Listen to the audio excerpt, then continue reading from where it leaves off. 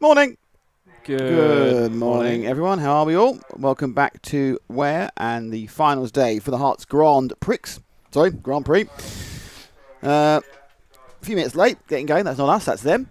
Just waiting for the first race of the day to get off, which will be the E-Buggy B. That'll be the E-Buggy B final. E-Buggy B. E-Buggy B. I'm heckling myself there. I need to turn that off. As everyone walks out, as you can see, for the marshals, 2 warm-up laps. I think there's 8 cars in this, which 5 will transfer to the main final. So my guess is, realistically, given the fact that cars will break down, if you carry on going round, you'll transfer. But there's 2 legs of this, so there's 2 legs to transfer up. It's like, it's a bit complicated.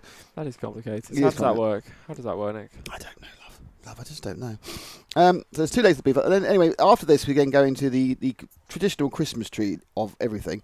With the 16th B and the 16th A in Nitro, then an E-Buggy B, the second E-Buggy B final, which I'm still not sure what that's all about. Then the 8th B and the 8th A, and the first of 3 legs. Count them how many? 1, 2, 3. Excellent. Legs of the E-Buggy A, then the quarterfinal B, the quarterfinal A. Semi-practice when we're going to have some lunch. That's just positioning for us. You'll just have cameras showing people going round and round for semi-practice. Then we have the E-Buggy A leg. 2. Thank you. God, dear, honestly. Then the Truggy A final. Then the Semi B and the Semi A. Then the Junior race. Then the E-Buggy A leg. 3.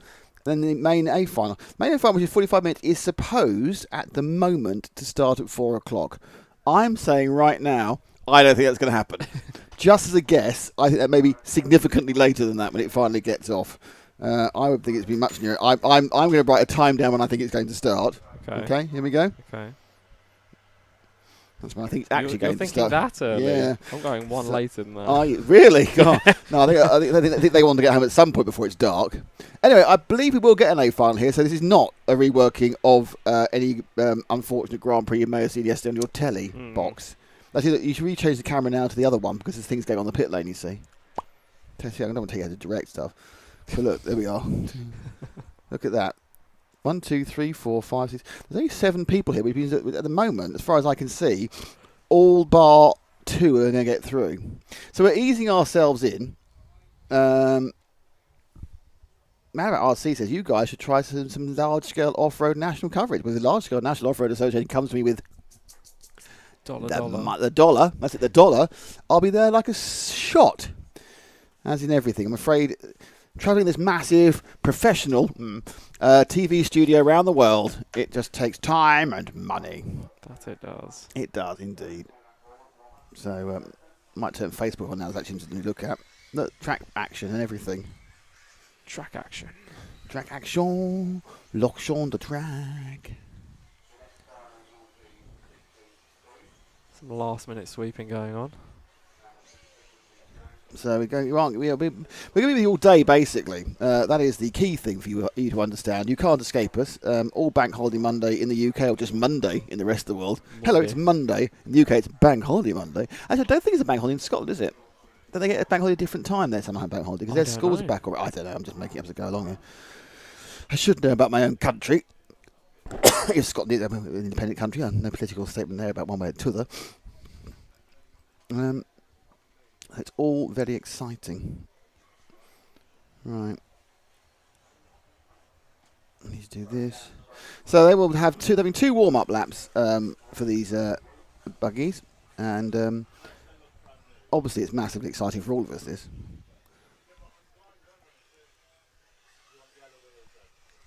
Change this. Edit post. So I'm editing post now. Live post editing. All the live posting editing action from RC Racing TV featuring Nick Damon. Can we get a soundboard with explosion sound effects? Do you want that, do you? I would actually, yesterday, genuinely, I was looking going, there's got to be a button for something, like a wah, wah, wah. What, an upset baby? Never heard a baby make that noise. Well, you never lived. Oh, okay. Let's have a look at they're lining up. Let's get ready. The race now. It's the race. We have to get to the actual race camera. Oh, there we go. Look at that. I know. It's good, isn't it? Yeah, 7.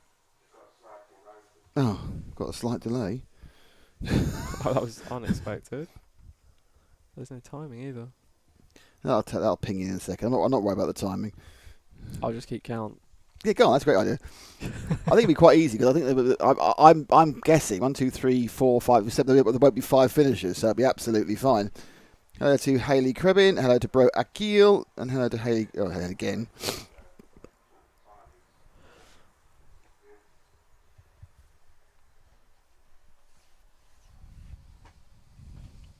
Elements FPV said we had to stop our race in Bischoffelheim, which is in Germany, because of rain. Well, there was a lot of rain in Europe. Yeah. Interesting, it wasn't rain in our country, which is famous for rain, but there's lots of rain across Europe.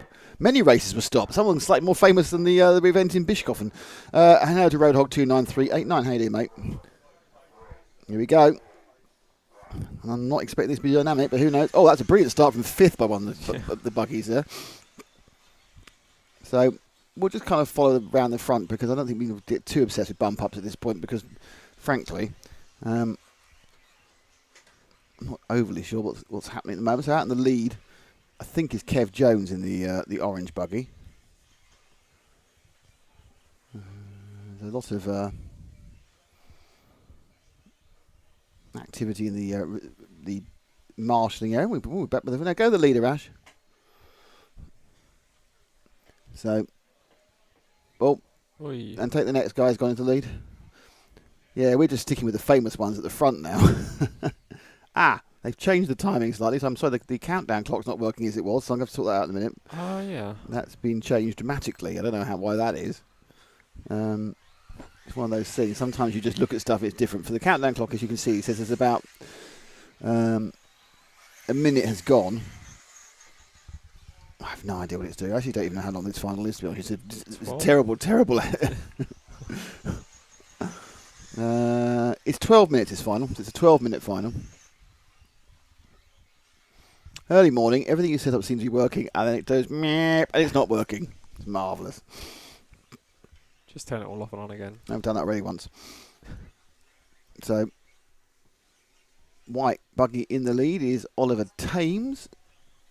The orange buggy in second, I believe, is Steve Johnson's. Kev Jones didn't start, which doesn't make sense. I think Kev Jones may not have a transponder in, which is unfortunate for him, as car 1.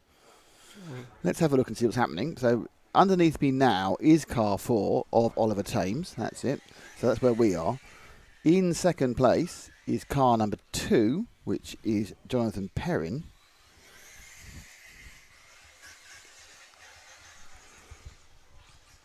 So third is Johnson. 4th is Kushner. And then there's 3 more. So yeah, the person who didn't start was your number 1 seed. Wow, that makes it easy for everybody. 7, 6, and bringing up the rear at the moment is the 8 machine of Cara Chillingsworth. I'm counting 7 on the track though, so am I miscounting? I don't know. I think I'm going to do quite a lot. There are 7. I'm going to do quite a lot of work with this timing because it's all completely not what I want. Okay, well we'll sort that out in a minute. So leading is the 4. Drop back 1 to the orange car, which is the 3 of Steve Johnson. Hello again to Eddie Paez. How are you, mate? Good morning. And hello to Roadhog again. And a couple of his RCs today. Well, he's had a day already because of course he's in sunny Australia. Obviously not in a lockdown because he's out outside to run his cars. He hasn't been locked down and forced to live on peanuts. Happens a lot being forced to live on peanuts. It's a nightmare. So, say this e-buggy, 12 minutes. Once we get to the nitros, they are 20-minute finals. Ooh.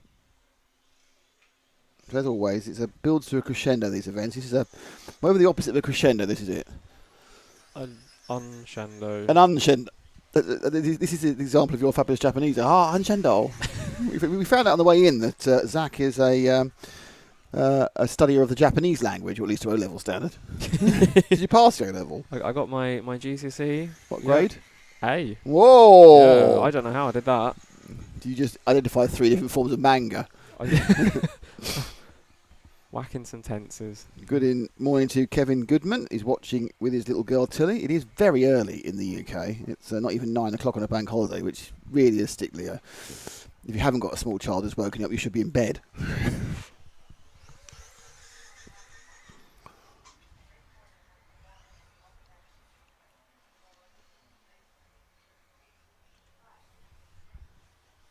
They're coming down towards us. So we'll take you the 3. There's a bit of lappage we go. First and second right together. So they go down the main straight, then into the top sweeper. Ooh. Turn back on themselves. Oh, very impressive. And they go over the AstroTurf quad, which is a single, double, single. Then back onto the Herts RC Models bridge. It's not a bridge, it's a hump. Then over the washboard. Out to the far right of the track, and they come through the outfield S's. And he turns back over the J Concepts jump for a little bit of a short sprint over to the welcome mat. Then up and round and onto the bit that sometimes, but not always, be camera 2. Sometimes for fun, we'll leave it not being camera 2. And then go to camera 2 and just leave it on camera 2. That wouldn't be a very good idea. And they come back down the horse, and they come to the block paving section. That's those 2 white lines are the timing loops, and that's a lap for our leader Steve Johnson. At the moment, Johnson, Thames, Peters, Kushner and Llewellyn have the desired top 5 positions. Peony and Chillingsworth are out, and Kev Jones did not start. Now, Eddie Piers is in bed watching, which is the way you should be. Stefan 106, good morning, local boys. Hope everyone does really well today. Well, I hope everyone does really well, because by definition, everyone can't do really well. True. Because someone's going to do better. But it's good. Let's hope no one has any bad luck, and it's all down to their own individual talents. Oh, fingers crossed. Both fingers. It's been reminded my car insurance is due next week. Oh. That must cost a bit. So you get your Apple Watch reminds you to pay some money. It's great. I thought, this would be interesting. Oh no, it's a reminder to cover some cash. Seems a bit typical.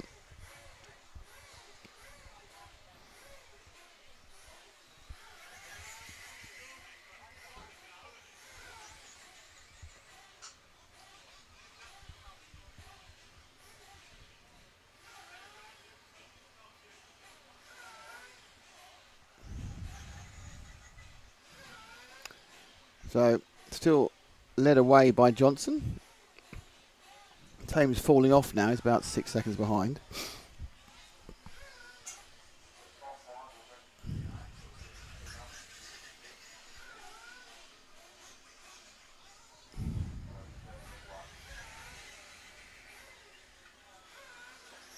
Urgent revving in the background. Wonder what's going on down there. Well, it's the next race, which is the one, whatever it is, X final. It's the 16th B. All going for it. 16th B, I've just noticed, Have you? is scheduled for 20-minute length, but they've actually put down a half an hour time slot for it. Yeah, because they build some sort of flexibility into these things for the warming up and the slowing down and the faffing about. There's Stephen Wilson. Do I know what time Callum McLaughlin is on? Says Hayley Krebin. Let's have a look. No, is the answer to that question. That's a B final. No, can't see Callum in that one. He's in the 1/8 B. The 1/8 B is scheduled to go on at 10:05. Hayley. That is the scheduled time. So they're already 10 minutes behind, so my guess it's 10:15. But don't keep on watching. Don't miss it.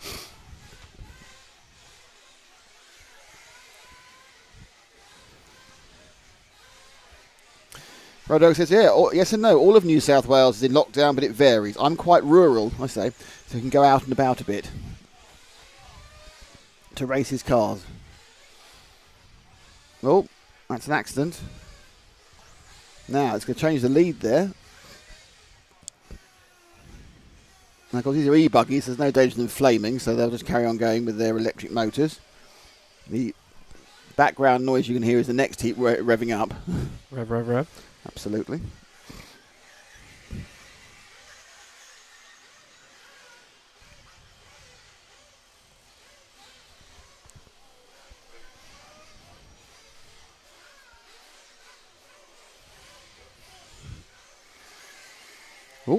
Spectacular.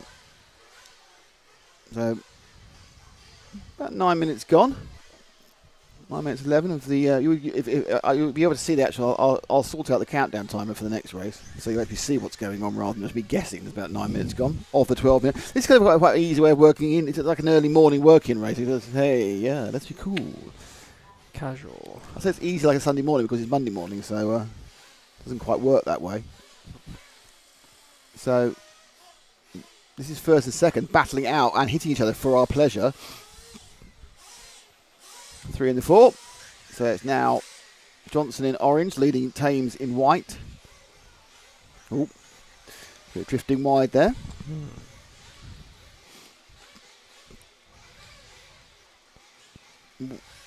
The leader intercepted. And but that's fair because that back marker took both of them out. So that actually, in fact, I don't think he did, or she did actually. Just effectively, they both hit it as they went past. It's like, okay, what we'll do is we'll both slap you one because we can.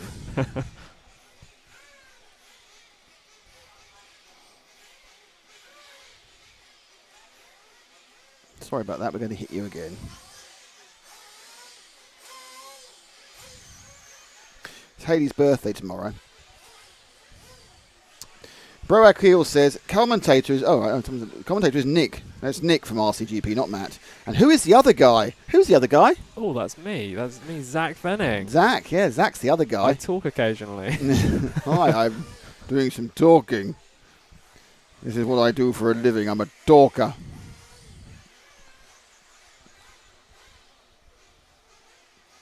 So coming down now to the last minute or so of this amuse-bouche of a race. Let's call it that, shall we?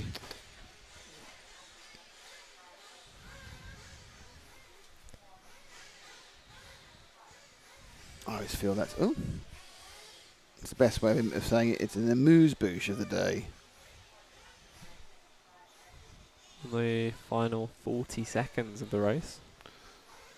You know, you want to sing. Who was the other guy? Who was the other guy last year? The other guy last year was James Parry. James was supposed to be on, but that's another story entirely. That is. Oh. Let's not go into that right now. As you can see, there's 16 seconds to go. You can see that big. It's just kind of counting down in big letters. And the first final is very nearly into books, as they say.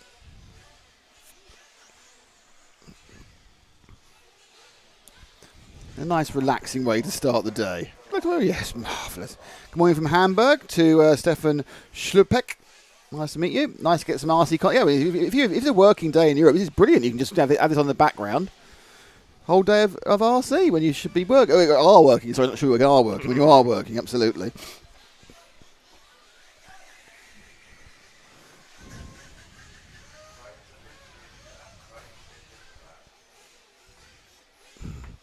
Right, so we're finished. Is this finished at last? I mean, I know because I'm going to come over and sort out the timing. Yeah. You see, basically, because I'm now going to concentrate on something, you now have to entertain the troops. Entertain the troops. Okay. Well, what is everyone doing today? We're here in a little box watching the race, enjoying ourselves. What is happening in your world outside of RC? Well, I think I just solved one of my problems instantaneously there. Oh. That's always good news. What did you do? I just pressed a button.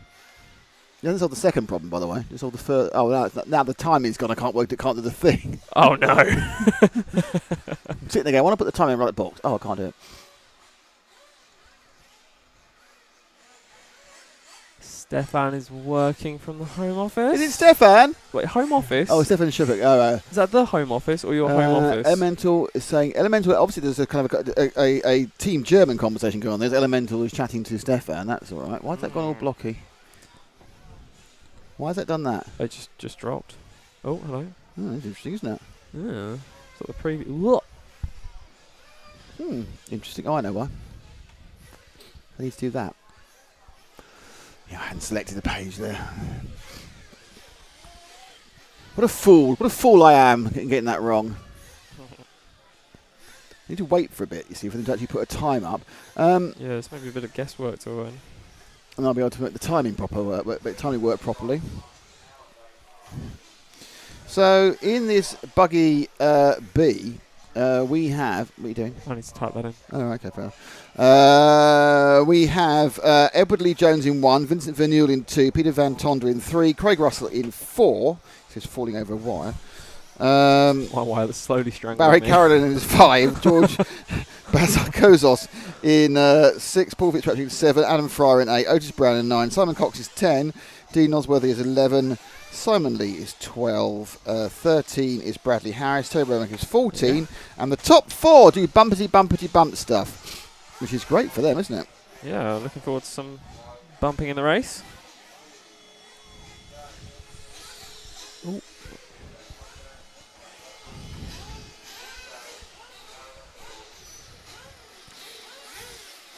I see lots of revving over here. Oh, that's annoying.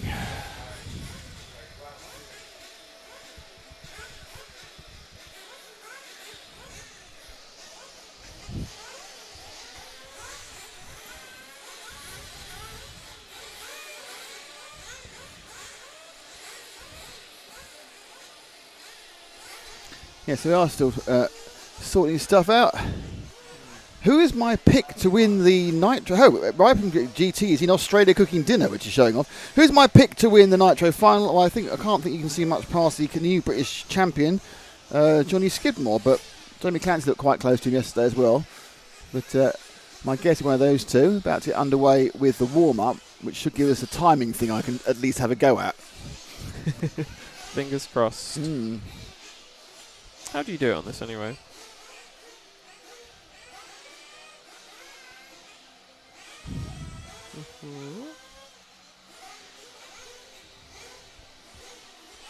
You just scale it from there. No, I have to crop it and cut it differently. Oh. I know, it's exciting, isn't it? Yeah. I bet they change it again. Do you know what? It wouldn't surprise me. I'll be battling against that all day, I can tell you now.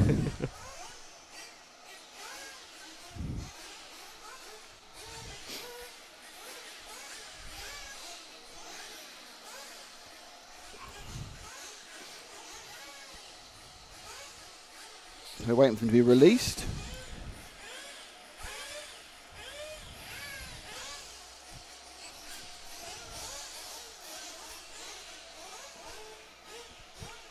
Look at the urgent engine revving as we go, come on, I'm revving my blooming engine, let me out for this final.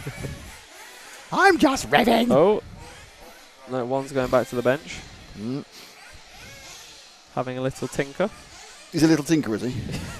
Just a little. They're already 15 minutes late. You think they'd actually try and get them off a bit earlier, wouldn't you? Probably just chillaxing in the timing booth.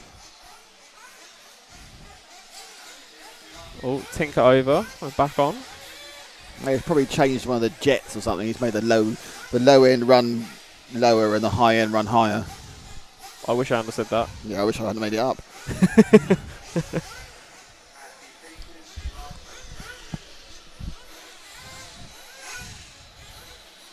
I'm not sure if actually the revving gets picked up that much on the Oh, no. they're off. They're off and rolling. Let's Go the other wide. One. Still no time though. Huh. It should be a countdown of some sort, but it's not. Maybe not to the warm-up laps. These are the warm-up laps. Maybe not to the warm-up. I mean, maybe until not they're to done. maybe not the laps we're actually on. Oh, those ones. Yeah, okay. Yeah. Those actual warm-up laps. Yeah, okay. Yeah. Oh.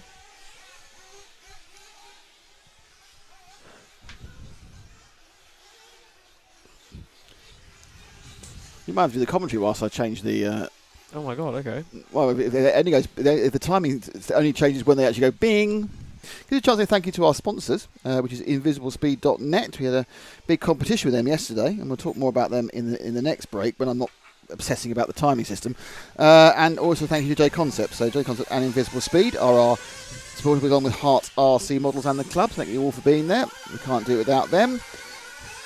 So have a look at invisiblespeed.net and buy some J Concept tyres, bodies or hop-up parts. I recommend you do that. Do it now. Well, not now, but after you finish watching the excitement this racing. Could open a new tab. Yes, open a second tab, but a less important tab, perhaps a smaller one on a less popular search engine. If we're on Chrome, they can be on Opera. See, this is the problem. This not starting the timing is now going to annoy me massively. Well, there's a man with a flag on the track, so Doesn't it must have be coming anybody. up soon. I'm looking forward to Zach doing the commentary. It'll be fantastic. Oh, please don't. You have to say who's going to go first, who's going to go second. Well, I mean, if Who's they gonna come go by third? the booth here, I can see the number just about. Right, So okay. I might be able to work that out. I think we've got number 4 in the lead, haven't we? They haven't started it. No, he's just won the warm up. It's won the we've all won the warm-ups. I was at UKDC and Bagsy was telling me that he won the warm up and then instantly lost the event, which was quite a funny one. But Yes, there we are, you see. yeah, so you never know. Maybe it's a straight loss. Look for at him. me, I've won the warm-up. Yeah, you know that doesn't count for anything, don't you? I count it. Yeah.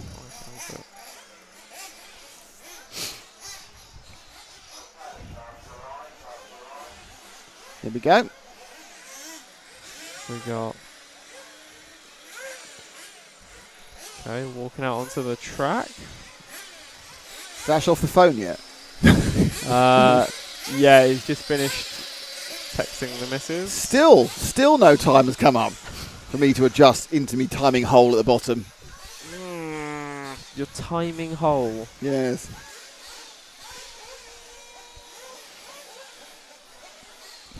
I think I'm going to need to be that side if I'm doing talky. Yeah, well, I'll save you the first couple of laps. Oh, cheers. Well, either way, I'll keep up to date with it. So 16th B, 14 drivers in it, and 4 will bump up to the 8th. Yes, I think we've got 13 starters actually, so we've lost another one.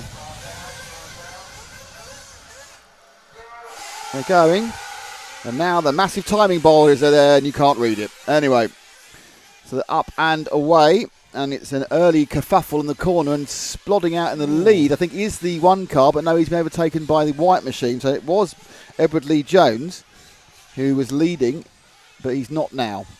So wait for them to come round. It's a relatively clean start for a bottom final. I know there's a little bit of scuffling about the back, but they are forming a trail that appears to have some sort of element of ability to drive about it. I just So the realised first 2. my alarm clock's been going off for the past 5 minutes. Excellent. I don't So think I'm not really sure that's part of the commentary, though, is it? The first. This is where perhaps we may have put off during the timing. We're going to get alarm clock updates. Hello, David Bonham.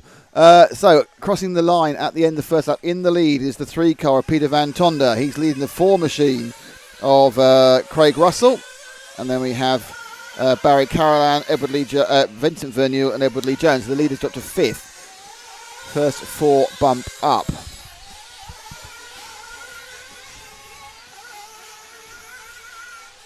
So let's you got the 3rd and 4th battle. That's where we want to be, 3rd, 4th, and 5th, because that's they are the ones who will or may not bump up. I think you got 2nd, 3rd, 4th, and 5th now. Yes, that's the leaders away, which is Peter. Problem for the 2nd place man there. So I think it's now Barry Carolan who's picked up 2nd place. So he's just going over the welcome mat now, and behind him is the next 2. So yeah, so it's leading out is Van Tonder. It is actually Craig Russell in 2nd now, and then we have behind him Vincent Verneuil and the 5 car Edward Lee Jones, and Simon Cox up as well, got a retirement. So we've got 2nd, 3rd, 4th and 5th together, sweeping about to go onto the Astro Quad. All in slightly different lines, all an accident there, I think, for the 4 car, so that's stuck him back. It could be actually the 2 car. I think Vincent Verneuil had the accident there. It's hard to tell at the moment. I haven't got all the vision, all the colours of who's what and where. And there's a lot of, obviously one of the things about the lower finals is there's a lot of chopping and changing as people not only go quicker and slower, but also make obviously more mistakes than people later on. But certainly all the leaders over. So the leader's gone. That's not a flame. No, over there. Oh, we have got 2 flame outs now. So I think you 2 of those up. So we lost 2 cars. So that's the end of their Herts GP. So they can go into the other rest of the day, can't they, really? So 1, 2 and 3 are away. And that's the car 1. But now, after an accident, running in 4th is Verneuil in the red and white Kyosho. He's been chased quite happily by the 5 car, which is an associated of Barry Carolan. And now you're going to the commentary. Oh, terrific. Okay, let's have a look. Who do we have here? Well, if my eyesight was good, I could tell you who that was. Yeah, you've no excuse for eyesight. You're about 3. 3. Well, I think it's the number 2. So that would be Vincent Vanoy? It's going well, isn't it? Very well. Can't see the cars, can't pronounce anything. Yeah, well, I think he's currently running in 4th, if that helps. It's not helping massively. See, where are we going?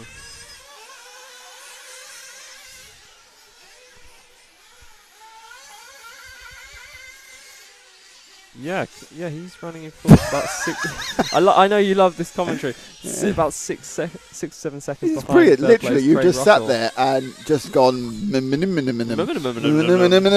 Luckily, I'm quite quick at what I'm doing. It's not my forte, unfortunately. It certainly isn't. I mean, the fact that I think what happened there was you just got completely stymied by the fact of I've got to do something. I was trying to keep up, and I'm looking, going, how are you reading the numbers of these cars? Well, even with my bad eyesight, sometimes you can just do it. Maybe I should get my glasses from the car. Well, hopefully I'm going to. You won't have to do it again. So I'm just trying to. There is rejoice in the chat at you saying that. See, it's not as easy as people think, is it? That's the point. No, I don't think it's easy. I think it's very difficult. Right, so we've got the timing now sorted out. So we've got both split times, which is good. So we know how far people are behind, and we've got the countdown clock. This is 15.5 minutes of this 20-minute final. Edward Lee Jones leading, Peter Van Tonder is second, Craig Russell's third. We're with the Vincent Manuel and Barry Carolan, and I don't think Carolan is it used to be the kind of wasn't Carolan's the rival to Bailey's in the whiskey-based cream liqueur marketplace. Hello to Mubasher Mazir, the winner of the Invisible Speed competition yesterday. Hello. InvisibleSpeed.net, I should say.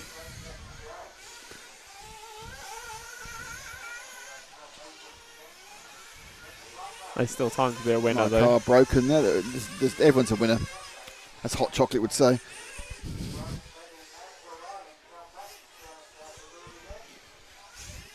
I'm not sure I'm standing up, but I am. It's not a natural thing for me to do, to be honest. So, coming down with the 5 car. Had a bit of an accident. And that is now in 4th place. So Carolan's now actually in 5th place, sorry. So he needs to try and catch up Adam Fryer, who, as you can see, is about 4 seconds ahead of him in the 8 car. Now, I'm not sure whether that's actually now just right in front. I haven't got all the colours in my head yet.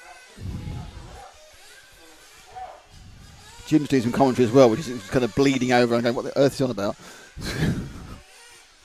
I'm not saying he's wrong or anything. First and second are quite close together. Let's go and watch first and second for a bit whilst it settles down, Ash. They're actually about to go on to the AstroTurf quad. It's the... that's it. So someone's just thrown someone threw in a broken down car, and the other car, and that first and second battle just died on me as I tried to go to it. It's... what car's broken down? The 8 car, isn't it? Is it the 8 car? No, it's a 12 car. The 12 car broke down. So that was Simon Lee. So it's Lee Jones, Van Tonder, Russell, Fryer and Carroll. And we're with the actual lead at the moment, which is Edward Lee Jones. Up round the top of the circuit where we apparently are not bothered to cut cameras anymore. And coming down.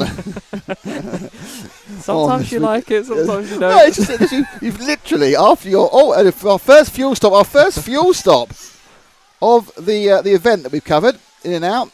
He ran for just over 7 minutes, so they're not pushing it in any way at all there. Edward Lee Jones, nice lead. Completely forgot there was fuel stops in this event. Oh, bloody hell, he's broken. Oh, no, he hasn't broken. He's fully for fuel. So Edward Lee Jones stops from the lead.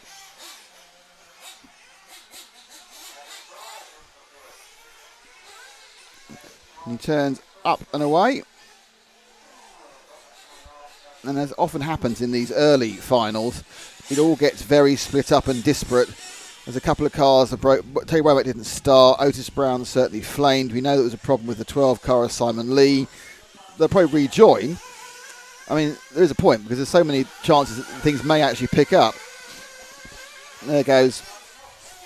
But with the leader, Well, I say he was the leader. I don't know whether he kept the lead after his fuel stop, actually.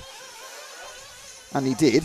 So he's still leading despite a fuel stop, Edward Lee Jones. He's got a long lead from Van Tonder, who's crossing the line now-ish, I think. No, it's actually Craig Russell's taking second place in the 4 car. And then we have Van Tonder. And as you can see on the side, which with the gaps coming through, there's not a lot of close action going on at the moment. There's people turning laps. We're in the middle of this final. Don't forget, it's 4th place. It's the key excitement, which is Adam Fryer, who's just gone round. Fryer is ahead of Vanul and Caroline. So Caroline is 6 seconds off getting anything he might want to do. So I'll keep an eye on him as you keep an eye on the leader. Comes down through the block paving section, showing a lot of speed. Edward Lee Jones bossing this one and showing enough of us. Obviously being the 1 car, he only just missed out in the previous final, so showing enough speed that I don't think he'd be that overawed about being in the 8th final either. That doesn't help, obviously, but he got back on his wheels, luckily.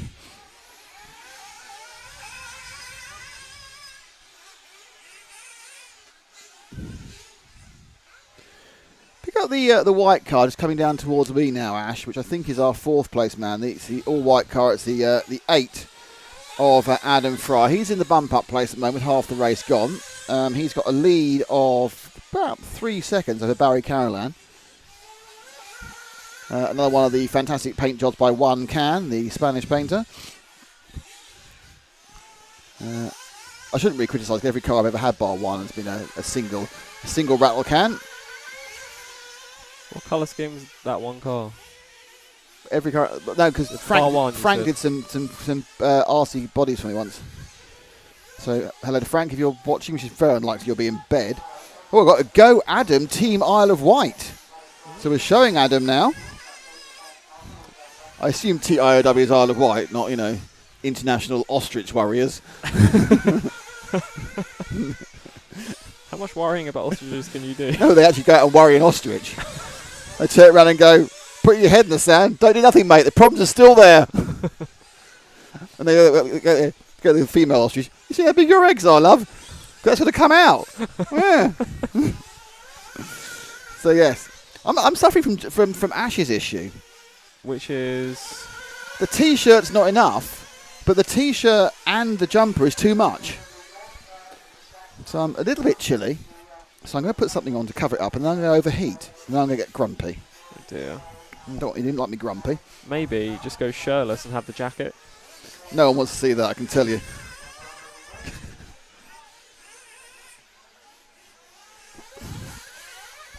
Yes, it is the Isle of Wight. They are not ostrich warriors. It's good news. It's good news for ornithologists everywhere that we haven't got a band of people just giving psychological problems to large flightless birds. Do you know what? Even I wonder about the randomness we get to in these commentaries sometimes. This is like less than an hour in.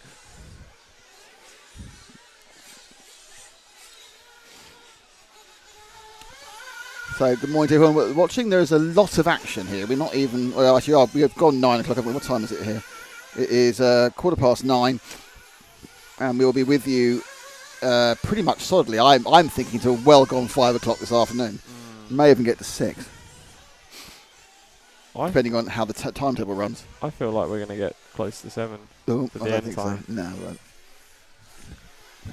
I'm hoping for more racing. Drake there, Henry Drake now. No. No, because there won't be any more racing. There's more gaps. The amount of racing is finitely fixed here. Yeah, but it feels like, it feels more like enjoyment. A lot of things, yeah. Well, obviously, there's nothing but enjoyment, isn't there? So Fry's still in 4th place, and he's in 4th place by a country mile now, which is a technical term of a distance of 13 seconds. He goes over the rumble strip. Just going back to your randomness comment. Yes. I have only heard the word ornithologist yes. in 2 movies. And I would love to know if you or anyone can guess what those 2 movies are, because I guarantee you've seen them. I guarantee I have no idea. This is going to be the new competition. If you win this, you get some points from me. Yeah, but no one wants your points. No, but you get them. You get them though. Dave Bonham says, so what's today's theme? Because it was zombies yesterday. Oh, see, on the films already. On the films. Zombies. We'll do film So you've only heard the word ornithologist twice. In movies, yeah. Was one a Python one? I don't know. Does it sound like? Genuinely, I don't know where to start with that one. So you may have to give clues out. Okay. Oh, this is excitement. We're going to battle for second and third. Brewing. One of the cars ahead of him is in second. He goes over and carried on. Is he waiting? No, he's thinking about waiting. Fryer is the yellow wheels. Is the man we're with, I think. Or is it? Actually, I'm now confused myself about which of the white cars is Fryer. So, one there has made 2 jobs there. He's got 2 wheels, 1 can paint jobs. Oh, one has fallen off. Oh, hello, off you go. You've got white wheels and yellow wheels. I think white wheels was our guy. Mr. Vegemite says, afternoon, everyone. Hello, Mr. Vegemite. Hello. From Land Down Under. So, that's the 10 car ahead of the 8 car. The 10 car is Simon Cox is a lap down. And Adam Fry has managed to pick up 3rd place now. It's just going crazy. So I now need to know where to go from this point. Oh. Nice spin recovery. Would you like a clue? Yeah, I would like a clue. I'd like a clue what's going on in this race. So, the clue... Yes. I think the line before the ornithologist word comes out is, I'm just here for the birds. Again, that hasn't helped me. I don't know this film. You do, you've seen it. You've definitely seen it. It features Halle Berry in the scene. Catwoman. Oh, no, I wouldn't go that. I wouldn't subject that Bond one she was in. Oh, what's it called though? World's Not Enough. No. It was Pierce Brosnan, wasn't it? Yep. Do you know what? I don't like his ones. Really? No. You don't like the too gadgety maybe? End of Tomorrow. Tomorrow Never Dies. Tomorrow... No, but... I like Tomorrow. No, there's no tomorrow in it. No, just tell me. Die Another Day. Oh, right, yeah. I thought, isn't that just about someone who wants to change the colour of their clothes but can't get round to it? No, there's a nice bit of trivia on that because Ian Fleming took the name James Bond from an ornithologist book, and the author was called James Bond. So in the film, he's holding the book, and he's like got his binoculars watching Halle Berry, and then when she comes up saying, "You watching me?" He said, "I'm just here for the birds. I'm an ornithologist." Yes, that's one. We've all used that one. Right when we get arrested. So Edward Lee Jones still wins by wins. Still, bit of a future race over. Thing. Everyone go home. Yeah, Edward Lee Jones is leading. Craig Russell is best part half minute behind. Then we're with Adam Fryer. Oh, he's got Van Tonda right behind him. Unfortunately, they're both qualifying at the moment. So Fryer's off the track and stays off the track now. I think he's dropped down back to 4th again. And Von Tonda have gone past. Oh, hip check there. And this is not a great lap for Adam. No, that's gone very wrong very quickly. In a bikini, apparently. Was Halle Berry in a bikini? She was in an orange bikini, yes. Obviously how you watch your films. One hand on the popcorn, one hand elsewhere. I'm a very visual person. Are you? That's disgusting to know. But, I mean, can you guess the other... Where's he gone? Yeah, don't ask trivia. You can't do your one little job you've got. Well, he just left the shot. I'm sorry, that's it. I've had enough. I'm leaving the shot. You're talking about ostriches and not me. He's back in 4th. Oh, Vincent Vigneault. Oh, this is actually quite close now. And by quite close, I mean within 3 or 4 seconds, because he's actually in 4th place for him, which is the bottom of the bump ups. And Vermeulen has come back, and he's only 3 seconds behind. I think he's actually upside down at the moment. Or was that? Oh, I think that could have almost been exciting. Well, now there's no overtake. I'm just not sure. So I'm staying on Ash's shot for this one because he takes it quite wide. The sponsor's woken up. Hello JQ.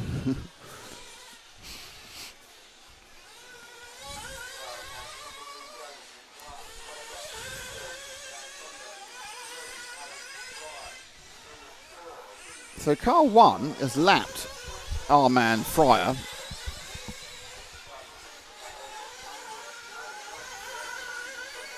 So Vermeulen is back. Drop back 2 to Vincent Vermeulen, who's in the 2 car, which is orangey. Vincent from Bon France, one of our international drivers, who's actually now been marshalled by our other international driver, it's Giuseppe Tosconi. Oh dear! So Giuseppe is Italian. He's in the one of the semi-finals, to the half of one of Miss Craddock.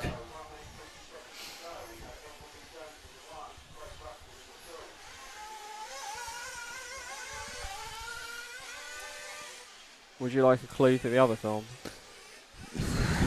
I'll go on then. So the clue is ornithologist, philatelist, philanthropist. Austin Powers. Where do you get Austin Powers from that? Will you say again? Ornithologist, philatelist, yeah, philanthropist. It's got fellatio in it, so therefore I thought it was an Austin Powers thing. No, there are no double entendres. Oh, is it, well, in which case I've definitely not seen it. There's no double entendre I went to see the film. Go on then, what is it? Well, you got to let people work it out, see if they know it. Give it a bit of time. Eddie Pius says we should be able to listen to the mechanic and driver comms like F1. Ooh. Yeah, that's just going to be people going, beep, get it in, beep, you dropped it, beep, what do you want to do, beep, beep. It's like, I can't beep, believe you, beep me. I think that by the time we cut the bad language out, we're just delaying the whole thing. It's basically a lot of panicky blokes shouting. It's my guess. So Lee Jones leads, Russell second, Van Tonder third, Owen Fryer is fourth, Vincent Vermeulen we're with is in fifth place, and he is how many seconds behind the bump up? Looks like a lot. It's more difficult to tell when now it's gone a lap down.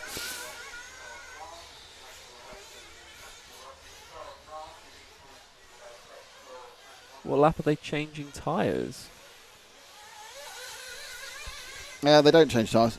Mad Cannon. No one needs to change tyres in these races. You get a tyre it just takes too long, so you just get a tyre that's strong enough to last.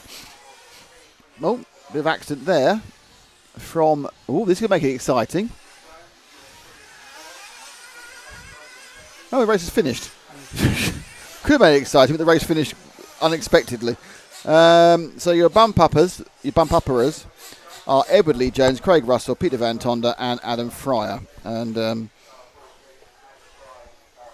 that is the first of the Nitro finals, and pretty typical for a low-level Nitro final. A couple of people shouldn't have been there, and then everyone else decided whoever crashed the least got through.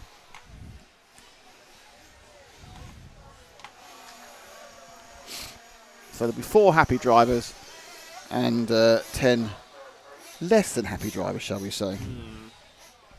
Not saying they're unhappy. I'm going to make people think they're unhappy when they're not.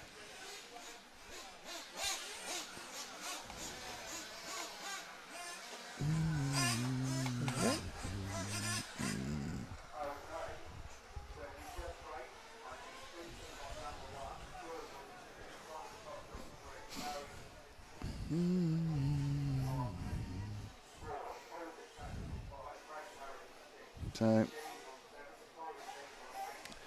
a little bit of a break now until we... Well, actually, I don't know.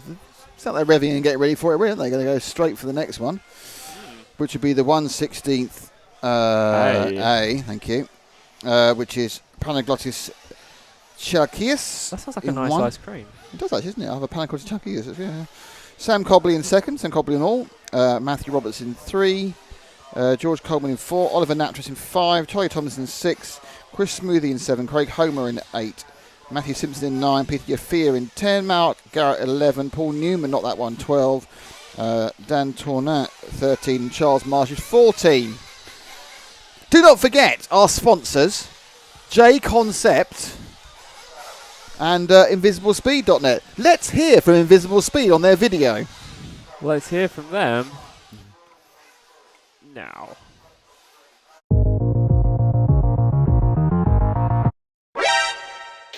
Hello everyone and welcome to this course.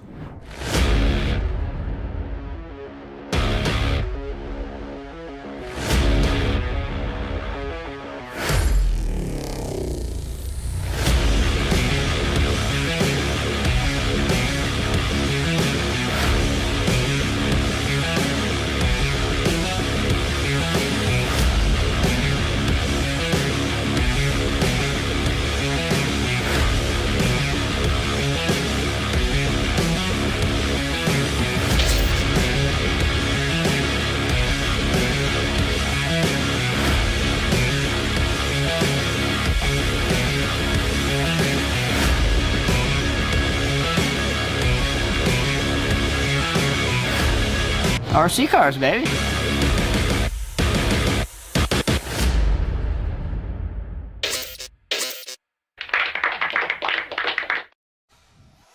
So there you are. That was a word from both our sponsors. Sorry about that. Yeah, unfortunately, the J Concepts video, we're getting copyright strikes on for some reason. Don't know why. So we're having to. Hopefully, those 4 seconds aren't enough to ruin this entire film. As it is, someone's losing their money. Yeah.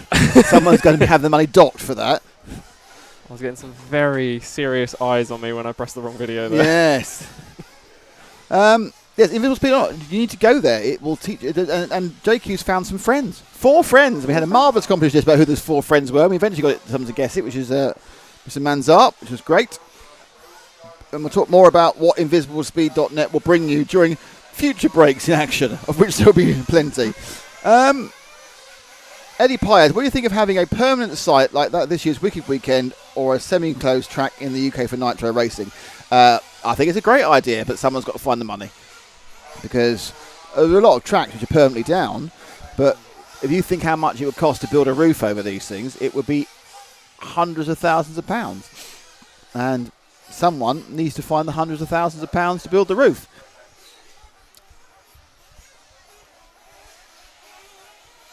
Team Kyosho Malaysia's come on George Coleman. Blimey, I didn't know George had a fan club in Malaysia.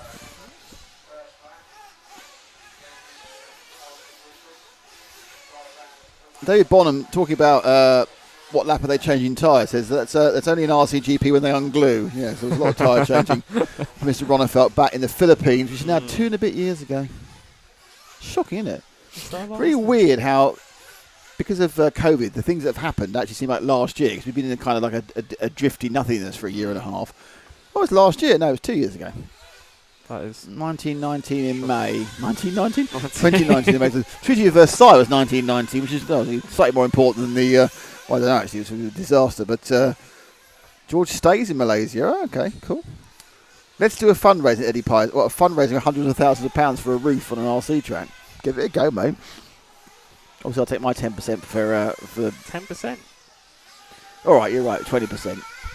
Set my sights too low on my management fees, aren't I? Yeah, well, no, take it, and then you can finance the ZombieCom.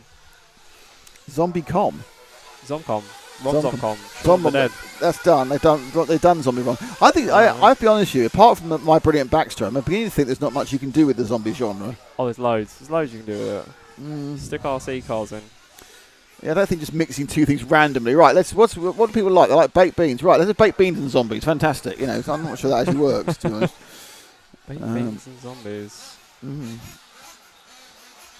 Baked beans and zombies and don't Brains make a brand of baked beans? They make faggots, which you can say in this country, but you can't say in America. It's a horrendous slur. If I said I had some faggots last night and I was walking around America, I think it's almost hate speech. But actually, it's of course faggots are a sort of a meatball, aren't they? Yes. Branson does beans. Yes, they do. So do HP. Everyone does beans because they want to get that sweet bean action. Yeah, I can tell no I one. said that sweet bean action sounds like something else entirely, but you know. I don't think anyone's interested, but the other answer was Foxcatcher. Yeah, literally no one was. I haven't seen the film. I haven't seen the film. Good film, good movie. It's about wrestling and murder, isn't it? A little bit. It's about the DuPont family. Yes, I know. Oh. They've got lots of money. So much money, they've corrupted themselves. Well. Okay, well, more important, there's a race about to start, so that's good news, isn't it? Let's do this. Let's do it, baby. Do it now. Now. Right now. Don't do it later. Do it now. Now, I tell you. Okay. Getting ready for another final. This one is the 168A top 4 bump through. I feel like the car in position 2 is just going to struggle facing that way. There we Probably. go. There we go. Down they go. Oh, escape from 5 and they didn't go. So, again, not the cleanest of starts. A couple left behind. A little problem on the sweep. The first 3 hit the AstroTurf sort of in a row. Oh, third had a bit of a bad time. There's some...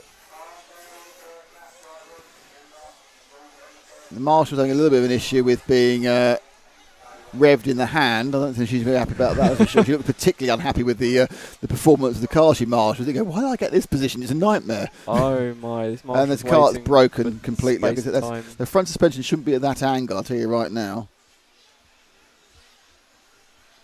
Yeah. Ouch. I've broken the front end of my car. My finals day lasted 1 lap and I got up early for it. Fantastic. Right, in the lead is car number 2, followed by car number 1.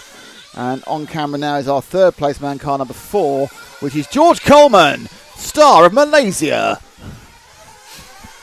He's a Malaysian star. Nemo Raceway are putting a roof on their shark. Is that an autocorrect? The shark? They've got a shark with a roof. Jaws! The conservatory. So you can put 2 random things together and it works. That's because my brain works that way, but not in a zombie film. There is a zombie shark. Where did Nemo get a shark? Yeah, that's it. I'm sure that Ivan's typed that in. Somehow it's the roof is, or something like that. As reconnect track as auto corrected to shark. Brilliant. Oh dear. Right. Anyway, there's a race going on, and we are looking at second and third. So the leading car second is who is it? Oh yeah, it's Panagotis. Actually, we're looking at third and fourth. So we're looking at George Coleman and Matthew Roberts. Sorry, third and fourth. I missed the first guy going through talking about sharks and roofs. So third and fourth, going up to the top of the track, which is Coleman and Roberts. Pop along RC, says coffee on the go and RC on the TV. Thank you very much. That's how it should be. We'll be here for hours. Over the welcome mat. So I'm just trying to work out when I'll lead across the line. To tell you that you get an idea of the gaps in a real term. Okay, our leader in the very quite nicely pastel coloured car 2, Sam Cobley crosses now.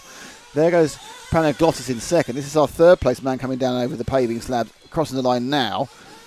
George Coleman, and then behind him, drop back 1 to the 3 of Matthew Roberts. He's in the last bump up place. Track nice and dry. We had no real rain. It was a bit kind of water in the air, but no rain last night, so track has stayed dry. As you can see, it's a typical English bank holiday Monday, overcast and miserable. But no, unlike the rest of Europe, which got rained off yesterday, we don't think we're going to get any precipitation. 10% chance of it, according to the Met Office. There we are. What do they know? Someone's revved an engine right into our doorway. It's a massive smell of nitro, which isn't a problem. So obviously, Roberts currently early on in third. He had a crash, so he's just dropped back. So I think Roberts actually lost that 4th place bump up slot.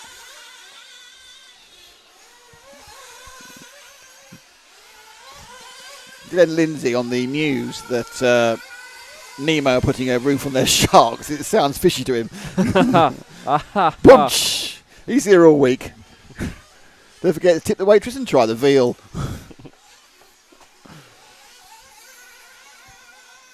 So yellow wheels against yellow wheels. Left over the rumble strip. Over the short double, which they seem to get to a single. Oh, now they're mating.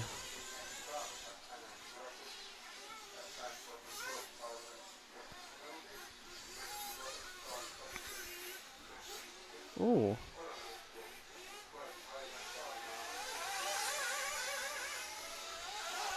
So this is not great news for Matthew Roberts, who actually crossed the line in 5th last time round. And I guess he's going to be significantly lower than 5th, as George goes over in 3rd. I'm not sure if the 7 car now is. It's Chris Smoothie is now in 4th. So he's in 5th still. He's behind Chris Smoothie. This is Matthew Roberts. He's about 3 seconds off the man in the final bump-up place. Eddie Pius, you first at RC Racing TV have better coverage than live RC. Well, that's not really what it's about, to be honest. I think some of the stuff. That's very nice of you. Thank you. I think some of the stuff live RC have done recently been fine, but we're all scraping around to get content. So please watch both of us, because there's not much. There's more going on in the States. In fairness, they haven't had anything like as much disruption caused by COVID as we have in Europe. Obviously, we have 2 seasons of EFRA have been called off, so it's nice to have anything to show. To be honest, but yeah, we are better than them. You can watch our karting coverage. We did a couple of karting events this year as well.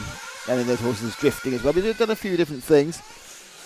Hoping to do some interesting European general RC race stuff later this month. Still wait to know that's going to happen or not, but there could be some interesting stuff. Any of you know what Soccer Saturday is and think about having RC Sunday, that's what we're going to aim for, to do as a test event later in the year.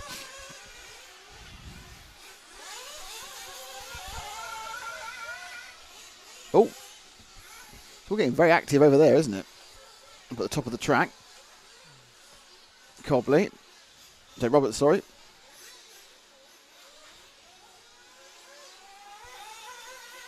It's got worse than this. More shark-based jokes. The guy who fishes again. I think he's baiting you and he's trying to get you hooked. Oh. He's cast a net out, hasn't he? So you can catch, that's for sure. Yes. Really trying to hammerhead that joke home. Oh, it's dear, oh Lord. I don't know whether to carry on or stop. Because fish jokes do go a long way. I'd sell my soul for a better fish joke. Oh. See? But I know my place. Yeah, literally at this point. At this point, it just gets too easy and too random and relatively pointless. Eddie Pyatt, they don't have the camera movement like you guys, but that's funky old Ash on the camera. He loves a bit of funky camera work. Funky camera. Funky cold the camera. They also don't have this random rubbish as well, which admittedly I know goes both ways with people. Some people can't stand it. But realistically, it's what keeps us amused. Onto the paving section, and looks like a fuel stop. Indeed, it is for Matthew Roberts. Is that Roberts? I think that's Chris Smoothie, isn't it? I'm misidentifying people now because I'm relaxed into it too much without working out what's going on. That was Matthew Roberts. I was right. Don't. Self-doubt. Yeah, no, she said as far as fish jokes is concerned, stop acting coy. You love it.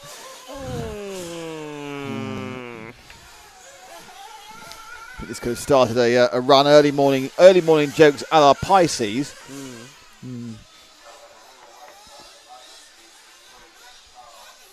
So it's still Sam Colby leading, but not by much from Panagotis Chalakias. I think that may be because they're on a slightly different fuel strategy. Cobley, Coleman's been scored first this time round. Blimey. They are on different fuel strategies. There are people who are going to stop once and some are going to stop twice.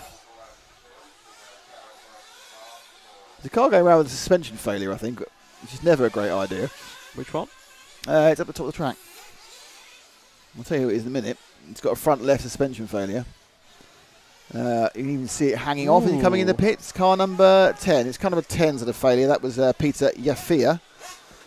Front shock hanging off. Good spot. God. What a great pit shot that is. It's almost like we're there. Oh, we are there. They've given up on that 7 one. car. Smoothie. 8 car. Oh, pick up the car 4 now, going across the line. Oh, in the pit. Fuel car. Car 4 in the pits for fuel. That's George Coleman, comes in from the lead. Take him all the way through and out, Ash. Stops there. Taro Craddock on the bottle. You see, this you can tell it's the lower final. They haven't got the really expensive fuel guns. I'm not spending 160 euros on that. Just the old bottle. But you've wasted a second. I'm in the bottom final. Oh, yeah, good point. So coming up to not quite halfway in this 20-minute final. This is George Coleman came in from the lead, and my guess is the worst will happen is dropped a second.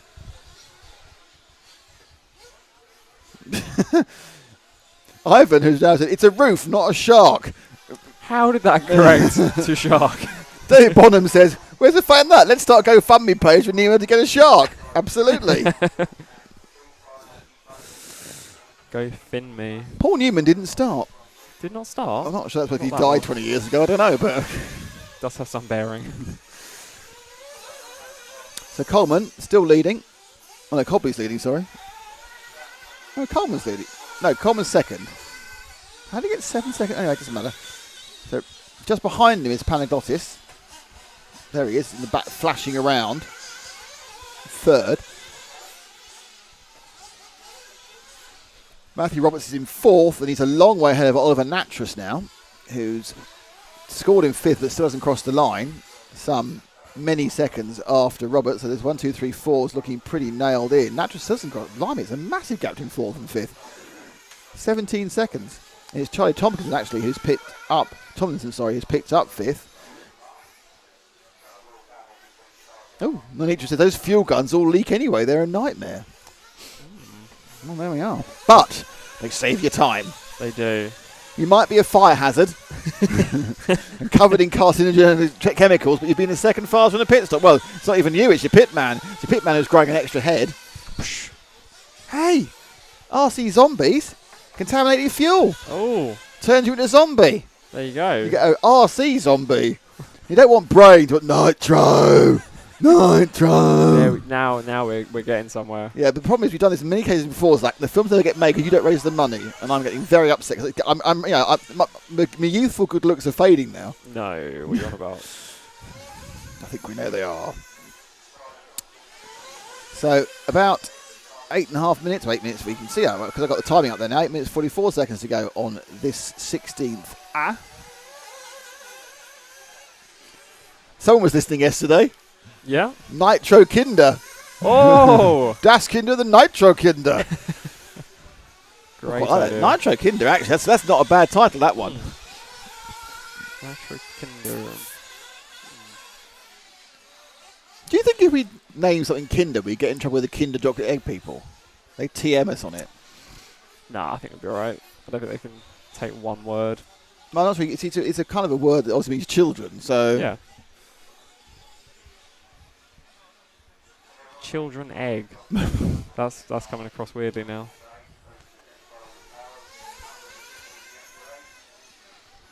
Does that kind of insinuate that the parents are reptiles?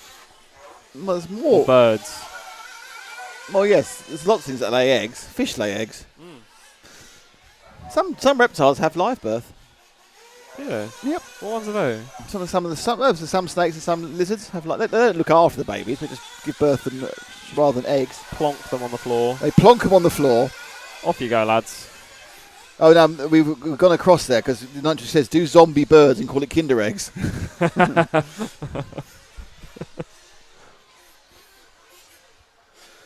Dave Bottom says apparently it felt when we were going Nitro, I need Nitro. Apparently it felt like that earlier trying to get Nitro for the Nationals. Yes, because there was a shortage, wasn't there? At one point, it was an import shtick. Ooh. I need Nitro. Fuel me up. So 7 minutes to go. This race has already descended into other things entirely.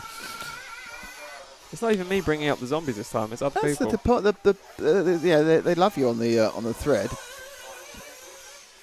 I'm very confused who we're with at the moment. Oh, yeah, we are with the gang. There's 3 of them. I guarantee they're not all on the same lap. Ooh. So we're with the 5, the 3, and the 4. I think we might lose one of them. So 5 is a lap down. 3 and 4 are third and fourth.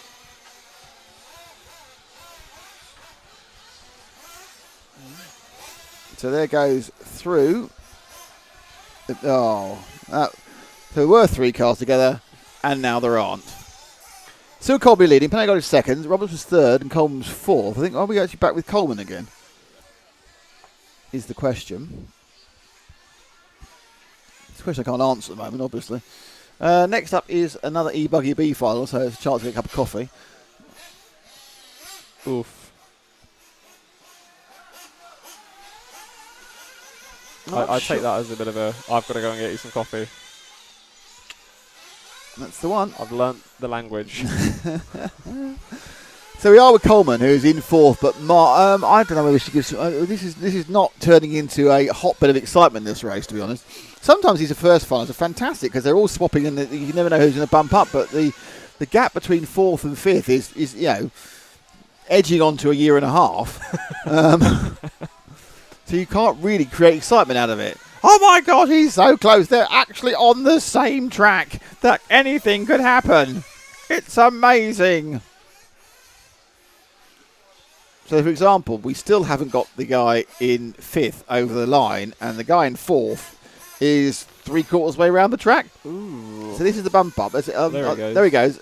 So it's now Charlie Tomlinson, who is 35 seconds behind. So that's not... Oh, but the leader's changed. You've now got Panagiotis in the lead in car number 1. Look out for him. Oh, Matthew Robertson's got a problem. There's been some issues. It's exciting, isn't it? No, he hasn't got a problem. So I've completely made that up. He hasn't got a problem at all. Oh, yeah, he has got a problem, you see. George has got a problem. He's broken down, just stopped. It's quite Oh, no! George has flamed. Just when I said there was no excitement, George has flamed. Though actually, he's so far ahead. There's Taro running back. Hoppy skip.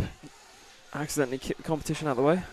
It's still a chance he could refire and get going again. Follow him in. They're going to refire him. Now you need your spark plug. You need your fuel. That's it. And the fuel pad. Now, there's a chance because he's so far ahead. If they can get him running. No. Oh, panic. Come on, Taro. You can do it. That's it. The thing is, normally when they flame again. He's still scored third at the moment. Wow. Because he was so far ahead.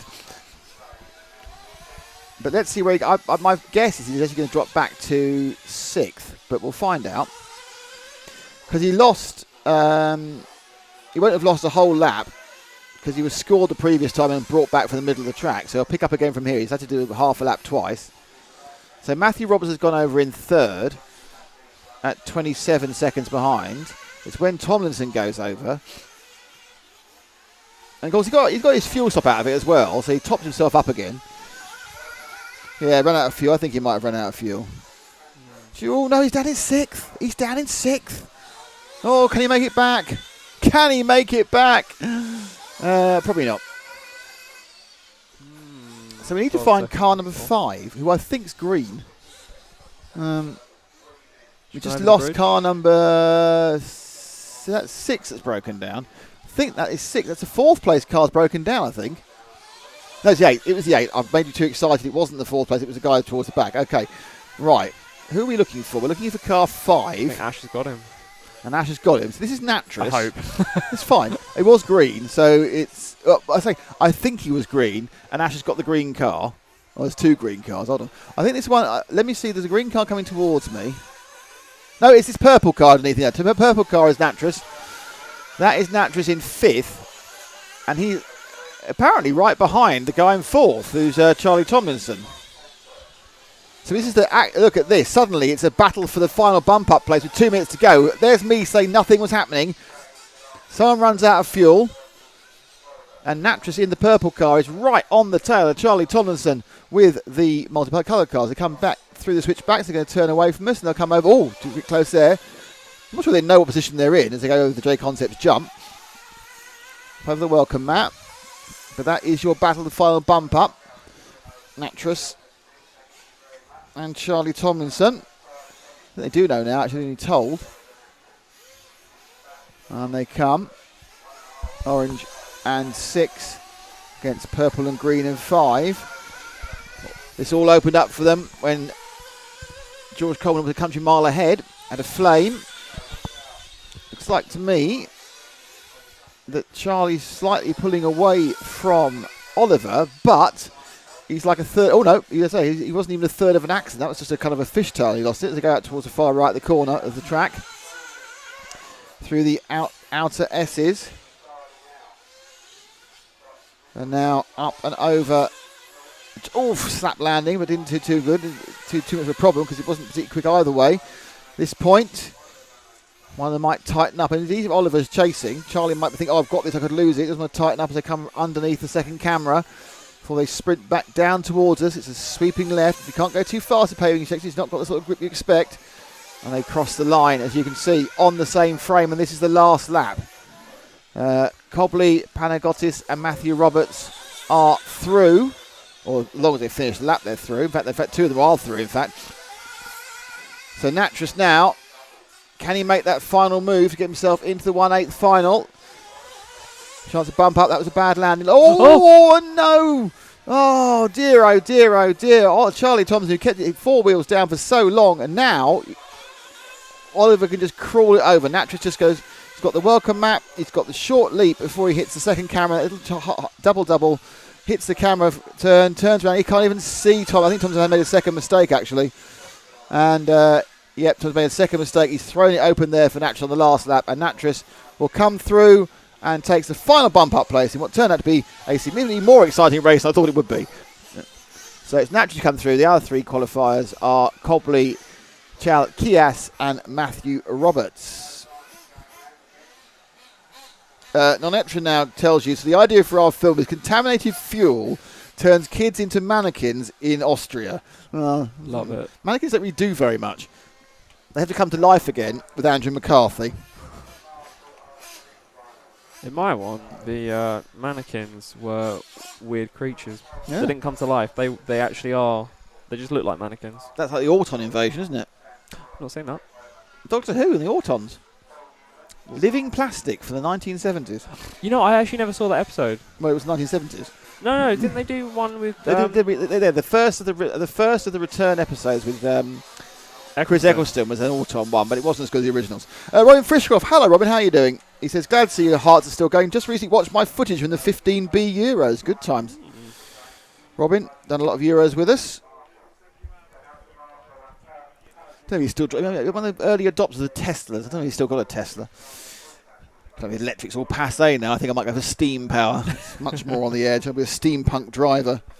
So have you written down B final and have you gone to the cafe? Do you want a white coffee again? I do, thank you very much. I wonder if Ash would like anything. There we go. Let me just jump off there. Go on. Just a quick chance to talk about In the Gap our sponsor Invisible Spid. Oh, Callum McLaughlin. Nope. Callum's not up next. Callum's up one after next. Because it's next is the second. Hiya, how you doing, Owen? Yeah, thank you, Owen. He's in the Callum's in the B the next Nitro. There's an e-buggy first, Callum's mum. So yes, invisiblespeed.net. You need to go to invisiblespeed.net because you can win a prize. And the prize you can win is a free course, invisiblespeed.net course. That's I've got stuff that was written to me about this. Invisible Speed, it's the learning platform, which JQ launched last year. The book all about car setup is very popular and it's available in 5 languages, which is English, French, German, Italian and Spanish. And this is the online course, invisiblespeed.net. The course is suitable for beginners and experienced racers, so that covers all of us really. The course covers RC racing basics, driving techniques, maintenance advice, setup advice and much more. It's an important one. Everyone that purchases a full course during this event, that's till midnight tonight, will be entered in a lottery, and one of you will get a full refund of the learning event in the course. And if you pre-order anyway, you're thinking about, I'm not sure I'm going to do it, no, you pre-order for the 20th of September, so that's a couple of weeks, and join a full-month guided run-through of the course with the 4 pro driver guests. And we know the 4 pro drivers are. They are amazing. They are Dave Runnerfuck World Champion, Robert Bataille World Champion. It is Cole Ogden, man of beards, and obviously top American racer, and Carl McBride, the pride of Australasia. So it's a pretty impressive list, and whatever you think of JQ, he does know his stuff, and I think the invisiblespeed.net course will make us all a lot faster. Online learning is the way to go, and it's there is with the full course, there's a Discord server. You can ask questions. You have a whole access to the material, have access to people for a year. So it's a very, very useful thing to learn and improve your skills. What more could you ask for?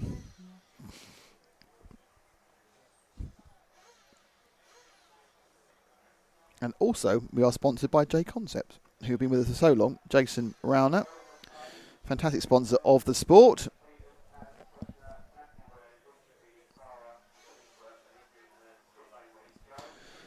So, please buy J Concepts products. Actually, no, I mean, in fairness, with the tyres now, a lot of them now being owned by Horizon Hobby, it's, in many ways, it's J Concepts or Hot Race, isn't it?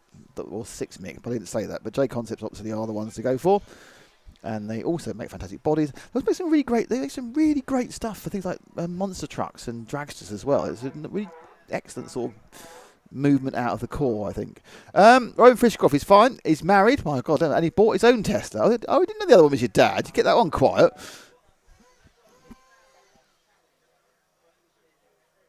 Is Scott Walker racing? That's really, really, really difficult question because I can't remember. Possibly is my answer. The headsets are alive. Well, they are using headsets, I think. Thank you for the coffee. That's excellent work. Thank you, Zach. Morning from Spain, says Carlos Ferrer. Hello, Carlos. How are you? The Electron 1000 only takes more energy emissions to make electric cars than power the entire USA air fleets. Yeah, well, there's a lot of grey areas on electric. It really depends how you generate the electricity, to be honest. There's two things about electric cars, full-size cars. Where are you going to get the rare earth metals to get in the batteries? And that's not a great place at the moment. And how do you generate the electricity you put in them? If you're in the UK and Europe, where most of it comes, well, a lot of it can come from renewables, especially for charging overnight, when we've got lots of renewables doing nothing else, it's pretty clean. If it doesn't, it's not. But, of course, one of the other major advantages, I suppose in many ways, the biggest advantage is of electric cars in cities is that they are called zero emission out the tailpipe, so it's good for air. You can argue the point whether they're green overall, but you can't argue the point that they are better for city air quality. I personally am more of a fan of hydrogen, to be honest, because it's a much, much cleaner process of building a car, and you aren't enslaving people in the Congo or I'm not sure where these poor lads have to dig out the cadmium and such like.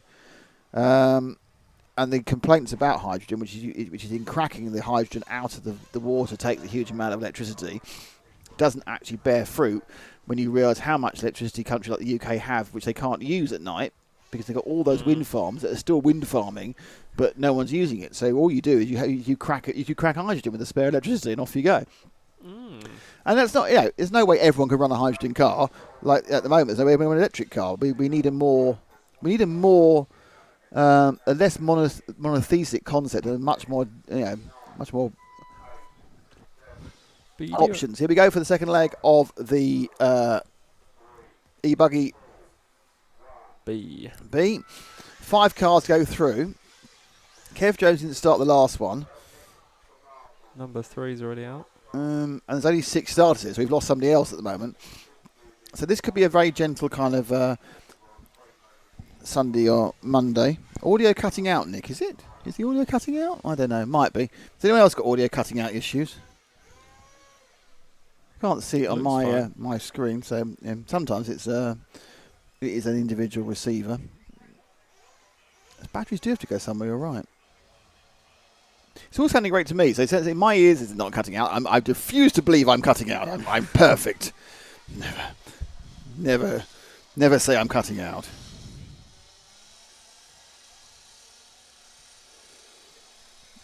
So coming round at the end of the first lap and leading, it's Oliver Taines. John Peters is in second. And they are a long, long way ahead. But at least they're in the same frame of the shot, which makes it slightly more entertaining for all of us.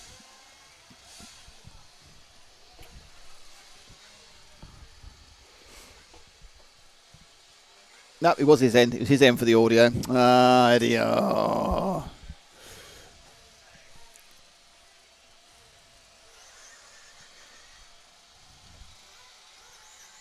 So the first two, Taines and Peters. Taines in white, Peters with the red and yellow car. And that was good. That was when they tumble turn the e-buggies, I'm never that bothered because I know they're not going to stall because they're electric. But when you see the nitros and they go upside down, they give it the maximum revs. Oh, come on, help me! They're very much like kind of stranded tortoise, aren't they? Going, oh my God, waggling their legs, hoping for the best. But the electric ones just sit there going, it's fine. I'll be fine when I'm back on game. Not an issue. Can't call for help so loudly though, can they? Well, that is interesting actually because that's a lot of the, you say that a lot of the double revs is to get the recalcitrant marshal's attention.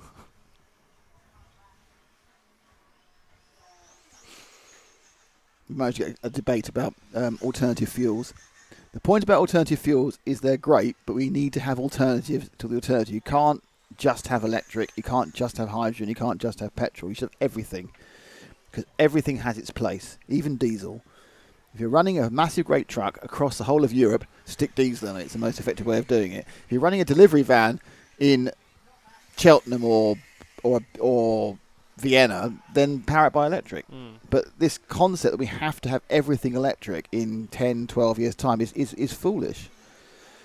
You need to have a multi-layered strategy, and unfortunately, because it's all sound bites, and I think it doesn't matter what colour your government is. One of the things you end up realising is basically I think when you're young, you end up thinking the governments know what they're talking about. You realise they don't. They're just people. They're just people. And people make mistakes, and people have their own prejudices, and they don't make things right. It doesn't matter whether you're left, right, in the middle, upside down. I don't care. They're all the same. They're all flawed individuals trying to make rules and not necessarily knowing what they're doing. And the great thing is, I don't know what I'm doing. I have no idea why I'm on this soapbox now. But one of the great things is, my granddad lived in 92. Said everything in moderation. So he smoked a pipe, drank a bit. Everything in moderation. It's the same with politics. The point about it is if you ever go off anywhere far to an angle, be it left, right, ecology, or anything, it's never a great place. You need to have a consensus, bring people in, and have different alternatives. Realise that there actually isn't. There's never a right answer. There are better answers, but nothing's ever totally right. That's what I think. From all my age, and now you can all disagree with me.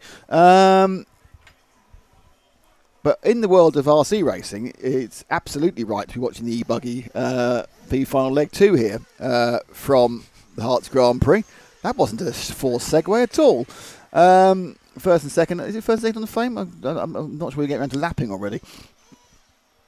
That's the 8 car, yeah. So we are with the leader, who is... Especially now, he's only just become the leader. Jonathan, no, hang on. Car. No, Jonathan is in second. Sorry, Thames is miles away. We're the second place one, which is Peters. The top 5 bump, there's only 6 cars, and the 6th car's a long, long way away. That would just one person doesn't go through. Have you fixed the replay, Glenn? I have to be honest with you. I did do a lot of fiddling with that, and no is the answer. That's the one disadvantage of having the lovely Zach here compared to James. That James could have fixed the replays, but Zach's more interested to talk to. Oh, thank you. So if you're enjoying if you're enjoying the chat, then you can thank Zach. If you're missing the replays, then you can blame James. There is a issue in that there is a algorithm, not an algorithm. There's What's it called? what do you call a little subroutine? Like a subroutine app. It's not an app, but it's it's a mini application within. It's like a macro. There's a macro within the program that we wrote, but we've lost, and that provided an auto replay function where you just press one button, it will give you a 7-second replay at half speed. And I haven't got an idea how to replicate that, and we'd end up with the manual replay process, which is A, very laborious, and B, quite liable to go horribly wrong. So yes, I will get that macro resorted for our next broadcast, but no, it's not on. So still with Jonathan Peters, who's a very, very long way away behind the leader, Oliver Thames. Why Kev Jones didn't start? I just feel so sad for him.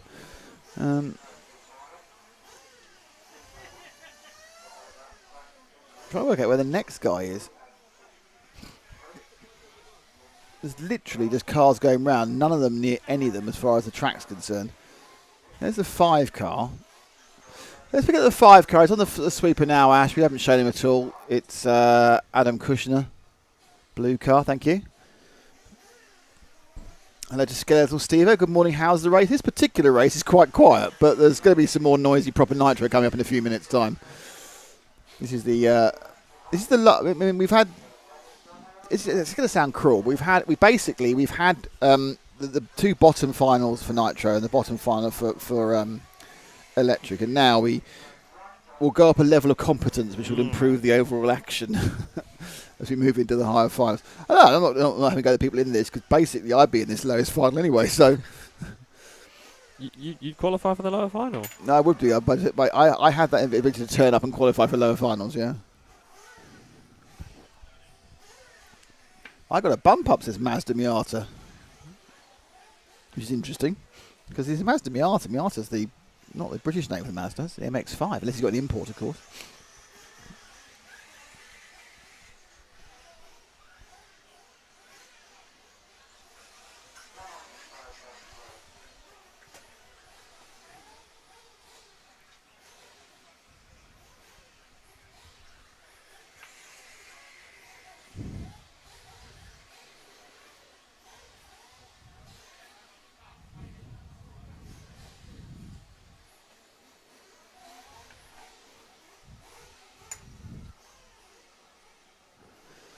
So underneath us goes the 8 car. That's Cara Chillingsworth, who's not actually qualifying.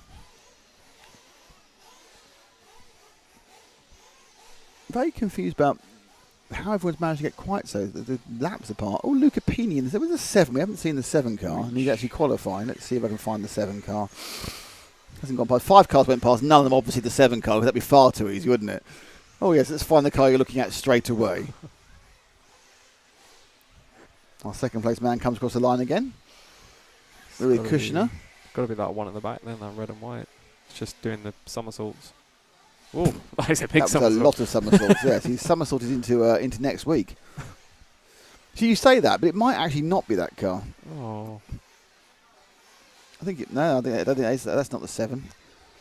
Where's number 7 gone then? We'll find him, don't worry. All 7 cars are condensed into a very small part of the track. Must be. No, that's 8. 4. Here he comes. This car now with the yellow rear wing ash. That's the 7 of Luca Pini in 4th place. I'm pretty sure that's on the menu at the cafe outside. Get a Luca Pini, a ham and cheese. Oh, nice. I like a Luca Pini, yeah. It's like a limoncello. Hello, I've got Luca Pini. Well, that's all right. I got some paracetamol for that. What a problem. My car's not steering right. It's broken the Luca Pini link. So it literally could be anything, couldn't it? Could be. Did you hear about the tragedy of the 1950s racing driver, Luca Pini? See? Honestly, it's the name that goes anywhere.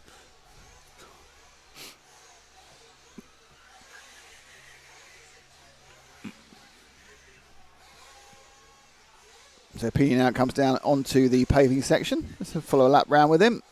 Onto the main straight. And then onto that corner, which is a lot more banked than it looks on the camera. You carry on sweeping around tight left, and then you come to the AstroTurf quad, but it's taken as a single, double, single, or nearly. Turns back into the Herts Models hump. Almost. Oh.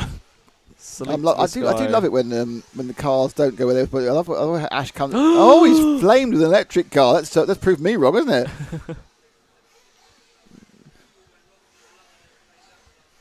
It's just the casualness going on here. It's like, yep, that's a car. That's quite sad, isn't it? Does that mean Luca Pini won't bump up? I don't know. I think he probably still will. I think aggregate the whole thing. Ash, just choose a car of some sort. It's quite interesting seeing him being broken, but we'll have a car going around. Any car. Is it? He loves the 2. He's back on with Jonathan Peters. Fixed it. Has he? Yeah, Marshall's got some technical skills. Just Marshall plugged it back in again. Did that with gloves on as well. Oh, we missed the Marshall falling over as well.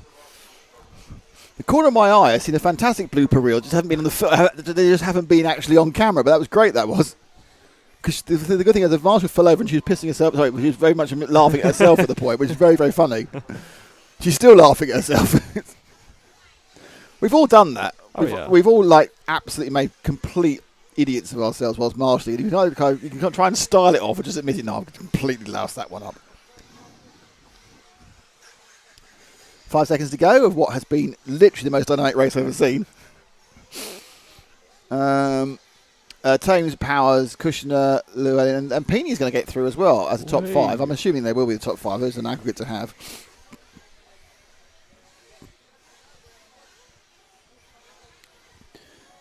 Thank you to our sponsors, InvisibleSpeed.net and J Concepts and Herts RC Models and the club. And especially thank you to the people who keep providing me free coffee, which is the coffee lady and Zach. Oh, no probs. You've got a coffee credit. Put me down. Put me down for a coffee credit. So this one's over. Next up, we do have the 1/8 B. What is B funnel? For our nitro-powered friends. Then we have the one. We've got the 2/8 finals. We have an e-buggy A final, then 2 quarterfinals, and then it's semi-practice. And we're going to have our lunch break. Exciting! I'm looking forward to that already. Eddie Pyers, Nick, what RC class do you enjoy more in racing? Well, the class I used to race the most and I used to enjoy the most was 12 12th track, but I've got a bit old for it, I think. Or they got a bit fast for me. So I haven't done that much. I haven't raced anything for a year, as I said yesterday, but when I do a bit of indoor foam racing. Obviously, I started back in the 80s. Oh, gosh. With 10th off-road. Okay. Always done electric because I understand electrics, don't understand engines. I understand how electrics works. But now I understand how engines work, you see. I've learned engines. Yeah, so that's it. But I kind of like... I think if I was going to go and do some racing now, I'd do large scale because my eyes have gone. So I you can see it better. No, not. I can see the cars. Right, no problem seeing on the track. It's close up for mechanicking work. Genuinely, I've got in my study. One of the lights went, and the reduction of like 40 watts of lighting. It wasn't a halogen bulb. I mean, I couldn't see anything again. I need arc lights. It's terrible. Arc light. Good luck, Callum from Mum, Austin, and your brothers and sisters. There's a big audience here for car number 8 of Callum McLaughlin. I don't think I got 4 bump ups as well in this one from the last one, which I didn't write down because that's the sort of thing I should do. Do you know what? I'm going to call this 1/8 rather than just 8th because that looks a bit nicer. It does actually. You're right. Yeah. Put the effort in. Let's get it. You could use the word final as well. I can use the word final. 1/8. Yeah, B final. B final as opposed to final B. B final. Okay. Hello to Retta Mo. Hello to Drance123. I think final is going to be capitalised. So you know it's important. Well, once it's in capitals, that's what it is. It's a capital idea. Oh, I just don't know where I get this from.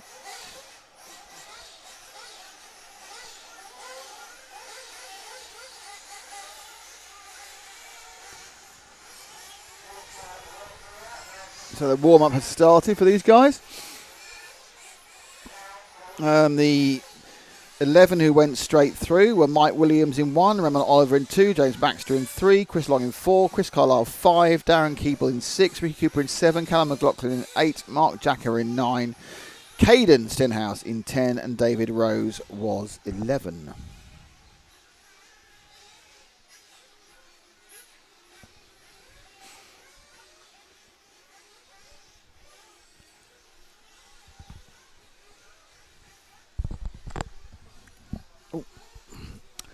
So they're going to I think they get a couple of minutes of this meandering around pointlessly. They call it practicing, obviously. Before we start the 8th finals. Eddie Paez, what does the guy typing the B final enjoy racing? Well, don't want to say anything about this, but this is an excellent point off you go. Go on.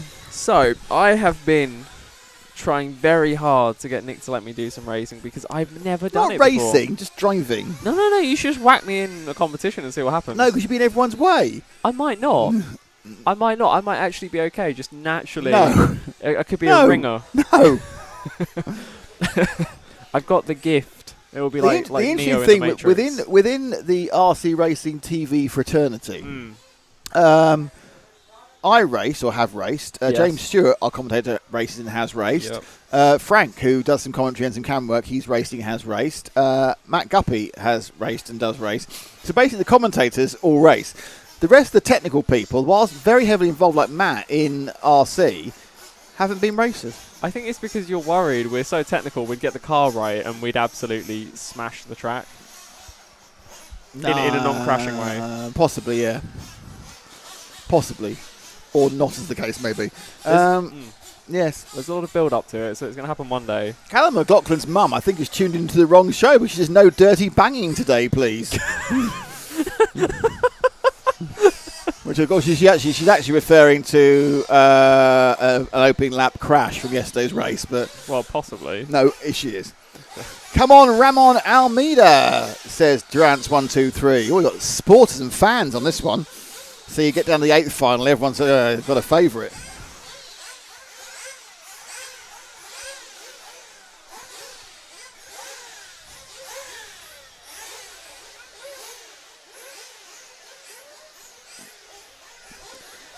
Shout out to Charlie, watching at home. Hey, Charlie. Hello, Charlie. Yeah, that's a shout out for Charlie. Wide awake for a B final. Well, it's the B half of the final. It's not a B final, Richard. Okay, 15 cars in this one, so it's much noisier, much smokier, much ready to go. Cars are down. And they're away. And finally we find out, I'm going to have to make that a bit bigger, aren't I? Poor Adam Fry's only got half a name. Oh dear. I'll do that later. First lot of 15 cars, here we go. And the early leader is your pole man, Mike Williams. Behind, there's an absolute mess going into the quad, but now's a mess on the hump. It's not massively surprising. There's your dirty bang in the middle right there. Yes, let's leave that one alone now, shall we? This is I know put down not for kids, but let's not go too far the other way. We need to keep it at carry-on levels. So first and second are away. Third, fourth and fifth have formed a little trio as well. And there's a trio in sixth, seventh and eighth. And let's watch them as they come around this first. So with it, that's the third, fourth and fifth. Not being third, fourth and fifth. So over the line in first place goes Mike Williams. In second, it's car 2 of Ramon Oliver. And then it's car 13. What a start by Craig Russell to go to third. That's a start and a half, isn't it? Third and from 13. That's him on the screen now. And behind him in fourth is Mark Jacker. So the top 4 bump from this one. Behind him it's Chris Long, Dave Rose and Ricky Cooper. Callum McLaughlin officially down as a did not start, I'm afraid. So I'm not sure what's happened there. Bad luck for Callum, unless he has started. And is there someone who's retired in the pits? I don't know. It's like Callum's the guy who's not run round. So, can't see any cars off the track. It's a bit weird. I mean, it's possible his transponder's not working, but there we go. He was car number 8. So, if I see car number 8 go by, I know what's happening. So, there we go. I'll go with 9. Across the line now. So, Mark Jacker into second place.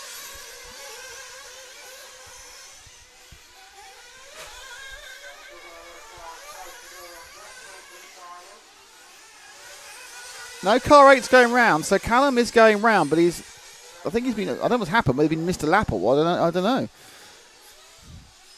So I'm not sure what happened there. I think he might be missed a lap. There was one car that was very slow to be marshalled. It was left for about 20 seconds. Oh, right, it must be him then. He's lost a lap, effectively. He's sitting on the back of the field, 2/3 of the way down, a lap down. Right, so we are in the middle of the pack there, I think with third place. Leading now is car 2 of Ramon Oliver. Car 1 might win in a big accident. Second place is 9, and this is third and fourth, which is 13 and 4, which is Russell from Long. Long is in the green car to go up and around the sweeper. Oh, and then he gets involved in Craig Russell's moment. And there's a kind of a chasing pack of Mike Claydon and David Rose, who are coming to make this a lot worse.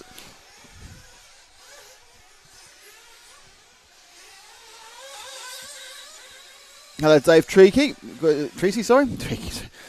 In sunny Spain. Not seen Dave for years. He used to race with him for many, many, many years at Milton Keynes Club. He's the treasurer, and he went off. Then suddenly he was able to retire, the lucky bee, and he's gone to live in Spain. But Dave and I have raced many, many times. We've had many accidents together, many of which I blamed on him, and many of which he blamed on me.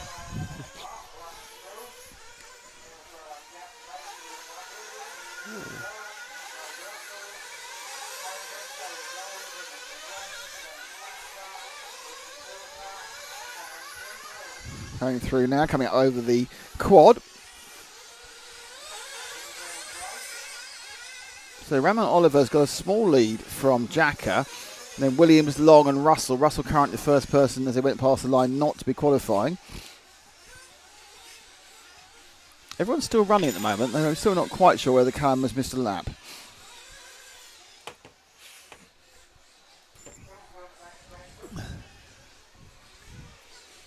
A little bit of... it's all gone crazy over there at the top corner. And now that doesn't help. You get so far out in the dirt that you've lost all drive. It's like they're with marbles. So the 3, and I think that's got dropped right down for the 13. Yeah, Russell now in 6th. Ahead of him, 7th, ahead of him is James Bader in the 3. The orange car, that's in 6th place. Stenhouse, I think, has just had an accident and literally landed in front of them. There's 4 cars. It's like the M25 down there. They're all over each other. Veering from lane to lane. No idea what's going on. And one of them's on the phone. I'm going to have to drive back in that later.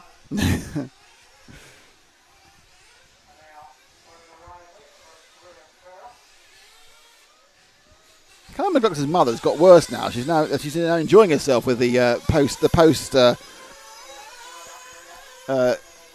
carry on double entendre. He got a dirty bang at the front. So we need to see what's going on here. Because across the line now, here he comes, is the 13. And he's back up to 5th again. So this is now first not qualifier in 5th. So Russell's in 5th. Right behind him should be the 11 car of David Rose, which I think it is, because he obviously will be in the one of the bump uppers from last time. As they sweep down through the J Concepts jump. Leader crosses the line now, and second place crosses the line now, which is Ramon and Mark. That's third place, which is the car for Chris Long over the line, and you can see how close we are now. Oh, a mistake by car 1, who was 5th, and now 4th and 5th and right together. So Rose in the 1 is the white car, and then you've got Williams. So Williams in the white is the white car in 1, and then you've got Rose in the 11, which is hunting him down, which is the multicoloured into blue. So the white car currently in 4th. And then Rose scored out of the bumper. It's not had the first set of fuel stops yet, though.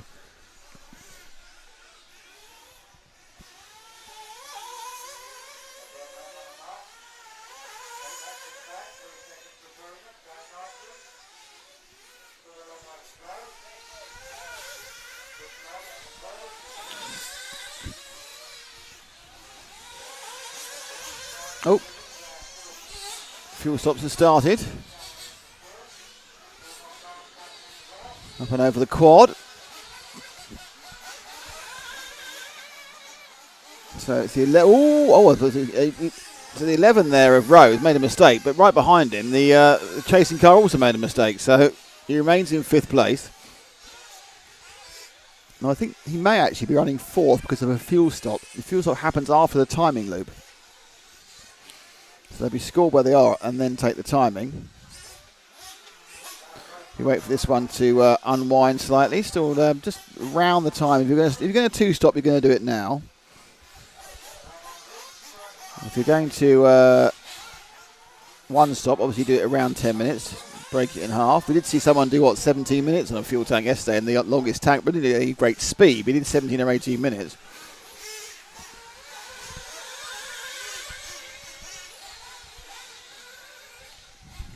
Oh.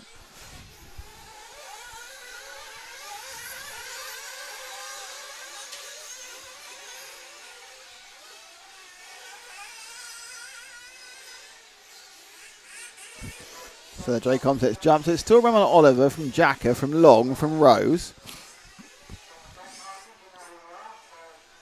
So this is definitely a single stop for Rose here on camera, as he's now gone past any sort of ideal time to stop twice. I mean, he still could do it, just prove me wrong, but it wouldn't be a great way of breaking it up, because you always break it up in the safest possible way. So you don't, if you're going to stop twice, you may as well stop after 7 minutes, not scrape it out for 9.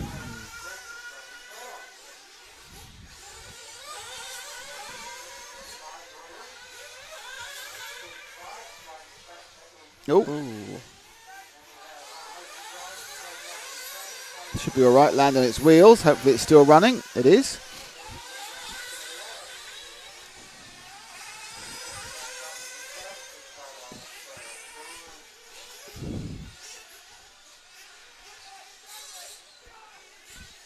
A little shouting going on there. That's probably why you don't want to mic up the people on the bench as such, on the rostrum. I hear that every so often. It sounds quite aggressive when it comes on.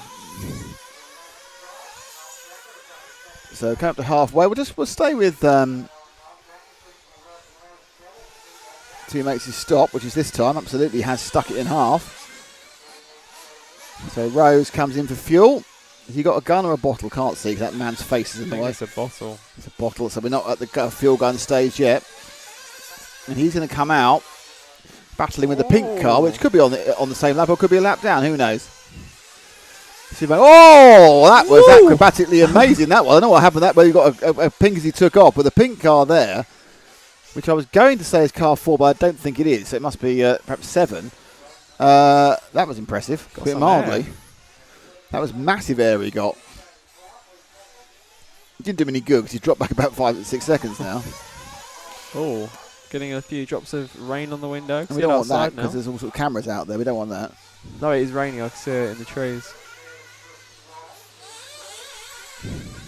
Because all sorts of problems, it rains properly. This sort of rain in the air isn't an issue. It rains properly, we're going to have to start panicking, trying to work out how to get things dry. Let me check the weather forecast.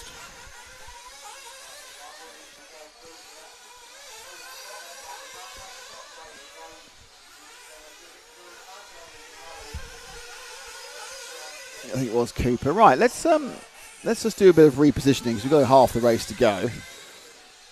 What I'm going to try and do is pick up our leader when I find him, which is Ramon, and just give him a bit of love. So it's car number 2, Ramon Oliver, and he's coming across the line now. He's the blue car, Ash, across the line now. So that's your leader, Oliver. He's kind of walked his way into the lead quite effectively. Early leader for the first couple laps with Mike Williams, dropped down to 5th now. So Ramon, who has a fan club.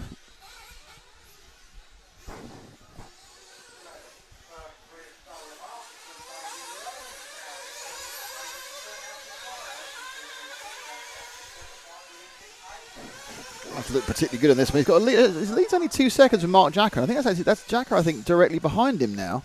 So first and second, pretty much now. Oh, what was that? And they both had an accident around that corner. So first and second together. Scored at 1.5 seconds. So it's Jacker with the darker coloured car with the orange wing, who's just ballooned it. He was right there, and he tried to get up the inside of the second part of the block paving, and that didn't work. So that's let Ramon get a much bigger lead, but I wouldn't say it's going to last for nearly 7.5 minutes. Chris Long third, and has crossed the line. Still haven't got 4th and 5th over, which is Rose and Clayton Stenhouse, who are right together. So we pick up the 2 cars about to go onto the quad, please. That is Rose and Stenhouse, who are now battling for the final bump-up position. Rose's got the white wheels, and Stenhouse has got the orange wheels. Obviously, every other thing about the 2 cars is also in different colours. We'll just do white wheels and the yellow wheels, shall I? Oh, Jesus. The white wheels and yellow wheels. White wheels is Rose, yellow wheels is Caden Stenhouse. Stenhouse a little bit over exuberant behind there as he goes over the J Concepts jump up through the welcome mat.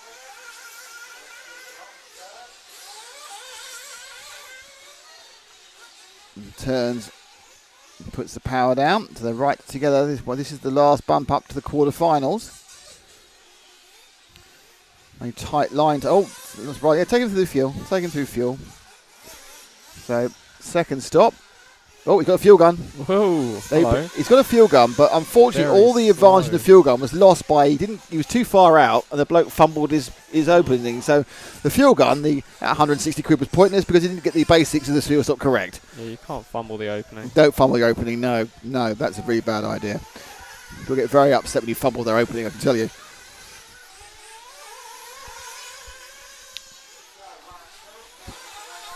So Oliver and Jack have got another lap completed.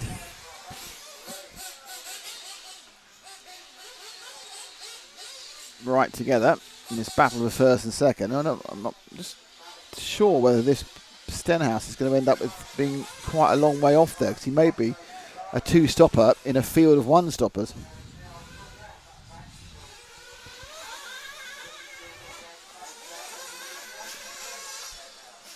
Car. Edward Lee Jones takes fuel, which puts Stenhouse back up to 7th at least.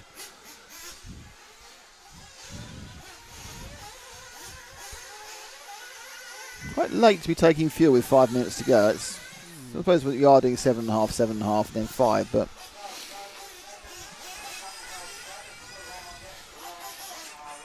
in comes our leader for fuel.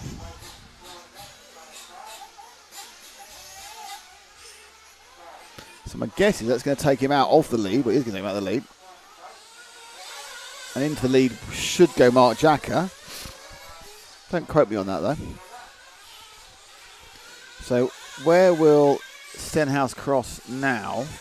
And the answer is into 6th, but he is 8 seconds off the bump.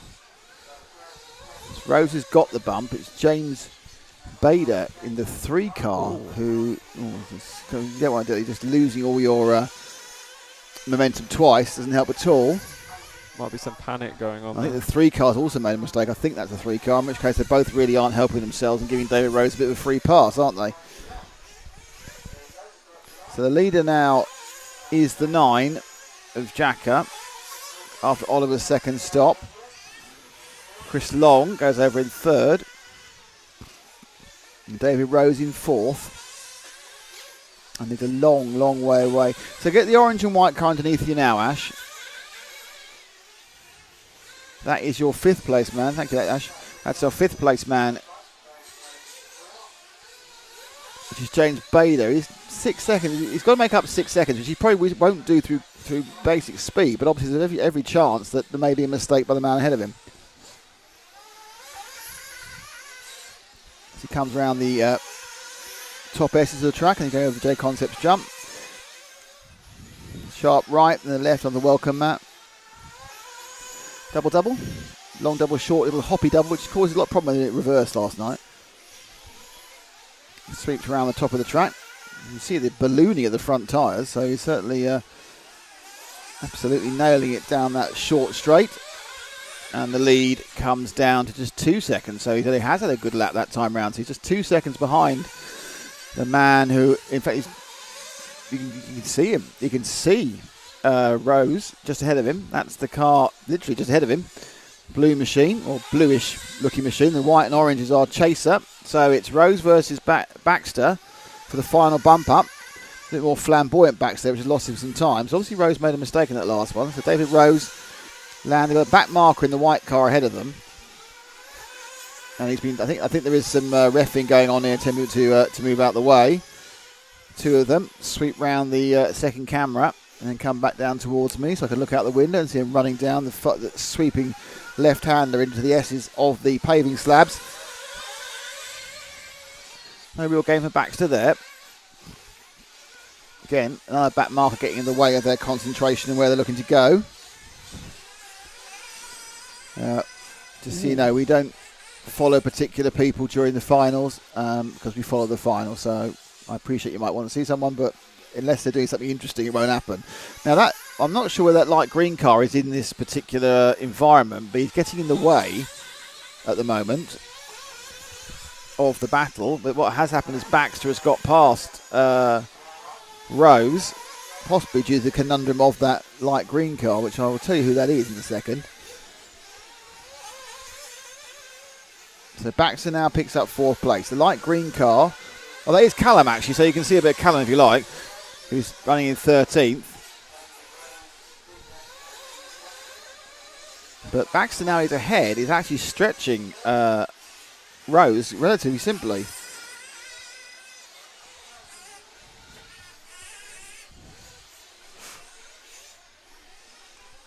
So, minute 25 to go.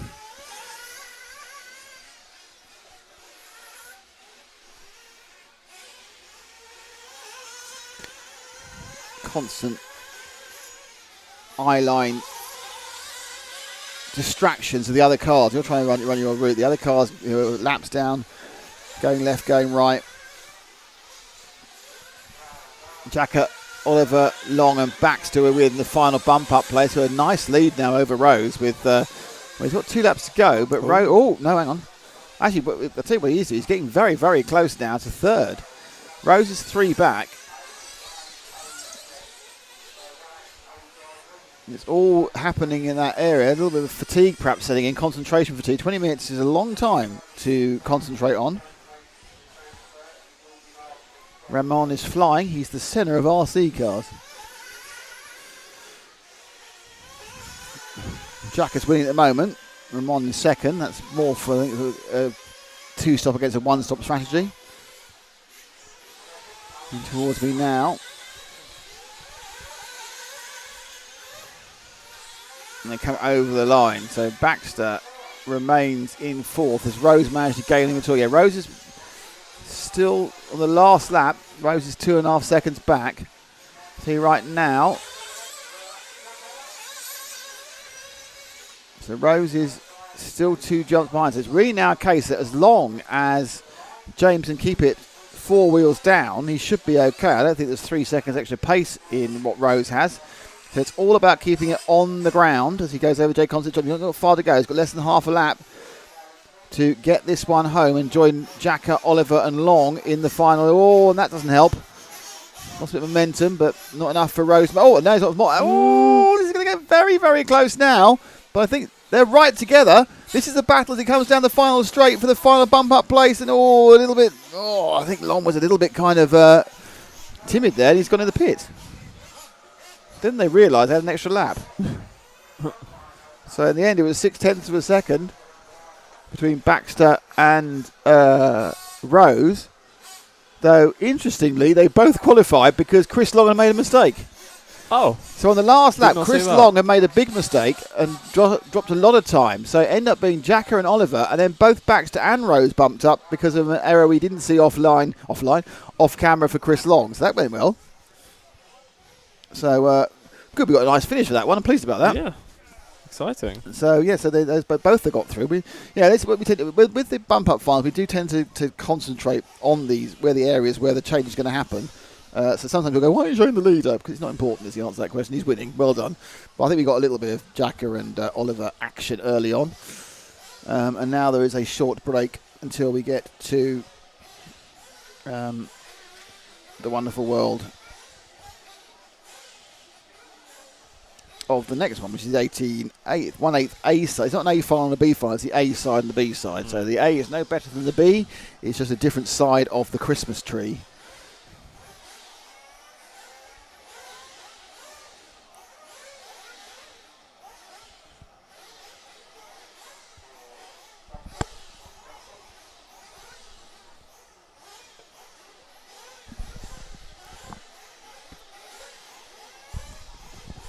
What time is the A final on today? Officially, A final is supposed to start 4 o'clock UK. I think it'll be a little bit later than that, but it's supposed to be 4 o'clock UK for the A final. Might be 4 o'clock. I mean, at the moment they're only about 5 minutes off, and they've got plenty of. B final typing guy. Yes, hello. That's you. And he says, I started 1/10 two-wheel drive bashing, went once to a track to practice in 90, then life got away. Now, decades later, I'm starting to get to 1/8 nitro. Okay. It's because now you're a B final typing guy. If it wasn't the fact your name's quite short and easy to remember, it's Zach. Well, I might refer to you as B final typing guy for the rest of my life. Hello, I'd like to talk to B final typing guy, please. Okay, off you go. Knock yourself out. I think 1/8 looks quite good, actually. It looks like the right size. Right? Yeah, If I crash it, I wouldn't break it that much. 1/8 nitro, there's a lot of technical stuff going into because you've got to get the engines to Well, work. it's still electric, so it doesn't go... Seems fair enough. When is Nathan McLaughlin? Gosh, it's non-stop requests for McLaughlins. He's not in this one. He's not in that one. He's on at the 1/4 B. So he's 3 races after this. Which one? The big one. He's on at officially 11:30, which is actually probably going to be more like 11:40. Where actually are we in? No, I've got a B and a B here. No, they made a mistake. Oh. Never mind. I got B and an A. Well done. So they are running. Where are we now? What is this final? I can't remember. 8th A. Yeah. We're running about 10 minutes behind. So not ridiculously. They can catch that up whenever they wish. Still very early. Still getting 11:15. Still the morning. It's the morning. Thank you to J Concepts at invisiblespeed.net. Don't forget invisiblespeed.net. Have a look around, in a different page. Open up a different page.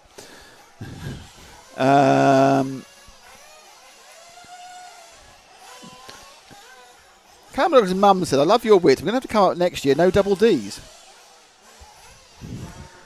Is that... Double DDS. Don't know. What? Let me have a look. I've no idea. No idea. B final typing guy, what's your name again? Zach. Zach, Z-A-K. I Yes. will also accept B final typing guy. B final typing guy. Hey. So they're about to release these for one. I'm going to have a B final typing guy. Hello. You got a Phil. I've got a Phil. Yeah, because I'm going to say things nice about invisible speed or something. I'm going to toilet. Well, invisible speed. You can still be a winner in the competition if you buy in before midnight tonight, and you will have a chance of getting your purchase refunded. So you can have all the benefits without any of the cost. Oh, who's put Z-A-C-K? Goodness me, Z-A-K, Z-A-K.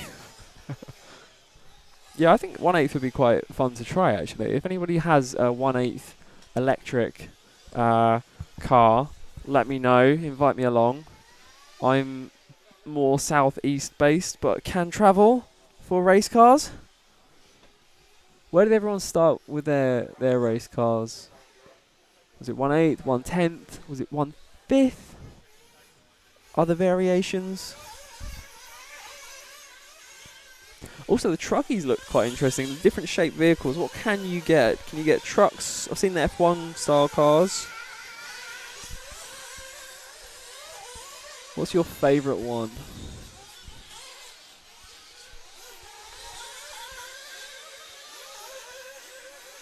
I think I'm just going to steal Nick's notes and see who's in this race. Let's see. Where are we? Okay.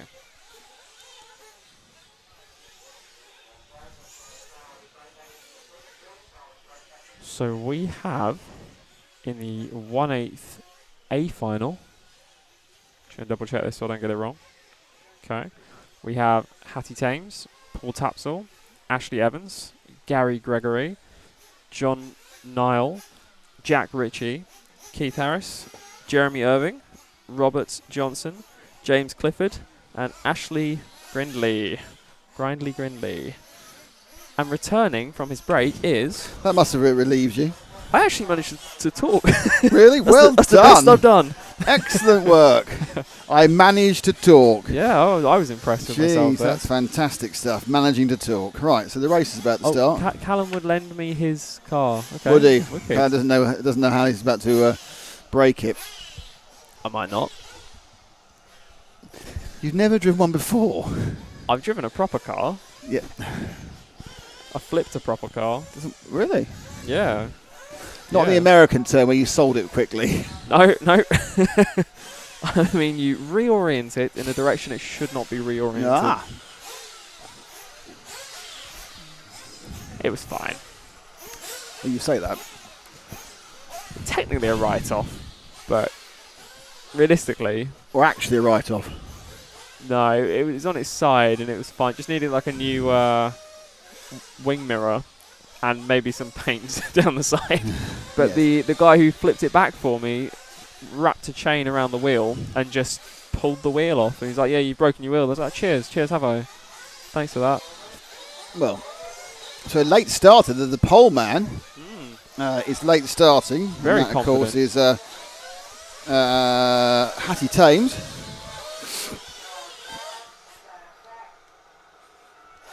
Here we go. I'm sure we had everyone starting then, but I'll be proven wrong at some point. 15 starters. Oh, I didn't do the blooming thing, but never mind. So it was Thames from Tapsell from Evans as they went off. Let's see where it comes around the first lap. A little bit cleaner. Still, they have a lot of problem in that middle section. So we've got an early breakaway. We're looking at second, third, and fourth, and fifth. No, actually, third, fourth, and fifth now. First and second a little bit further away from these three. No, just third because they've all decided to have an accident. Just for the sake of it. For the lols. Yeah, I want to have an accident. Okay. Round they go. So the leader at the end of lap one is car number 1. So Hattie Thames wins, and then it's 1-3 from 6. And then we're with the fourth place man, Ashley Gridley from 11. So it's a good form for him. So Gridley comes through from 4th. Third is Jack Ritchie. Second, Ashley Evans, and Hattie Thames leads at the moment. But we've seen this all before. Early leaders disappearing up their own backsides. Panda Goddess Chalakis made a good start from the bump up. He's gone from 13th to 6th. One of the early leaders has fallen off the track. So 1, 2 and 3 are quite close together now. So you're looking at third, which is Ashley. But the third, as you see, first and second, Hattie and... move to first and second, Ash. So it's Hattie and Ashley, I think, are right together. So there is rain in the air, by the way, but it's not raining. It's like you're sitting in a cloud. So coming down the hill, it's actually now car 6 from car 3. So it's Hattie who had the accident. So it's Richie from Evans, Hattie in third. Oh, goes out wide and to the middle part of the quad, and into the lead goes Evans. And a mistake by Richie now puts him back into the clutches of who I assume is Hattie because of the fact she was third over the line. So first away, second and third now battling as they go through the outer S's before they turn back for J Concepts jump. And then looking for a little bit of a very short right left onto the carpeted section.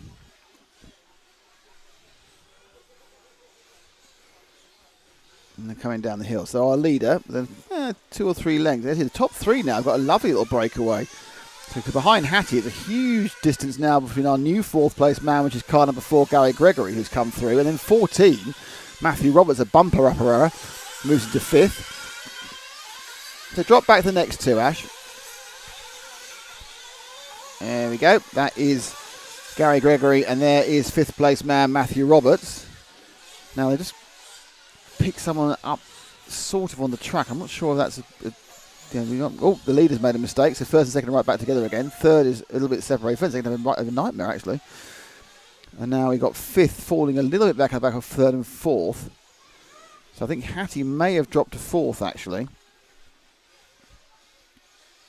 They come round to complete about 4 minutes. No one's stopped yet, and it's now Ashley leading from Richie.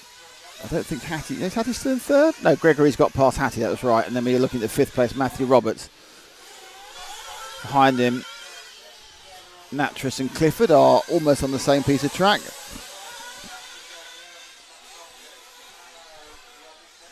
Less stragglers. Now at the back we have the 9 and the 7 of Johnson Harris. Oh, Keith Harris in this one. Gridley and John. No, we actually had a chat with Keith Harris this morning, and he's very happy for us to make the Orville jokes, which I'm very really happy. Surprised about because I feel bad every time I do it. But, Lies. I did want to ask you Chuckles and Monkeys with him, but I thought that's probably just pushing it a bit too far.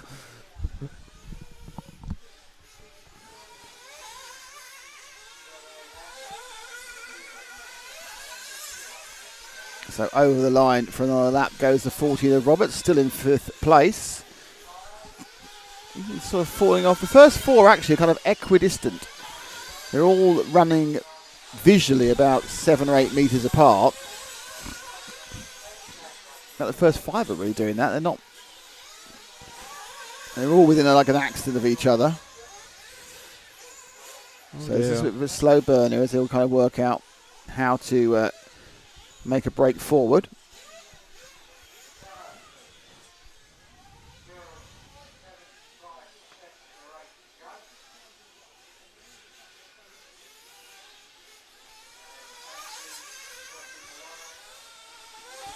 More laps being turned.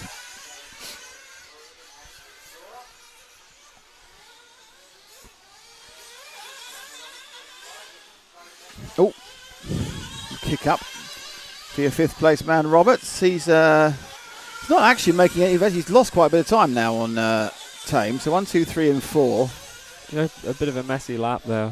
Quite a few bumps on the side. And that's cost him 5 or 6 seconds. And it's kind of given us that kind of big breakaway with the top 4.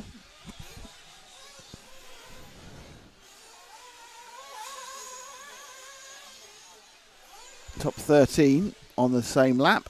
14 and 15 have either retired or didn't start. There goes your leader over the line now. It's not an awful lot of trying to find where the close battle is. Second. It's third. I think Tame's had a problem again here actually. May have fueled actually. Right. Now the problem with Gary Gregory, he's dropped right back. So Gregory has dropped back from where he was and into a gap between Ritchie and Roberts as he tames up to second.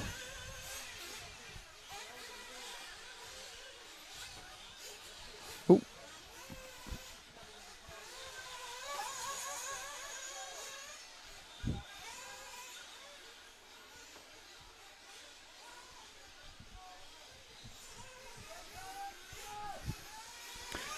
You don't doubt those. That was a kind of a 3-corner accident. That's not good. Right, that's going to cause a lot of problems. Okay, the 4 car goes across Gary Gregory. Pick up the 4 car that's about to go onto the AstroTurf Quad Ash. It's pink at the back. That's it, underneath you now. One back. That's it. That, I think, is Gregory in the 4, who was quite being chased down by Clifford there, but then something happened and Clifford isn't in the shot anymore. But this is Gregory in 4th. He says confidently after having a brief view of a number a while ago. Coming into the second camera area, looping around. It's gone. You go wide there. It's really hard to get the car back onto the racing surface. It's just all dust out the outside. As you see, the bit you want to be on is that lovely black molasses treated area. This bit, of course, has got. That's not the best pit entrance. And I think he's actually lost a position coming into the pits there. And that's Gregory now, all the way to the end. Let's turn around the other way. Back. I'm not sure that is the best way of doing it, giving a rotation both ways. He's out and running. He scored second actually after that last lap, so even though he made a horrible mistake going in, because he'd already passed the timing limit, he was scored second due to other people stopping before him. Be really interesting to see where he scored now. My guess is probably maybe even as low as 6th, but we'll find out. Lost 3 or 4 seconds in the whole getting into the pits, going through the pits, so let's see where Gregory comes out. Scored second last time round. This time, my guess is he's going to get much nearer to 6th.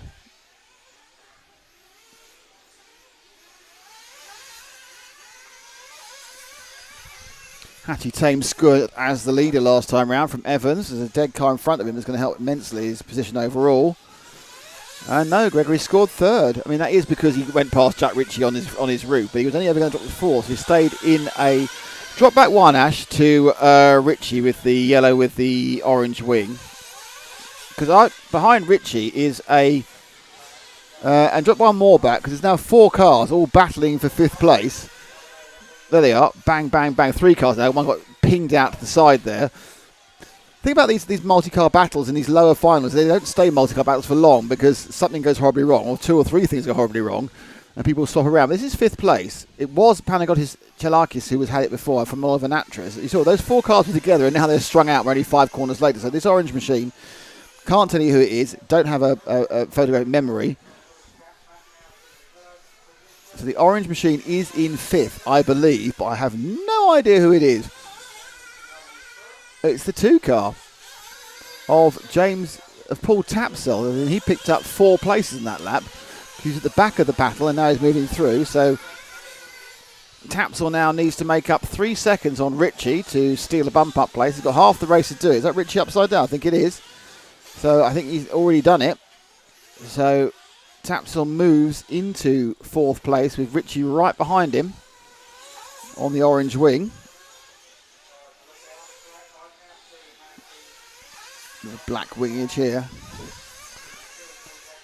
Turning into the loop section, you see right behind him, there is Ritchie, and not much further behind is Panagotis either. So top 3 are over the line. This is 4th place. Tapsell, and then Ritchie follows him up. And Clifford has moved into 6th. Clifford is fine. Panagotis has dropped back further back. So there's 6 really, in with possibly even 7 in with a chance of picking up these top 4 bump ups. 3 of them are away, of course. There's an 8-second gap between 3rd and 4th. In fact, you've got Hattie leading, 2 seconds behind Ashley, and then you've got a 9-second gap to Gary Gregory, and then Tapsell again. So this 3rd and 4th have really spread out. 5th, not far behind. You can see him there, worrying at the back of the shot as they come over the J Concepts jump.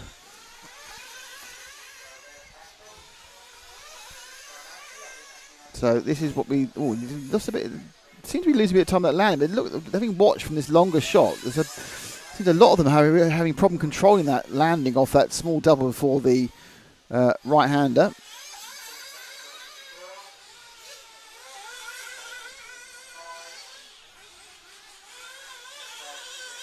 Tapsell looks the infield hump, which causes most of the problems on the opening lap. Goes over the washboard. Looking already to have kind of calmed it down slightly on this lap. He turns through the switchback. Managed to keep almost exactly the same gap to Richie last time round. And he's close up, an intense view there of the. Oh, and it was going so well to that point. But where's Richie? So Richie was certainly Richie must have been falling off slightly. But that's the change again for the bump up. And they're right behind her. Richie come underneath us now onto the block paving. The 6 orange and so the yellow and orange winged 6 of Richie and Tapsell with the all orange with the black wing. Car 2. Clifford 4 seconds on the back of this, so he didn't make the most of the error. And then looking at the inside now. And suddenly, now Richie's got ahead. He's saying, look, he's been freed. He's just leaping ahead. And Tapsell just seems to be dropping off him. It's the exact opposite of what's happening a minute ago. It's supposed to be easier to follow them to the lead. These two appear to have got around the other way. And Tapsell, he got away with that one, didn't he? Got away massively that one. Bad landing on the J Concepts. Was sliding into oblivion and a marshalling requirement. But luckily, got a little bump and landed on his feet, with his wheels. I have realised these cars don't have feet. Oh, and that one's going to cost him time, and it's going to cost him a place because that 10 car that went past him is James Clifford. So James Clifford's now moved into 5th place with the kind of white into dark. Immediately Tapsell sets about getting past him, but the time's gone and he's got Richie quite a long way ahead. Richie, actually Tapsell now is putting on a bit of pace at this point, and he's actually seems to be catching up Richie. So, sorry, Clifford is it's Clifford with the black wing. Clifford is catching up Richie, and he's dragging Tapsell with him. So 4th, 5th, and 6th all together. But it's been a really, really good lap for Tapsell. As he comes down, he's getting really close in the 10 car. So Clifford had the good lap. Tapsell was behind him. So Clifford there. Didn't quite get the best launch on that one and fell off the back of Richie. I think we had fuel there for Tapsell. And interestingly, suddenly Clifford's lost quite a few metres on his area, just sweeping underneath the frame there.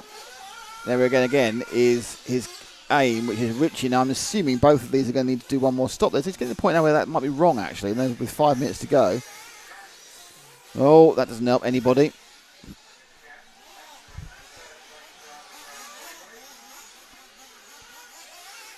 So if they don't stop now, my guess is they're going to the end. Well, one of them has stopped, and they both stopped. There we are. So I'm getting quite good at this now, aren't I? Very good. So they are 2 stopping, but they've done sort of 7.5, and 5. A little bit of that's not the greatest. I shouldn't have a go, but that was a little bit kind of ponderous. I think some of these people need to buy fuel guns. We should sell fuel guns. We should basically make out that fuel guns are the only thing worth doing in pit stops, then sell them. You should hire someone to just stand around in the pits and just talk about fuel guns. I love a fuel gun. Now what's happened is that Tapsell's now got back past Clifford. And Clifford, move forward the orange car, Ash. Because that was the end of, for now, the challenge of Clifford. So back with Tapsell's back in 5th and attacking Richie again. Tapsell fell off that because he stopped a lap before those two.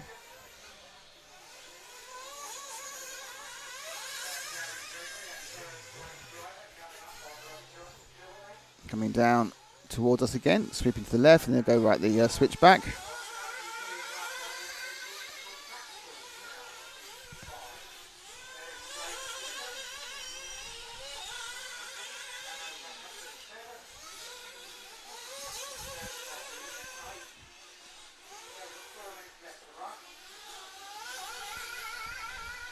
Done the switch back. So the gap that last time round, I just lost the gap because it's about 1.4 seconds actually.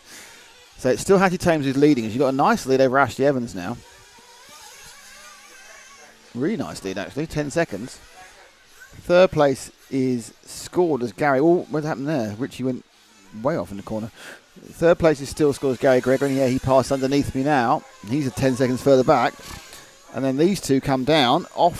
Over goes fourth place bump up of Jack Ritchie, and there goes Tapsell, 1.2 seconds behind. But you can see, because you're just creeping in the edge of the frame, is the yellow and the, he just went out too wide. I'm pushing, and suddenly I'm sitting in the dirt, and I've got no grip. Ooh. And I'm drifting into nowhere, and I've overlanded. So, Tapsell, double mistake there, giving a real advantage to Ritchie now, who's 2 corners ahead of him.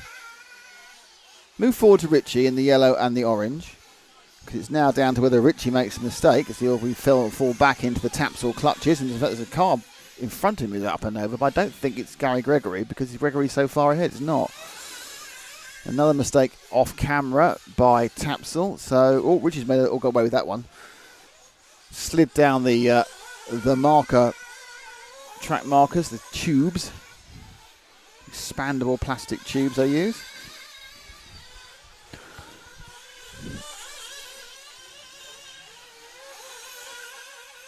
So just to remind you, Hattie Thames leading by 10 seconds from Gregory, who's not almost basically 10 seconds behind that. Then Ritchie, who we're with now, who's 8 seconds behind that. And then another 5 seconds to the chasing Tapsell. Tapsell and Clifford's attack, which was looking quite impressive at one point, has just completely faded to nothing over the course of about 4 laps. So Ritchie keeps it 4 wheels down, should be okay. He's got a couple more laps to go though. Probably 3 actually.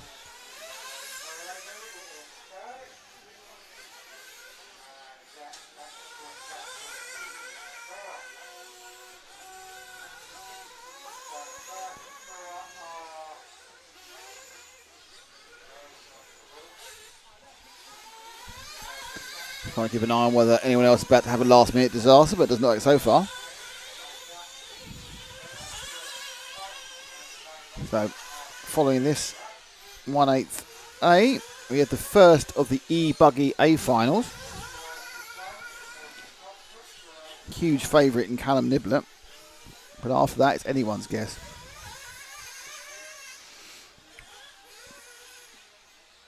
Irving, Grindley and Niall have... that could be an interesting one.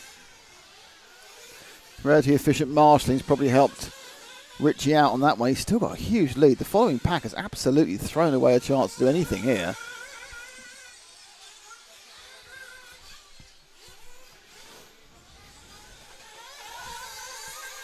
Yeah, I think Tapsell and the gang are going to have to sit down and work out what went wrong here. They really haven't put much of a challenge in at all. Keith Harris in 9th. If only he could fly to the front of the field. You can't. You can't.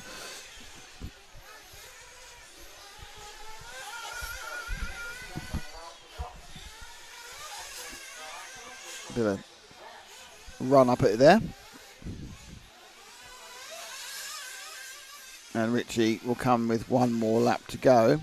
No, actually, I think there's a possibility that the others will actually get caught by the lap timing. In fact, they probably will. Just waiting for the next car through,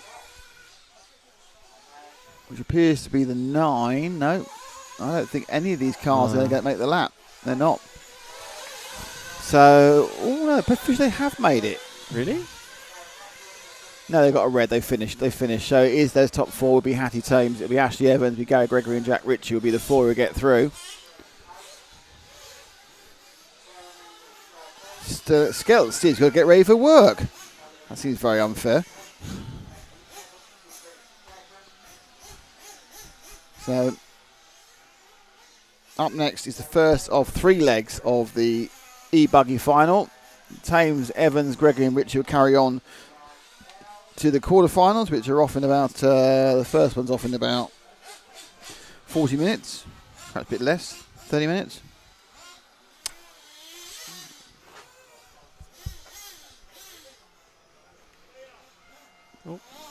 We're actually only running 5 minutes late. Caught up. She's always good. E-buggy A leg 1. E-buggy A file, leg 1, yeah. Whack a leg 1 in there.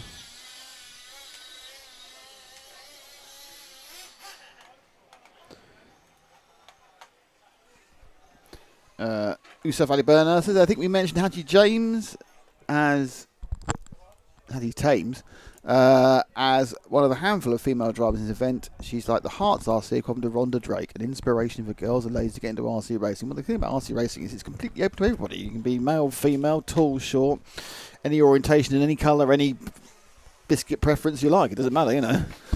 We'll take anybody. I know, yeah, and there are a number of guys and girls who are disabled who race, paraplegics. I remember racing one with a guy who was a really good speedway rider and broke his back. So even back in the 80s that was going on. Very, very open to everybody apart from Zach, who we don't allow to do this. I have noticed. Zach is the only person not allowed to do RC. He wants a thumbs up, this guy outside. I can't talk in thumbs up. That's the checkered flag man wanting a thumbs up from us. So hello, checkered flag man. Checkered flag man, give me your dream. Bum, bum, bum. That I've ever seen. So we are currently almost on time, which has surprised me. Because so now I'm going to have to go back on my. And that perhaps the A final is going to start around 4 o'clock, 4:05. Oh. I'm not saying it is because he said something really weird in the PA earlier. So I don't know. Always open to interpretation. It is, yes. I think it's right. It's a flexible situation. I feel like we're going to get some kind of Instagram tagging going on with this thumbs up pick. Instagram tagging. I mean, That sounds very. For it. That sounds terribly modern. That does Instagram tagging. Tag. Tag.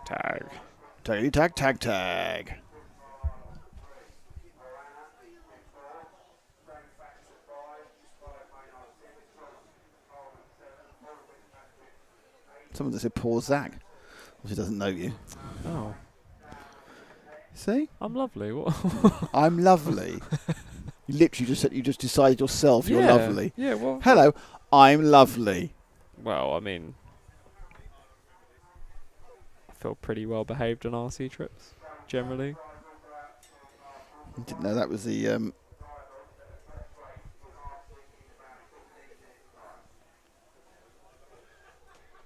Eddie Piers says B final typing guy, Hello. aka Zach, will be racing soon. Yes, Eddie. I think Eddie said something else about 1/10 as well earlier on. Well, yeah, Give me he's not actually giving any kit though, is he? Well, no, he might be. He's giving you encouragement, but not kit. Not kit. So we should be away pretty soon with the A final for E-buggy, leg 1. Callum Nibbett from 1, Tara Craddock from 2, Dave Shebb from 3, Darren Hayden Ball from 4, SJ Chandler from 5, Paul Tapsell from 6, Toby Nicol from 7, Torben Lundberg from 8, Peter Van Tonder from 9, and Darren Keeble from 10. Then 5 people bumped up from the B final, which is basically everyone who actually went around the track, really, I think. My sort of final. Oh, you bumped up, Nick. Thank you. Congratulations. Because you went around the track. Oh. I think we should have a race. Yeah, the thing is, I actually know what I'm doing. Yeah, give me a couple hours to just Right, learn the car. 2 hours. Right, okay. I feel like there's fear in your voice. There's not. There's disdain. Should get that cleaned up. Might be contempt. I'm doing you for contempt of court. Oh no. Oh, hello. Oh, my love. All right. Oh, I'm getting a bit close and personal here. Yeah, sorry about that. It's alright. You did buy me dinner last night. I did, yeah. Five Guys. Everything else was Thank shut. you for that. Or just overly busy.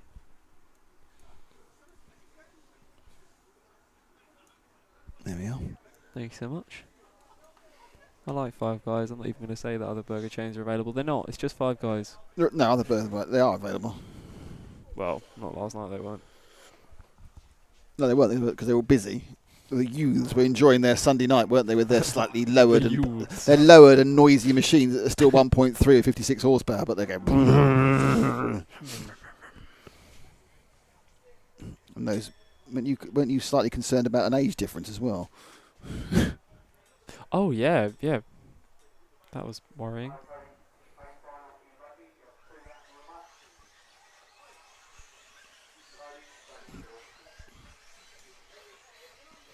Oh, I love to love. Right, so there's a couple of minutes of running around now.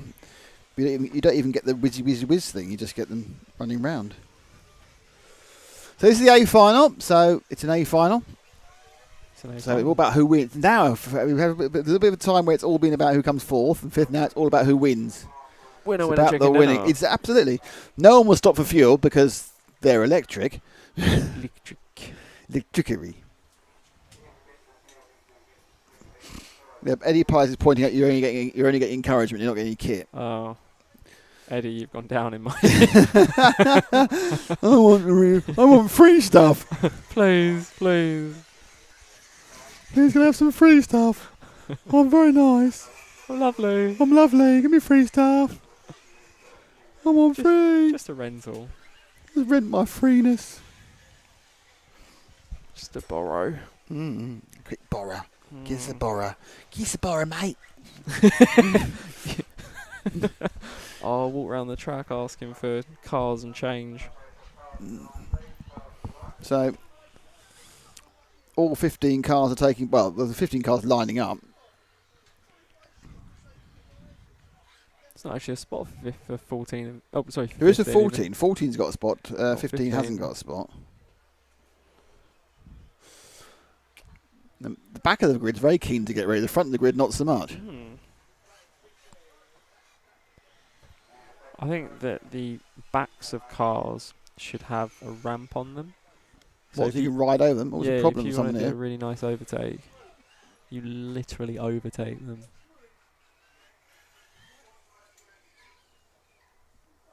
Oh, I like that red and white one. That's a nice colour scheme. Very stylish. Well, we've got a minute delay for Darren Hayden Ball. Cool.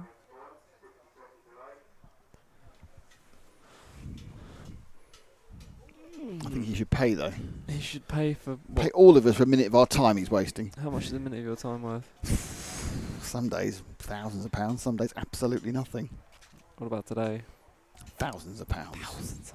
If you knew how much I was getting paid to do this, you'd be very surprised. That much? We were getting 6 whole pence. 6 pence. Thanks to invisiblespeed.net. Please visit them whilst at the next downtime to sign up to their online courses. And thanks to J Concept. Please visit them and buy some of their lovely kit. Buy And me hearts. some of their lovely kit. Yes, but that's it. Buy some J Zach Concept some J Concepts equipment. Absolutely, that's the way it should be. If in doubt, buy it for Zach. Yeah, there you go. Start a Like, yeah, funding page. for Zach. Make out you have some sort of suffering some terrible disease. Yeah. No race-itis. I want to point out right now, this is more than 60 seconds. You've got a 3-leg final. You can drop one leg. Right, that's it. My patience is gone now. You're a very bad doctor. I demand that Darren Hayden Ball comes back and starts his final now. Well, I'm looking out. I don't think anyone listened to your demand. No, I know. Oh, Here he here we go. comes. Yes. Has he mended it? Is it mended? Oh, he's back out again. I don't know what he did to it.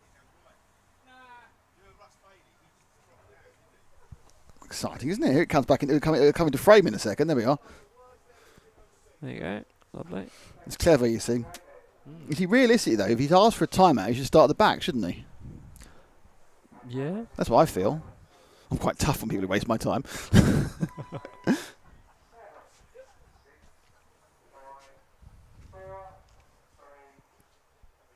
Two. And they're off. And away they go. And into the lead goes Cam Nibbett. He's got Tyra Craddock behind him. And I think it's gone off with Dave Shedd in third as well. So it's Niblett, yellow and brown. Surprising Callum's not doing the nitro part of this. He's just doing the buggy. Taro, one of the Craddock, he's jumped himself into third place then. And into second, I think, has gone Dave Shedd. I can't guarantee it's Dave. Callum's leapt into the lead, which, to be honest, is kind of what we expected because he was massively the class of the field during qualifying. But there's a battle for second, and that's coming around to the top of the track and coming back down towards us. And it is indeed Dave Shedd in the 3, and then the 2 of Craddock. Craddock with the blue and the pink. Multicoloured car with a bit of orange and black, like so many do, is your second place man. Dave Shedd, Callum Niblett already 3.5 seconds ahead. Ooh, a bit of a skip up there.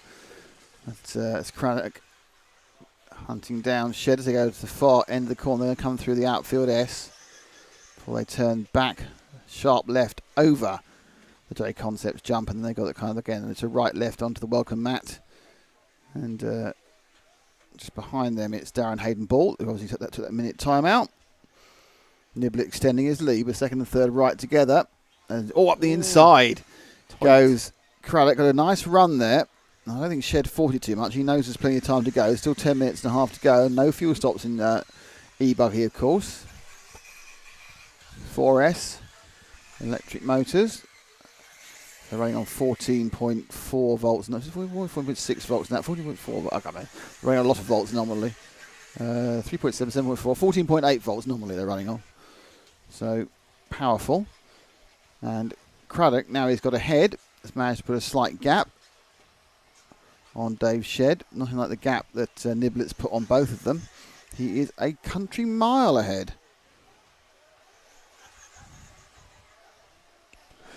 Niblett passes the line now. And as you can see, Craddock goes now, and there's Shedd, who's got a bit of a battle with Darren Hayden Ball, third and fourth. So second, third and fourth sort of together. The early push made by Craddock to get away. It's faded somewhat. Shedd's had a good couple of corners, right to the point where I said he's a good couple of corners. Oh, and he's managed to take out both of the, not only take out himself, but he also managed to take out Hayden Ball. Hayden Ball has got himself into third, so it's now his chance to have a go at Craddock. Not literally, not going to turn around and like pointing like that. Catching Craddock up. Oh, the leader's made a mistake though, so that's quite useful. Not only because it evens things up.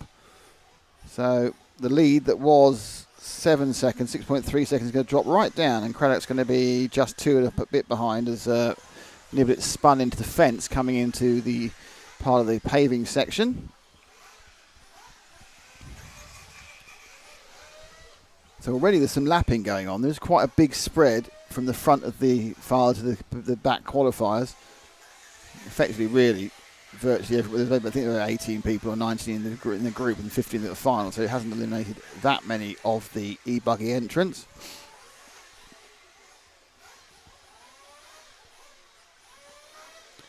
So 1, 2 and 3 now spread out. Shedd in fourth is relatively close, but it's, we've seen this in ebb and flow. Niblett gets that lap correct and increases his lead by something like 3 seconds. Yeah, it's about 3 seconds. He is just that much quicker. Whilst they're spread out, Ash, let's pick up our leader. He's about to go right to the far right-hand corner of the track in the, we've got the grey tail, that's it. So this is Callum Niblett. Quite a well-known racer in the UK, and surprisingly not doing the nitro as well, but has looked a bit good compared to the rest of the competition in this e-buggy. Comes down, sweeps to the left. This is where he got it wrong last time. He's carrying a lot more speed over there, and it's noticeable than the rest of them, which is why when it went wrong last 2 laps ago, it went wrong spectacularly. Fires it up and over, and the never-ending left-hander as they go through that, after they've gone through the bank corner, over the quad, and then comes back over the tabletop, which has caused a lot of problems towards the start and the washboard. And the thing he's got to worry about really only is traffic. He's got, I'd say, 2.5 seconds minimum over Craddock in actual basic lap speed. He's about to hit a never-ending train of traffic, actually, because he's catching at the back of the race. Still Craddock from Hayden Ball from Dave Shedd, by the way, at the front. Niblett, though, pushing on as he gets into the back markers. 4 of them having a massive battle with each other. So he gets the first one didn't go so well. And he's having a right little kerfuffle with the 13, which is Adam Kushner, but that's sorted out. I don't think it's no harm, no foul, just kind of a misunderstanding. He's now got 2 more of them. And I think they're being told by the ref that the leader's coming through. Yep, 2 of them let him through. So that would have been Llewellyn and Steve Johnson. There's now an accident on the ground, which is always quite hard to avoid, and he does that. So he's picked up 4 in this lap already. Now to be asked to just moderate his speed, gets the 6th, gets the 6th and the 7th car he's overtaken this lap. So will he get 8 before the end of the lap? I tell you what, he should be allowed up the inside by the white car. No, the white car being a little bit more obstreperous, and the 9 car getting wrong. It was a bit rude from Oliver Thames. So Thames not making it easy for Niblet. He has done now, moves out wide, doesn't lose much time. So Niblet got past the vast majority of people who actually managed to extend his lead. In fact, Craddock hasn't even come off the line yet. So Craddock had even more problem in the traffic everyone else is. Craddock just because he's 15 seconds back now. So not only is Niblet quicker when the tracks are clear, he's a lot quicker when we have a bit of traffic, which is to be expected. When you've got a bigger differential, it makes it a little bit easier to get past.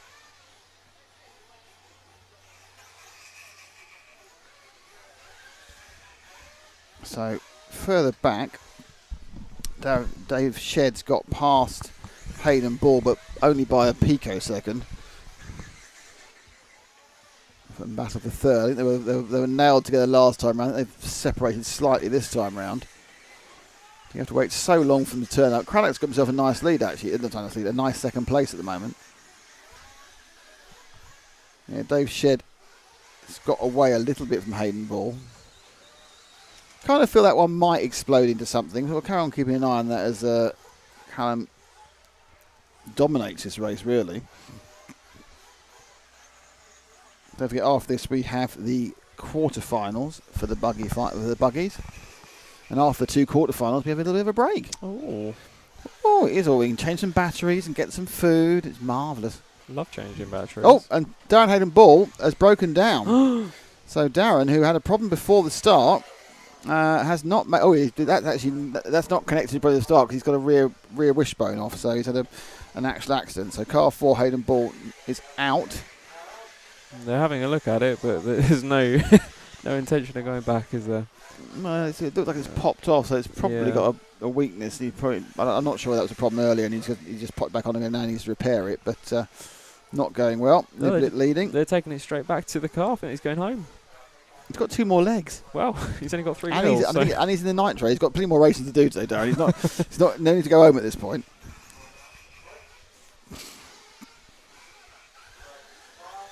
Another lapping on Niblet. Oh, mistake by Craddock. I'm not sure that actually makes it any nearer for 3rd and 4th, to be honest. Let's pick up our 2nd place man, Ash. Just about to go to the start finish now. Blue and pink. That's Taro Craddock, son of Mick Craddock, of course. There he is. 17 seconds behind, as you can see. Dave Shedd now is 11 seconds behind him, so they've all had a bit of a problem during the traffic phases of this race.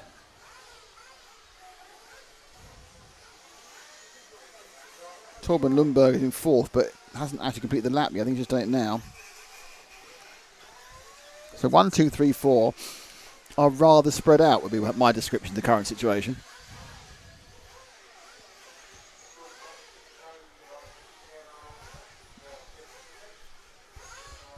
Craddock sweeps back onto the right. Goes down the main straight again.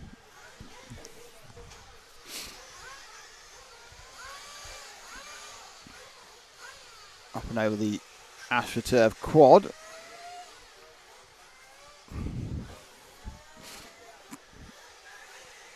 So there are several people, but Callum Niblet is obviously significantly faster than the rest of the field. There's several people who are quite similar in speed, but they've all managed to conspire not to be on the same piece of track at the same time.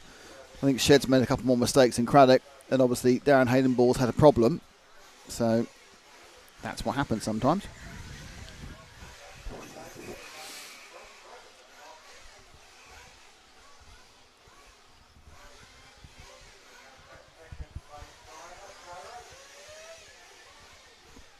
Further down, you have Lundberg, Peters, Chandler, Johnson.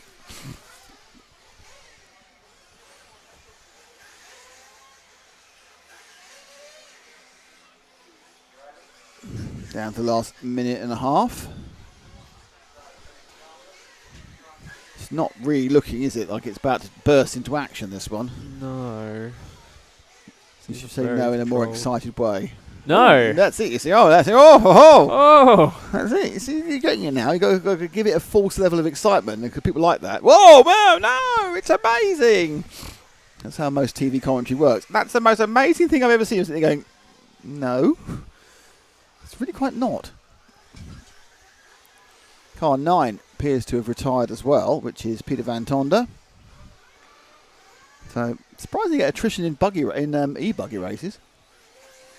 You know, we carry on going till they stop. Let's go find our leader again. I'll try and find him for you. Car 1. Where is he? Where's the cheeky monkey? He's just down the main straight now, just at the top corner.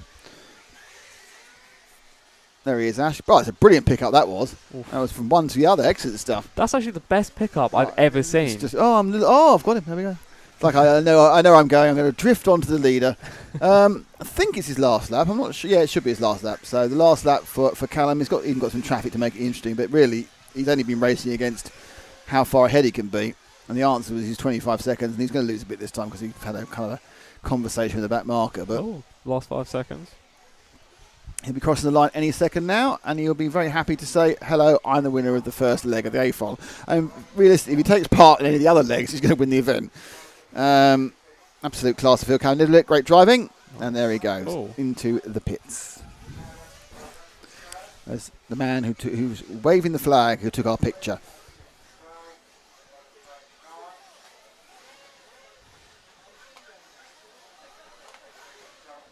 Hello to Adam Lewis, how are you?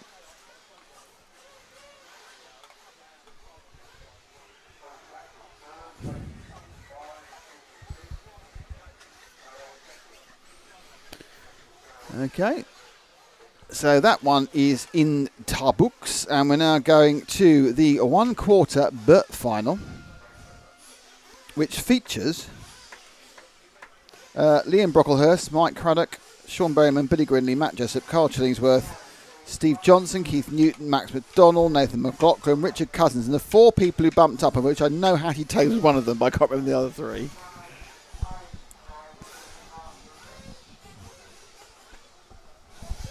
So just so you know, we've got 2 more. We've got these 2 quarterfinals, and then it's semi-practice time, which is a half hour. We take a little bit of a break, and then we come back with the second round of the E-Buggy A. We have the Truggy A final. We have the 2 semis, a junior race, another E-Buggy A, and the main final. So we'll have a break in about 45 minutes time, perhaps an hour. Very nice. The cameras will stay up, but we'll stop talking. Why is the Truggy race half an hour? Is it? Yeah. I didn't it isn't notice my one. that. It is half an hour. Oh, no. That's interesting. I'm not quite sure they're going to do half an hour because they've got some e-Truggies in there, so they're going to have to change the batteries. Yeah. That's what I'm thinking. That should be interesting. He says going, oh, God.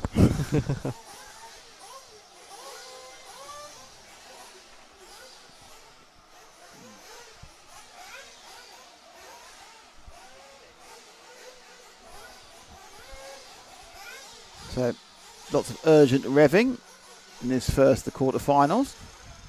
Getting towards the sharp end now.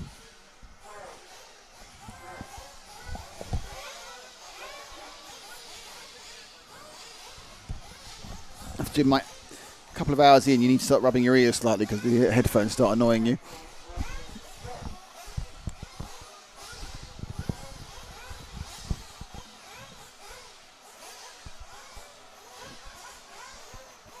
We've got that lovely message on the screen again. What? The welcome to Herts Nitro Model Club, the home of off-road racing. Well, that means he's resetting the time. It could all go horribly wrong now then. Oh, it might come up a different size again. It may well do. It's like being yelled at by a clock.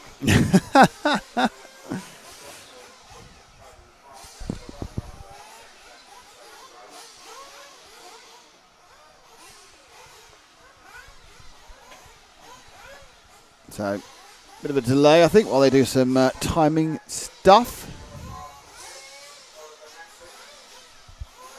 Checking they got all the marshals. Oh, I can see all the trophies from here. I can see your house from here. Oh, can you? No, it's a very old, very bad joke. No, you need to know the joke. That isn't the joke. That's the payoff of the joke, which is a joke. Anyway, everyone's up and around. Come on, let's get going. Let's get some racing. Don't call it the revving. Let's have racing. No revving. Let's get racing. Sounds like the terrible opening of some sort of Hanna-Barbera cartoon, isn't it? Go with the Top race. Oh, that sounds weird. It's like, obviously won't be as good as Wacky Races, but apart from Wacky race. that, they only ever made one series of that. Really? I think they only 13 shows or something. No, that can't be right. There's only ever one series, yeah. I disagree. And I think someone worked out that if it was the actual champion, the Boulder Brothers would have won it. What? They worked out on points the championship. But doesn't Penelope win like every race? No. Huh. I know. They rebooted it, I remember, with some really dodgy animation. Like all the kind of flashy, looks like it's been done on early 2000s Flash. I don't remember that. I never watched it. I saw the adverts. I have blanked it from my mind. You should see what they've done to Fireman Sam. Is he still Welsh? I don't think so. I think he's got that kind of vague Americanness to him where they remake the old British ones and then just globalise them a bit in a very bland way. It's all Paw Patrol now, isn't it? Yes. Luckily, I missed that one out. My kids were through that stage before Paw Patrol, so I haven't had to indulge in that unpleasantness. So here we go. Here's all the timing. Here's all the numbers. The drivers are all up there. It's the wrong driver. They've reloaded the wrong drivers again. It's all right. They'll be fine when the thing goes off. Well, fingers crossed. No, it's fine. Honestly, it's fine. Trust me, I'm a doctor.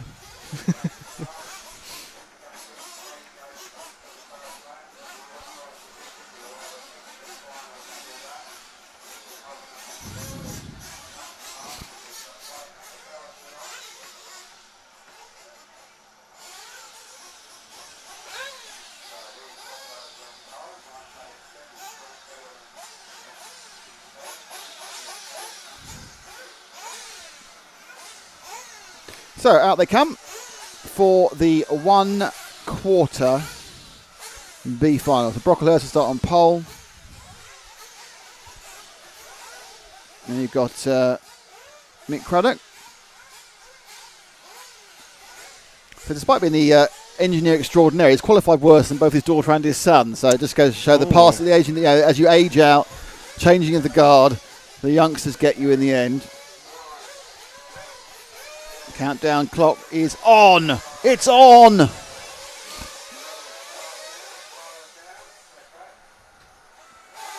they're off. Brocklehurst in white. Craddock in the pink and blue. Brocklehurst makes a good start. Behind, it's a little bit cleaner. No one's yet had a tremendous problem. Oh, having a wrestling match at the back there. That's to be expected. So I think they've gone in 1, 2, 3 order. I think it's Sean Berryman also in third. But certainly out ahead, Liam Brocklehurst. And second, it's Mick Craddock. Third gets a bit of a result there because fourth fell off the track in a spectacular fashion. And the rain is in the wind still. I wish it would stop being in the wind, I can tell you.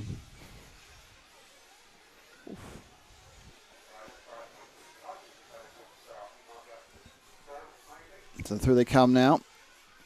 And crossing the line first will be Brocklehurst. Crossing the line second with Mick Craddock. Third it is three car Berryman. Then fourth it's the 8 machine who's in the camera at the moment of Billy Gridley. Keith Newton in the 8. I've misread that entirely. So Newton in fourth. A little bit just trying to catch up to Berryman.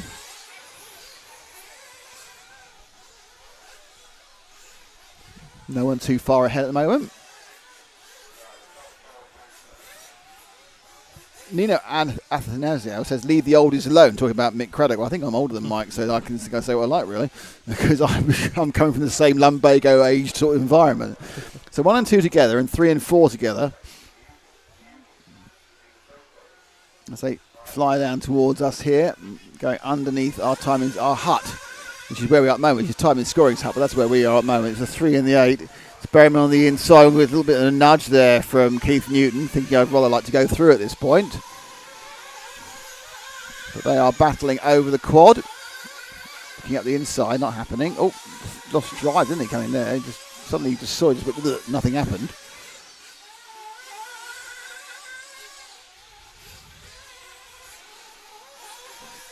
So Newton over the J Concepts jump, trying to catch Berryman. They're both right together. First and second aren't too. Oh, that's all gone wrong.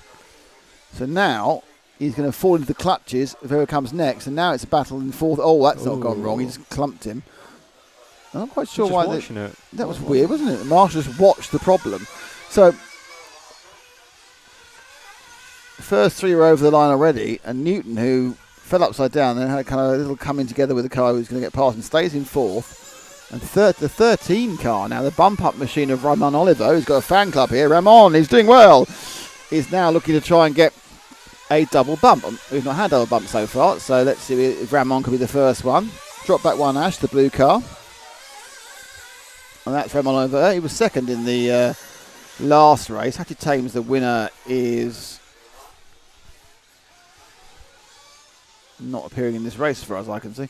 Must have the wrong. I got the wrong final. Yeah, I did. Sorry. So he was second. Ramon was second in his one. Well, that didn't help.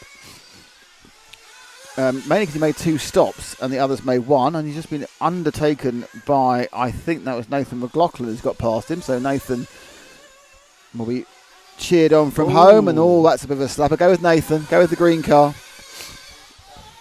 So McLaughlin takes over in 5th with Richard Cousins right behind him. So Cousins as the black wing, McLaughlin as the green wing.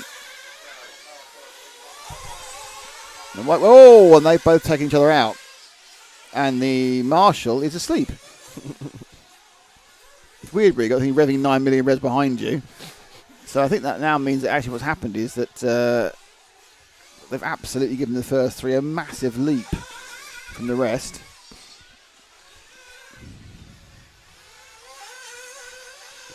Over the line, go the top 3. Mike Craddock's got past Brocklehurst this time and got a bit of a lead as well. Berryman in 3rd.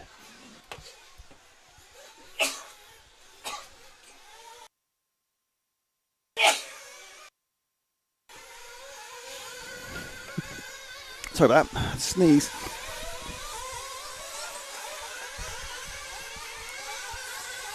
So Oliver is actually now scored in 4th for a double bump up. He's a long, long way behind, and Cousins right behind him on the 4th and 5th cusp, which we're looking at now. Oliver 15, upside down and 15 seconds behind, but actually he was quite lucky there because Cousins didn't push it and waited for the accident to finish.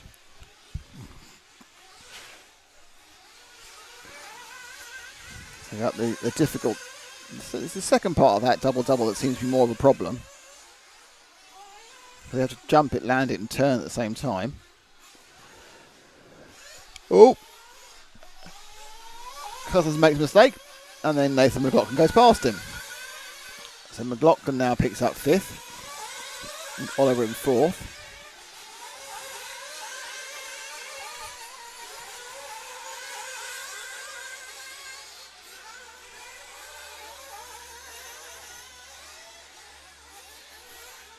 And now McLaughlin goes. But they've had quite a bit of bumping and boring these, haven't they? Cousins now is back ahead of McLaughlin.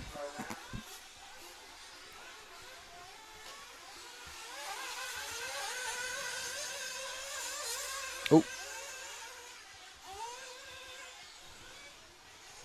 So McLaughlin goes wide onto the Boondocks. Move forward one, Ash. Because this is Richard Cousins, who will now be scored in 5th. And 2.2 seconds behind Oliver for the bump up. As we get close to when people start thinking about making their first fuel stop, as we are coming up to 7 minutes gone, 6 minutes and 15 seconds. Craddock's massively extended his lead now. He's 11 seconds ahead. He's been absolutely settled down into a rhythm that is hugely ahead of Berryman and Brocklehurst, who are themselves quite a long way ahead of these two, which is Cousins and Oliver.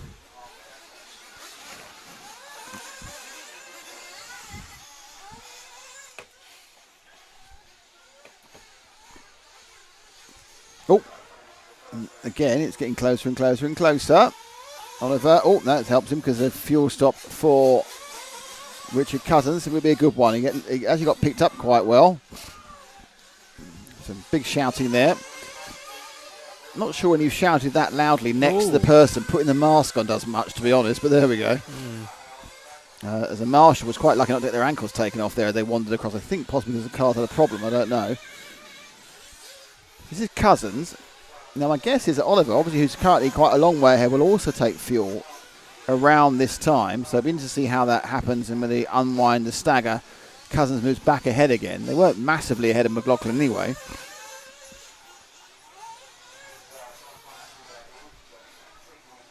Let's have a look. Is Oliver going in this time? Yes, he is. So let's see if this will allow. Oliver's in fuel. Gun's gone in. Fuel's gone in. Released.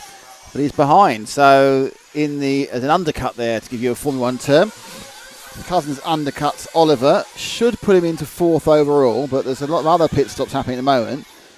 Craddock's got a big lead. I think Craddock not only is going quicker, but he's actually stopping less. So it's a good combination for Mike. I think if they'd have bought the official RCTV fuel gun, yes, they may have come out quicker. It would have worked much better. Now that's completely disastrous there for Cousins. He's upside down, and Ramon Oliver definitely went past him again. So I think he's now in a stranded fifth, and possibly fifth, might be even sixth actually. But let's see as they score over this time. It's Craddock. Brocklehurst and Jessup are very close together for second and third. Oliver across the line now in fourth. Yeah, it's Oliver in fourth, and then the 11 car here of Cousins in fifth. Max McDonald, no, it's David Rose and Billy Grinley with McLaughlin down. So there's kind of a patch of drivers between fourth and eighth who are quite close together. Not very close together, but quite close together.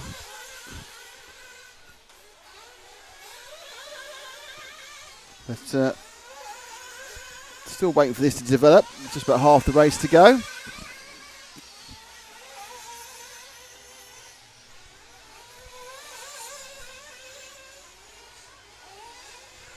So Brocklehurst has managed to remove Jessup temporarily.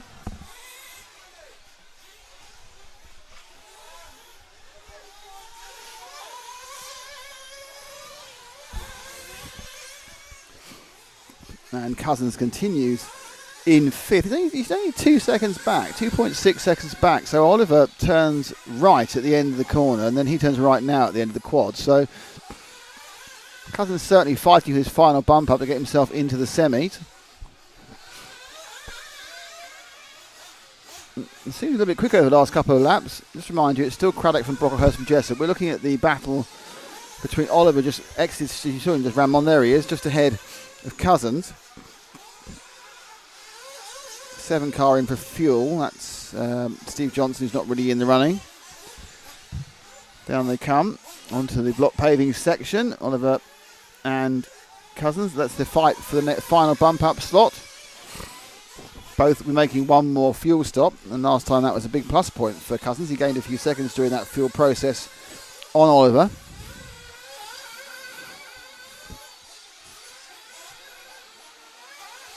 Over the washboard.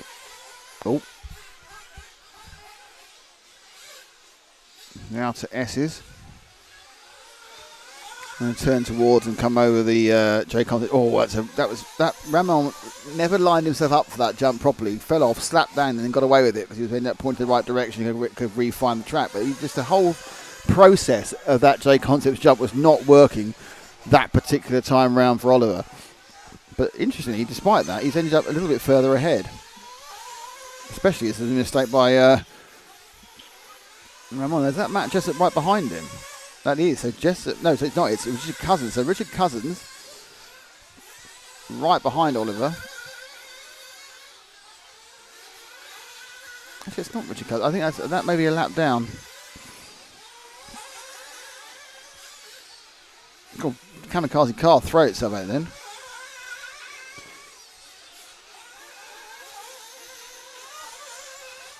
I'm not sure that car's involved in this, but I could be wrong. Anyway, so Keith Newton now has scored the lead, which must be a mistake. Keith Newton has scored in the lead by 43 seconds.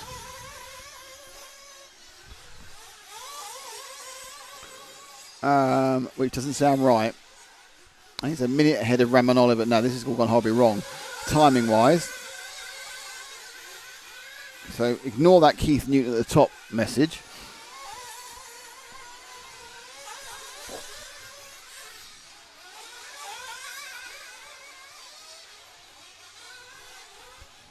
I think Keith may have been brought back over the timing loop, I think. Possibly. No, he's now scored second, but he's not second.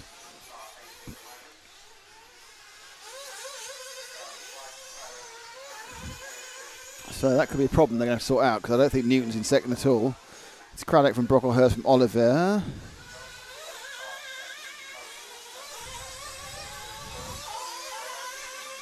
Oh, we've got a flame at the back.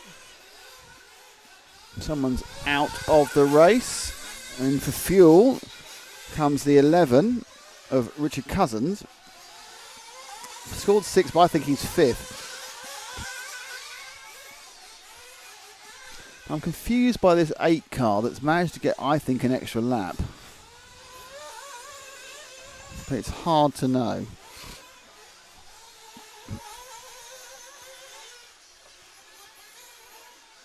Perhaps it hasn't. Perhaps it's just got ahead for temporarily. Maybe. But Brocklehurst is now in third. Brocklehurst was second. I don't remember anyone getting past him, so it's always the way. Sometimes strange things happen at the time. You're never quite sure what's going on. And you think, I don't remember that happening that way around. But we need to find... Where is... Yeah. Let's see what's going on, because there's been a kind of a split down. I'm going to look out for car 5. When he comes past, we'll pick him up, because that is Matt Jesper. He's scored 4th at the moment.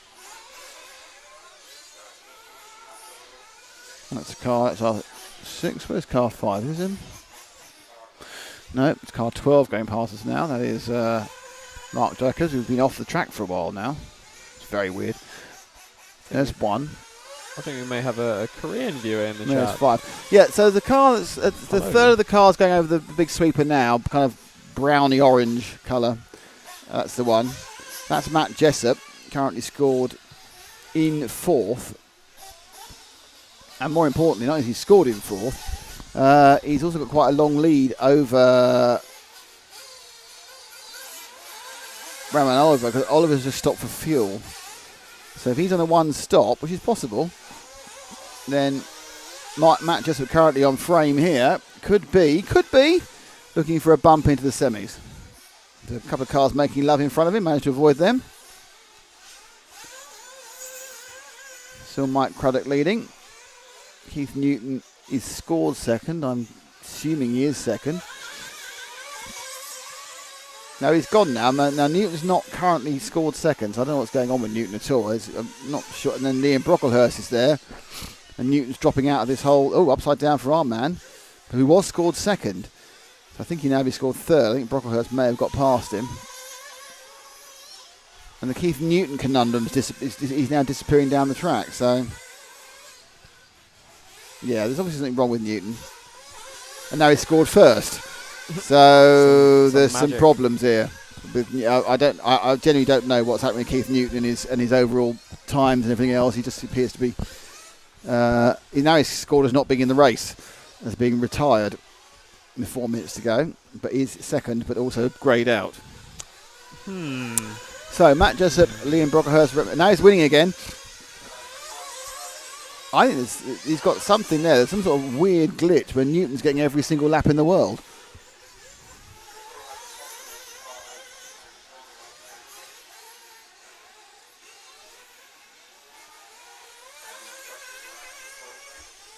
So I think it's Mike Craddock from Liam Brocklehurst, Matt Jessup and Richard Cousins. So I think the 11 car actually is bumping up at the moment.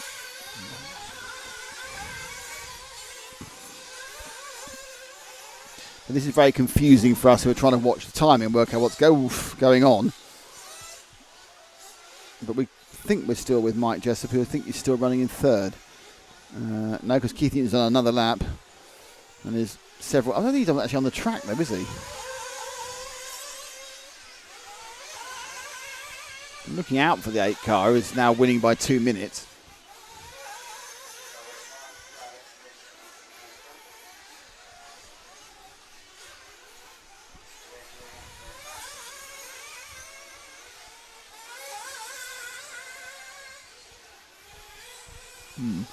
Roman Oliver has dropped down to 7th, which I think is 6th.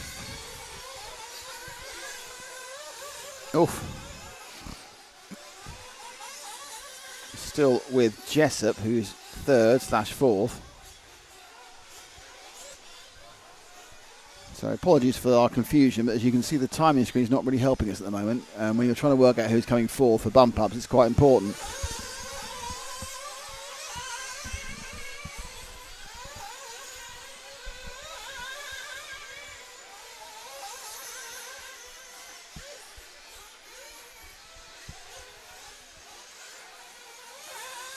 Okay, pick up the pink car, or the orange car, going on the main straight now, Ash, onto the sweeper.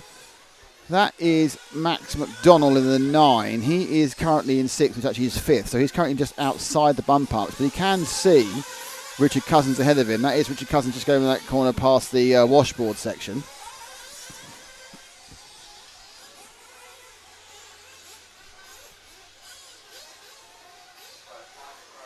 Oh, that didn't help though. And that's a really odd route to take. Yeah. So that may be with 1:26, the end of the whole thing really for him. He wasn't that close to begin with, and now he's no closer. And they're 4 minutes behind Keith Newton, because Keith's getting extra laps despite not doing anything. So, Cousins running in. What's wrong? Oh, it just didn't switch over when I pressed the button. Hates you.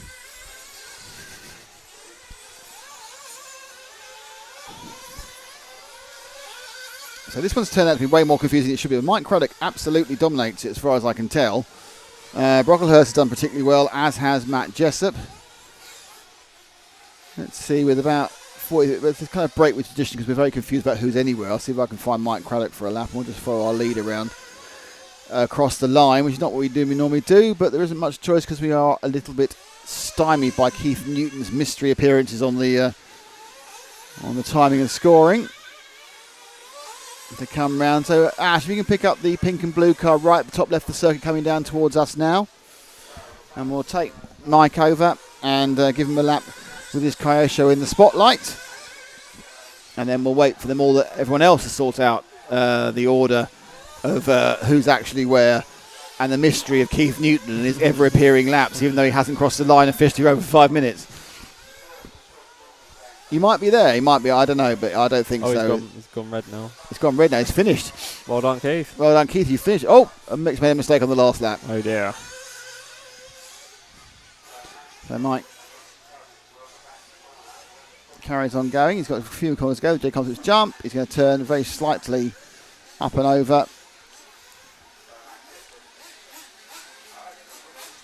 And now turns back on himself. And just has a few corners to go, and he will complete a excellent victory of that one. So it's Craddock, Brocklehurst, Jessup and Cousins are officially the bump uppers. Keith Newton currently not bumping up again. Oh, he is now. He keeps moving around. Goodness only knows what's going on. If we see Keith Newton in the next race, in the semi-final, we'll know there was a scoring problem. If we don't see him, we know it was just a technical issue. So that's the excitement of finding out what's going on as it happens. So coming up is the second quarter final. Then there'll be a short break because we've got the semi-practice, half an hour. Then we have another range of finals after that. Very confusing, to put it mildly. Double checking your one. It's quarter A final. Quarter A. Yeah, they're back on time actually, remarkably. Oh. There we go. The quarter A features different page on this different page on this list. It features Maxime Cook, James Clark, Glenn Smith, Chris Grimes, Chris Smith, Toby Nicol, Dave Shedd, Joel Oswick, Jason Patey, Holger Like, Jim Thompson. So the boss of the whole thing is here in this one, and then the bump ups from the quarter A, which included Hattie Thames.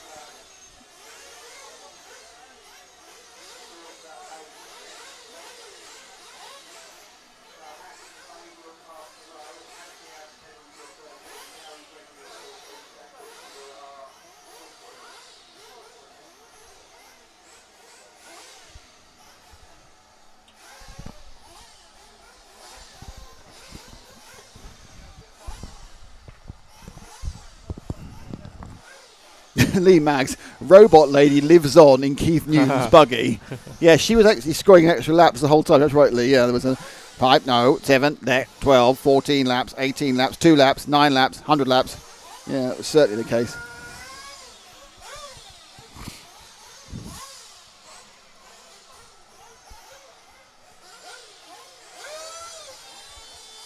So they'll be sitting there. They'll be waving their revving all up. You can see the cars. 1, 2, 3, 4, 5, 6, 7, 8, 9. 1, 2, 3, 4, 5, 6, 7, 8, 9, 10, 11. Yeah, all 15 are out there.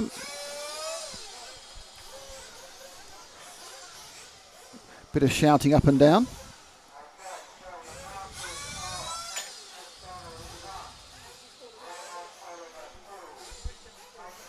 Yeah, what they don't have at the moment is any marshals, I've noticed. They are marshal free. This will be a 20-minute final. Top 4 will bump up as per the rest of them so far, and they'll get themselves into the semi.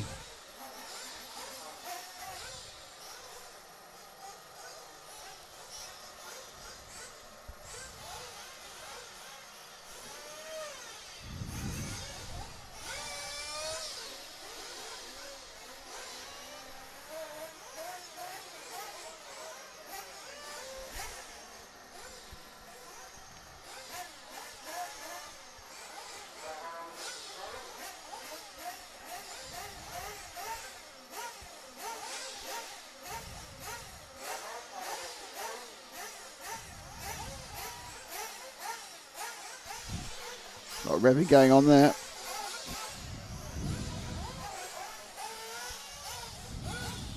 Oh, I've just thought of another RC film. Go on then. The Revenant. How the hell was that an RC film? They're revving. Rev. He went to sleep inside a bear or a horse, didn't he? Yeah, but rev. It was also set 100-something years ago when there weren't any. It wasn't even a radio, let alone radio control. I think that's. I'm going to have to give you a 3-minute timeout. Oh. Go stand in the corner. Okay, the marshals are now meandering out, so that's okay.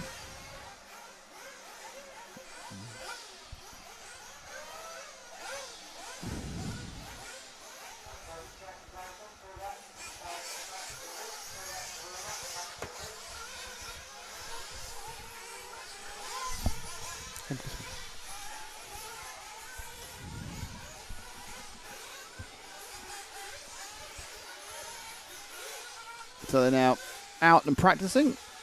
It's not the people in the timing in the top right-hand corner. It's a completely different set of people doing completely different things.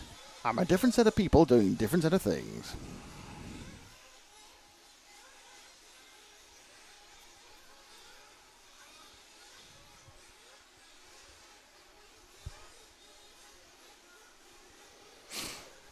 Okay.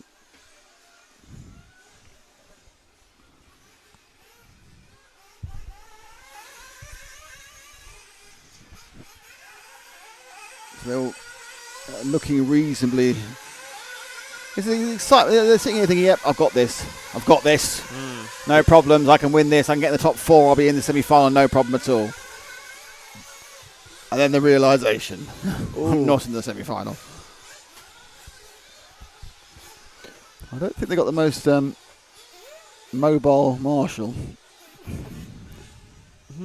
Which marshal? Flagman is out. He's ready to bring them all in, which will then bring them all out. And then they'll bring them to shake it all about. Oh, the okie dokie. Exactly. The okie dokie.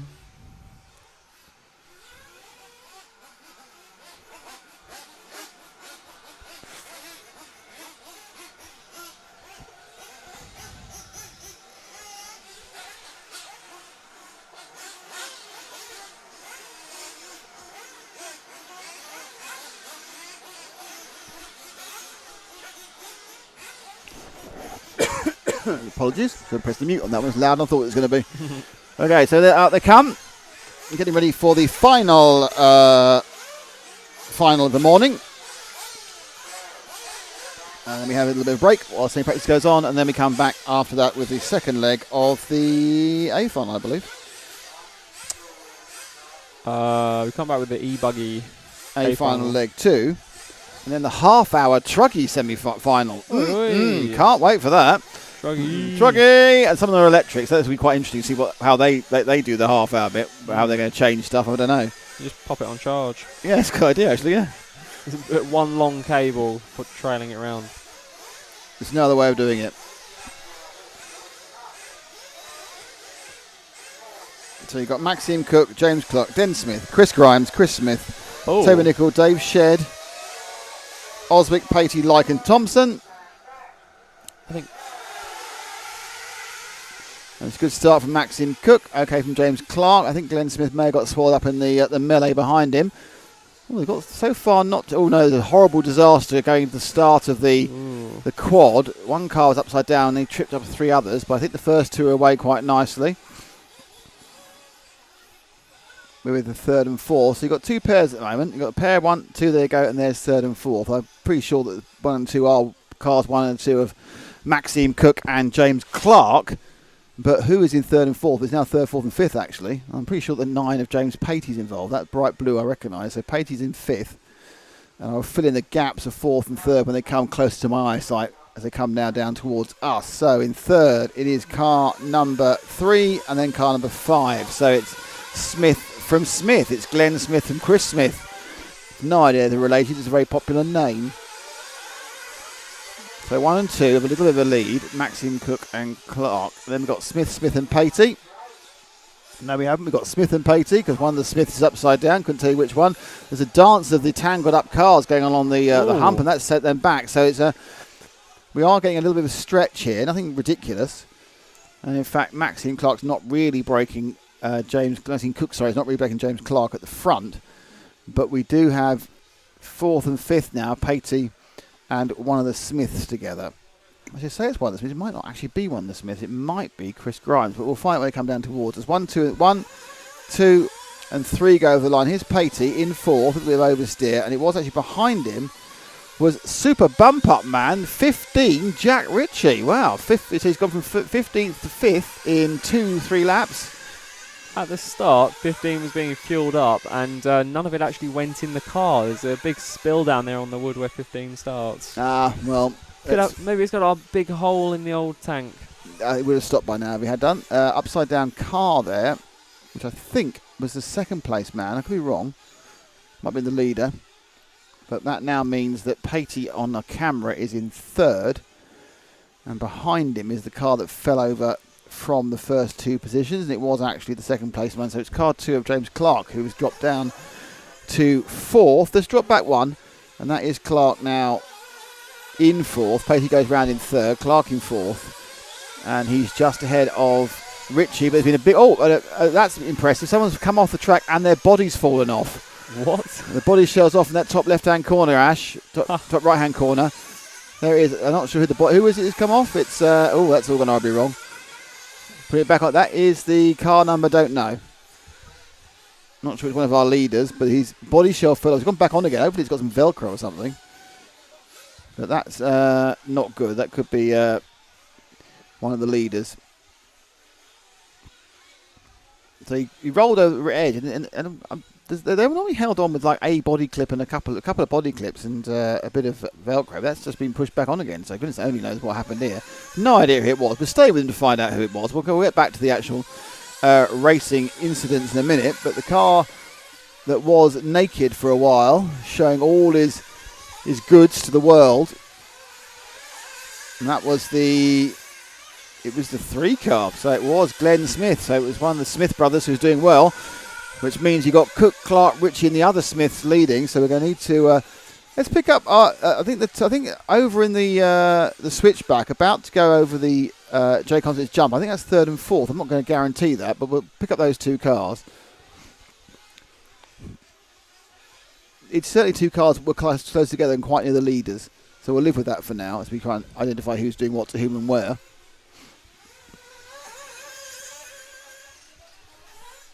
So leading comfortably is Cook from Clark. And that is Chris Grimes we're with. And behind him now is Chris Smith and Jack Ritchie. Drop back to the next 2, Ash. So just wait for them. They're coming over the quad now.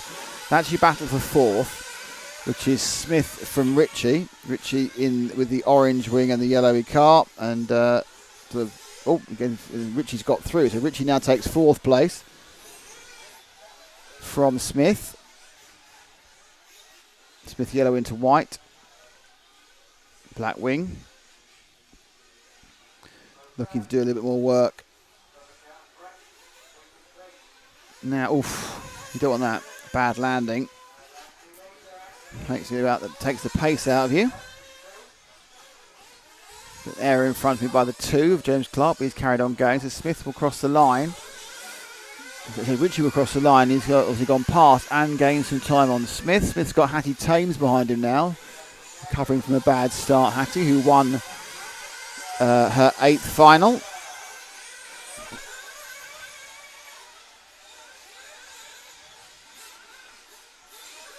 So Ritchie gained a little bit. It looks like Smith had a little bit of lap this time. Gained a little bit on him as the rain stays in the air. It's not really raining. There's just a little bit of precipitation.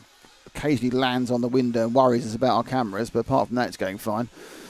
And absolutely, the 5 car of Chris Smith gaining on the 15 of Ritchie. Ritchie, the last qualifier from the previous thing, 8th. And they come under now and getting close, but not quite yet, to people who are going to stop twice. So Ritchie over the sweeper, followed by Smith. Thames also in the background, as is Dame Shed. A number of others. Good lead for Maxime Cook of 4 seconds, and then it's 6 seconds more from Grimes back to Clark. Ritchie, who are with, is 2 seconds back there, and Smith, you can see visually, is very, very close. And also behind them now, I've got Gary Gregory, another one of the bump uppers, snipping on the heels of perhaps a double bump up. Oh, that worked out brilliantly, didn't it? Oh, wait, no. For the pink and white car, because he's just gone completely past both of them. So the pink and white machine, after a bump by Ritchie, Smith got past him, but they both got held up. And actually, the big winner with a 2-place gain was Gary Gregory in the 14, white into pink. So Gregory picks up the final bump up, and it's Smith from Ritchie. So bad luck for Ritchie. It all went a bit wrong there. But the net effect wasn't too disastrous.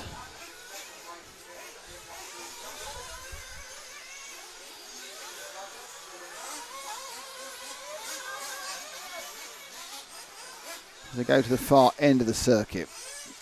Gregory, the 14 car, so he was the 3rd of the 4 bump ups from the 8th. Just ahead of Smith, who started 5th, and Ritchie, who started 15th, who was the bottom of the bump ups. Just to remind you, it's Cook, Grimes and Clark, so that's changed around there. I think maybe due to fuel stops, which are happening now. Obviously making 10 minutes on this track is not as easy as some others.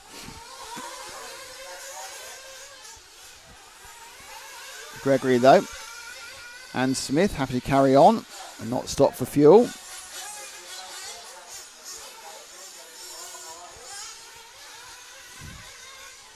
Eight minutes down. So they're getting to the cut-off point now where really you're going to do it. You're going to go one stop. Just time to say thank you to InvisibleSpeed.net, J Concepts and Herts RC Models. We're RC Racing TV. My name is Nick Damon. To my right, it's Zach Fenning. On the camera, it's Ash Leontine. Don't forget to subscribe to our YouTube or like or follow the Facebook, and we'll be eternally grateful. And if you send us 50 quid, we'll be even more grateful. Yeah, very much so. I'm happy with these event T-shirts we got, to be honest.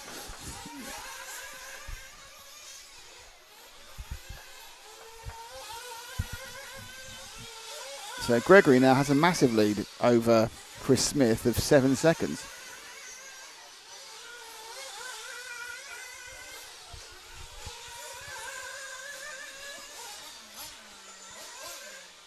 Which I think is probably based on fueling. Maxine Cook's dropped to third. 1, 2 and 3, according to the time, they're right together, but I can't see them right together on the track anywhere, so I think that's a false situation due to fuel stops. Coming up towards halfway, Gary really wants to do one more lap rather than stop. He's going to just do one stop. So the ideal time for him to come in is next lap. How many laps have they done so far? That was 11.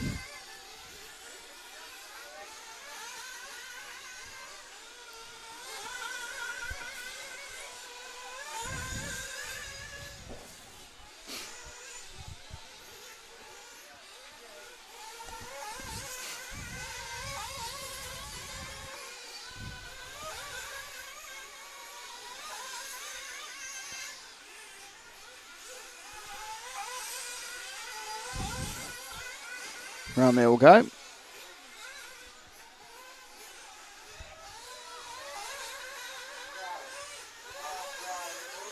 And yep, into the pits. Comes Gregory from third. It's a good, right at the far end. Fueled in on backhand, turn around and out again. So it's an easy exit for him. He's played a longer run in, but very, very easy exit. He's going I've no idea where he is. He's a complete no man's land as far as cars around him are concerned. He's about 6 seconds either way from anybody else.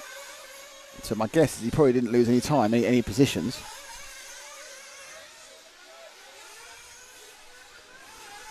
So if he's running third, which we'll find out in a second because he's going to finish his lap in a bit. If he's running third, then probably we need to reposition after this one, Ash, but we'll just see where he gets to as he crosses the line.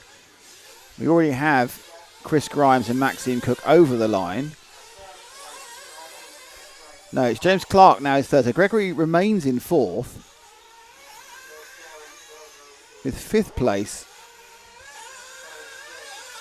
is now Dave Shedd, interestingly. So drop back, well, 2 actually. There we are. That's it, this one now. That's Dave Shedd, who we've obviously seen already in the Truggy final. Battling up from 7th on the grid. It's got as far as 5th. Didn't show much early on, so probably had a pretty bad start. Got caught up with some of the melee and is slowly forcing his way back through the pack. Grimes from Cook, from Clark, from Gregory, from Shedd. I'm just wondering whether actually there's been a bit of a situation where Clark and Gregory have come together. No, they haven't. No, there's a back marker in there. And it is gone. In fact, it's double gone because what actually happened was but Dave Shedd went past Glenn Gregory. This is a battle for fourth. The back marker was the car which lost his body, which is the other Smith. It's Glenn Smith who's in the back marker who got in the way there slightly, but these two now battling for fourth. Whoops, that's changed again. And back into it goes Gregory. Shedd there makes a mistake. He does some good laps catching up. Made a mistake. Dropped back off it again.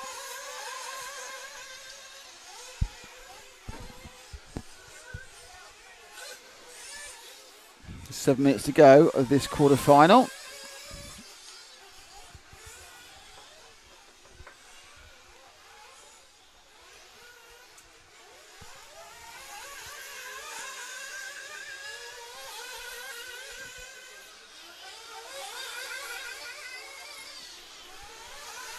Sprinting across the track.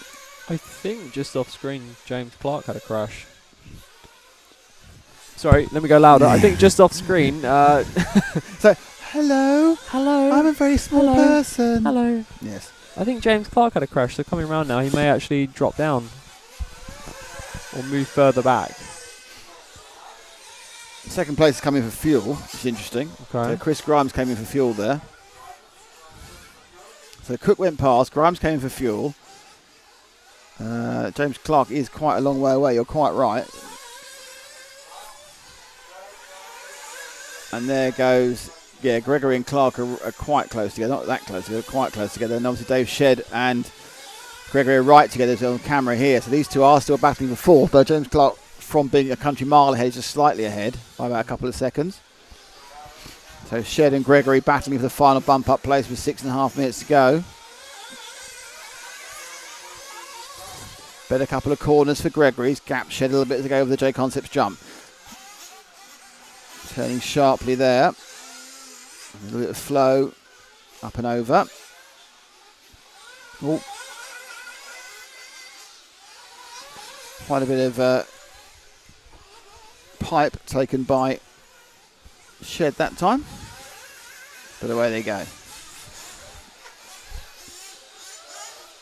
So your leader remains Maxim Cook. Chris Grimes 12.5 back, 17 back overall is James Clark. And then these two, Gregory and Shed, within about a second of each other, battling for the final bump up. But Gregory very much got it. Look, Shed's not even in the background now, so Shed's had a problem. Shed's nowhere. I don't know if Shed went in for fuel, but he's nowhere.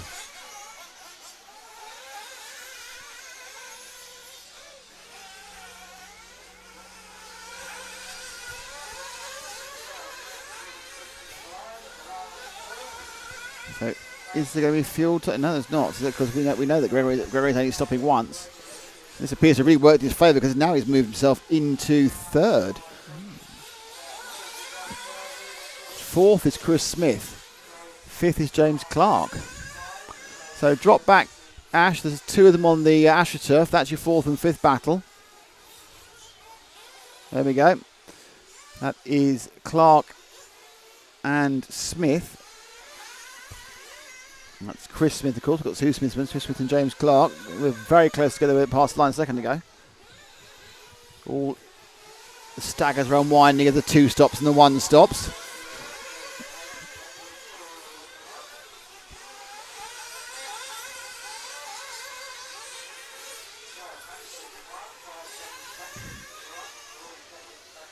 So he's looking particularly good now. The 5 car of Chris Smith in fourth. James Clark in the 2. So he lost a little bit of time that time. Not a lot, but a little bit.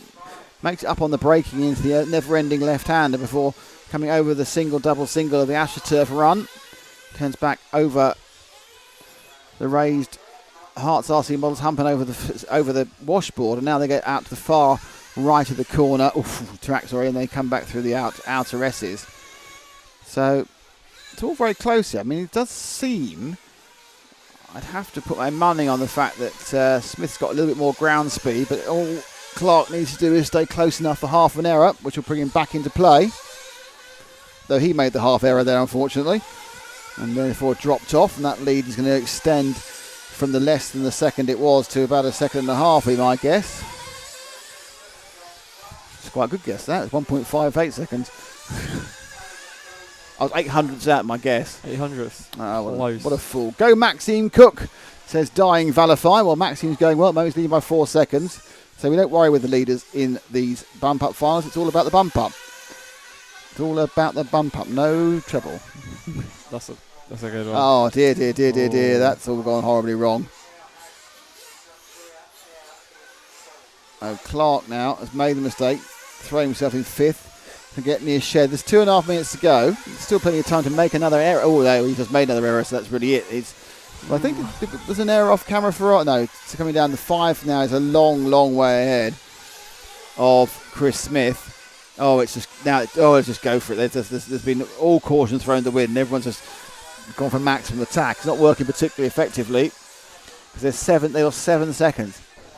Clark and Shed, who made 2 more mistakes and hit each other again, have effectively eliminated their chances of each other and themselves. They've made individual and co-mistakes, but they're a long way off Smith.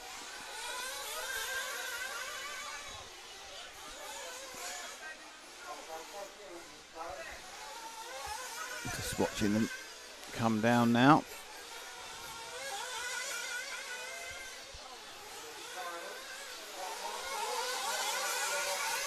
Huge amount of clumping of the cars. In fact, Maxine Cook has dropped to third. So right at the front, it's all gone a bit crazy, really. trying to work out where I need to be, actually, and it's hard. Probably not here. I'm the man who's condemned to 5th place, which is unfortunately what James Clark is. There's a huge run of cars at the top, with 3 of them, the top 4 and some back markers. So we'll try and pick out the leader last time was Gary Gregory in the 14. So the minute and 14 to go.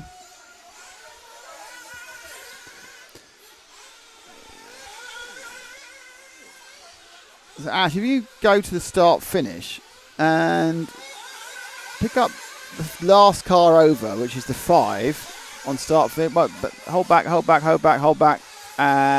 car on that train. There we go. That's Chris Smith, the 5, who's in 4th place, but not very far behind Maxime, Christopher, and Gary, who've had a right old ding dong in the last few laps. A lot of it caused by being in the middle of a massive amount of traffic.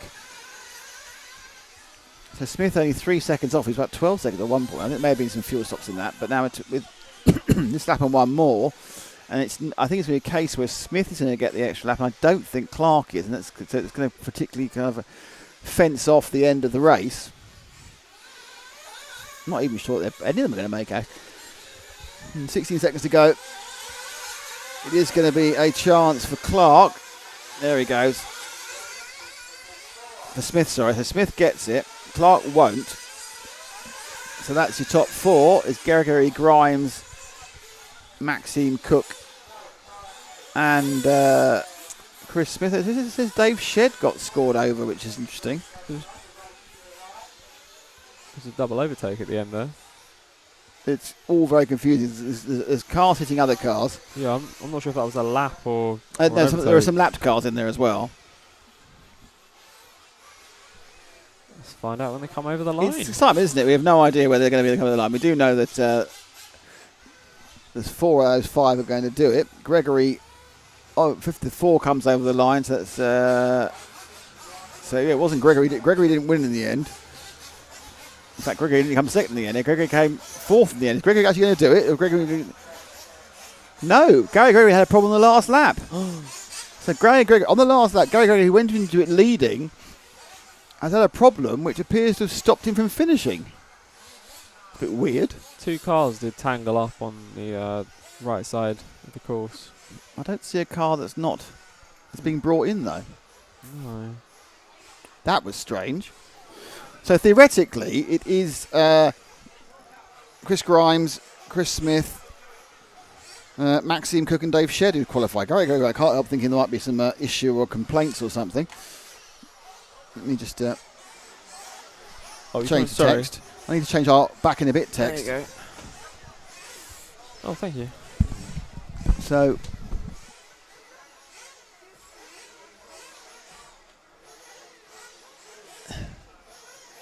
we're going to have a little bit of a break now.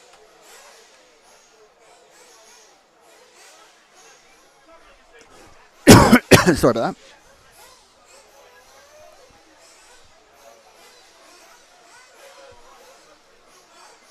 So back at 1 o'clock with lots of finals.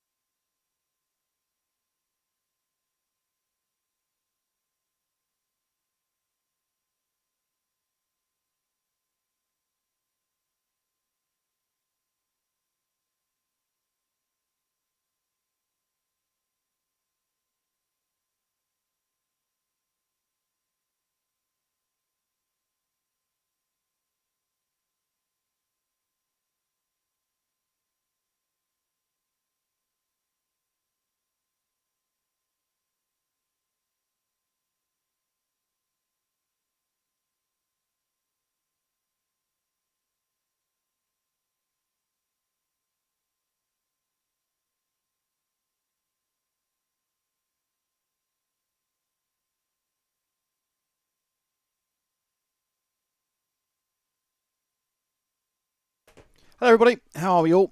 A little bit of a break there. It's a bit cold outside, but we've got a bit chilly. Fabulous August weather here in the UK. And we have the second final for the e-buggies. E-buggy A. Leg two. Let's go for leg 2. So, Callum Niblett won the first one by a relatively easy distance, to be honest. What I didn't do is put the rubbish away, which was naughty in the last heat. Oh dear. I know, I'm naughty.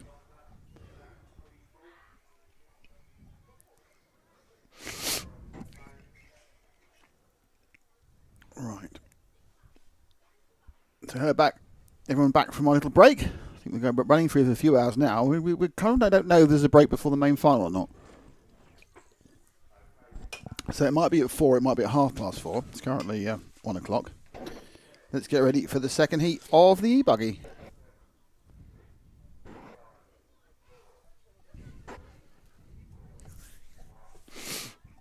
And they're away. Oh, some of them are away. Who's not away? 12 waited a bit. Yeah, but he's still away though, isn't he?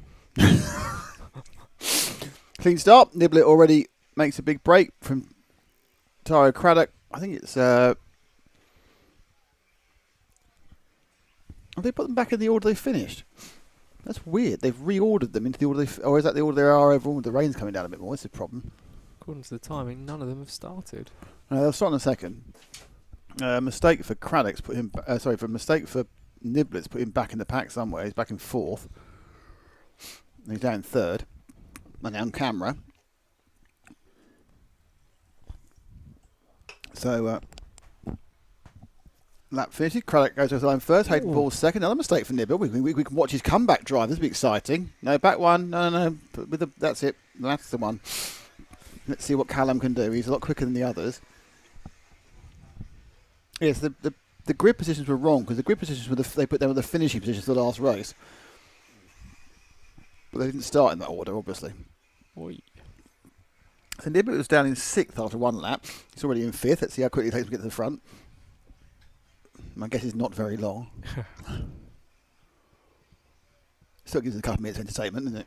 Oh, yeah. Come out with this, a half-hour truggy final. I'll just leave that there. Which is going to be interesting because we've got electric and we've got IC nitro truggy. So goodness only knows how that's going to work. I think the electric, I can't be there half an hour. They have to probably to change batteries. Craddock leads. Dave Shed second. Hayden Ball third. Niblett 7.7 seconds behind. Making it interesting. Oh, mucho interesante. Oh, that was very lucky for Hayden Ball. He was running on 2 wheels and scrabbled his way through, but that's not worked. And Niblett nips into 3rd. He's got 4 seconds to make up on Dave Shed, which will take about a lap. Moving up pretty quick.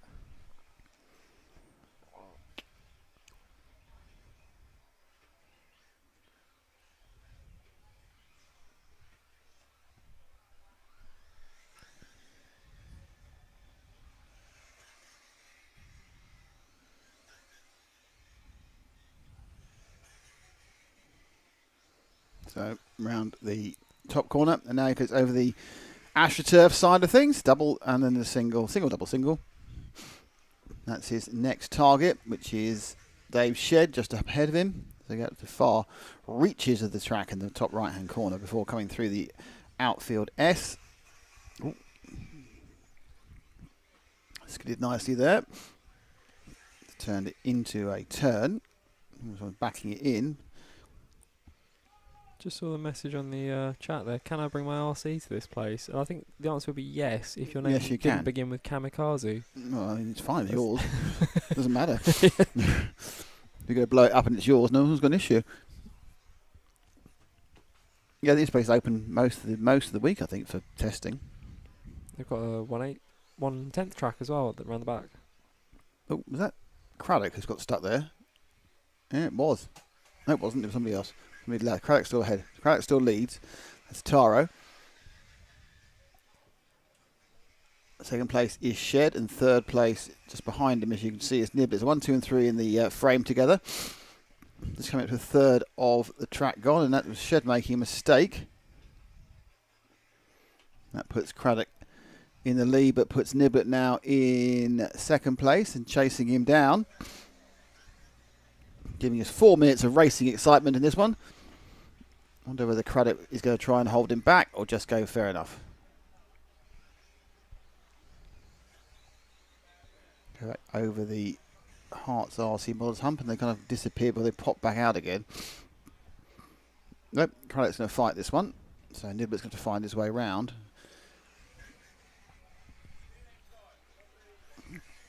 Oh, on the inside, a little check pass there. Oh, and then they both come together. Oh, Taro's waiting. What a good boy.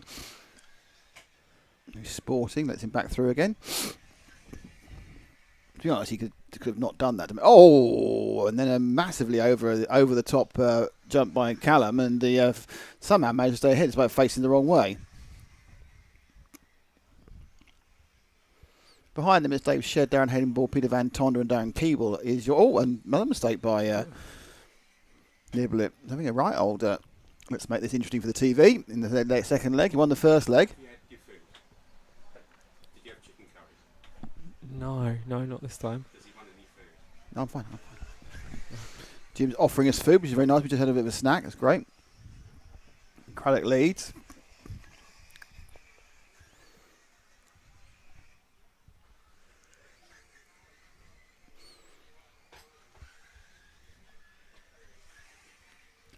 So, Callum now, as I say, he's going to take half the race to get in the lead. Wanting no fuel stops in this one.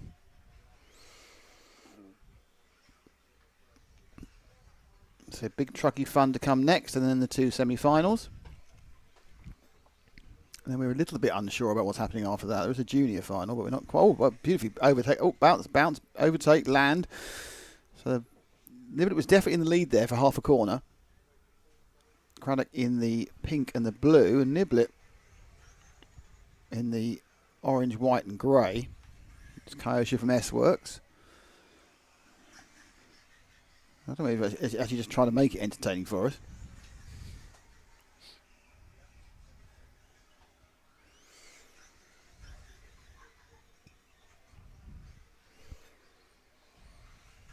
Right back on the tail of Craddock again already, as you can see. Oh, that was a beautiful overtake. And they blew it. And they both blew it. Double blow. Oh. That's, yeah, I'm not sure not sure about the marshalling there. I think there should have been a little bit more active. Never mind, doesn't matter. It's one of those things. So Niblet now in second, and Callum is, I think now he's broken and got in the lead. He's going to stay there. So our leader actually, Ash, is about 3 cars ahead of that. There he is. With 5 minutes to go. So it was doing 7 minutes to get to the front, and that was actually came through a marshalling incident. They chose to marshal him first. He crashed first, in fairness.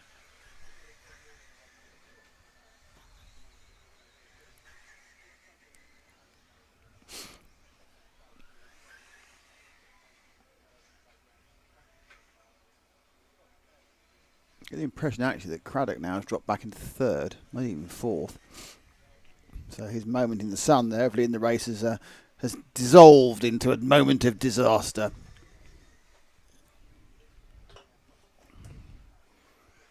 There's Niblet, 4 minutes to go. Second, I think, is going to be Dave Shed. Yeah, Dave Shed scored second. I think actually it's going to be very likely that third and fourth will have changed as well.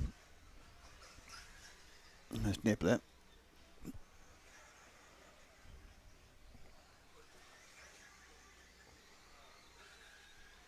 Actually, the battle at the moment is Hayden Ball and Craddock. Craddock's picked back up into second again.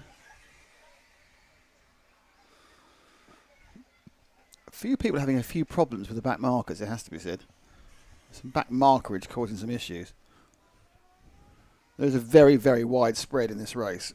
They had 19 entries in total for 2 heats of e-buggy, and there are 15 in the final. So you're going from Callum Niblett, who's sort of national A final quality, to some people who aren't even local C final quality. So there's different. It means there's a lot of lapping. And there's some very big speed differentials, and that can cause some problems themselves. We've got those high closing speeds. It makes it more likely it's going to be a problem. Just a big accident for Craddock on the start-finish line, which I think is going to drop him back several more positions. Took a hit there.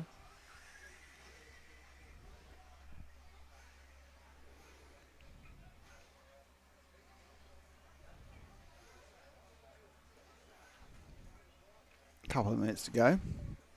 After that initial catch-up period, the race hasn't really formed a pattern, to be honest. The following pack have been swapping with each other left, right and centre and not really getting anything done.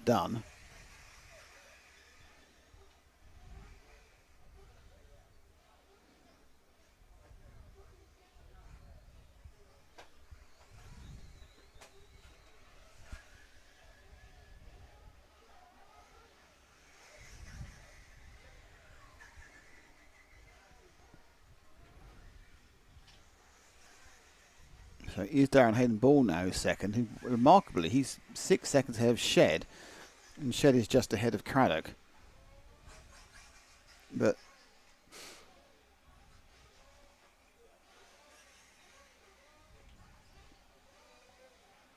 it's all gone slightly wrong for several of them, to be honest. So Niblett, minute 42 seconds. I'd like to go somewhere else. I'm not quite sure where we go where there's something happening. It doesn't kind of stop happening almost as soon as we go there, to be honest. So we can just carry on marvelling at the fact that after a very poor start, Callum's just eased out. He's now 11 seconds ahead of Darren Hayden Ball.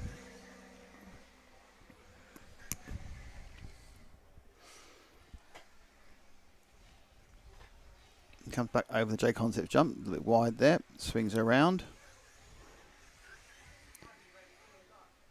So we do have quiet start to the afternoon. Little easy, quiet start. Oh, Marshall drops the car in the wrong part of the track.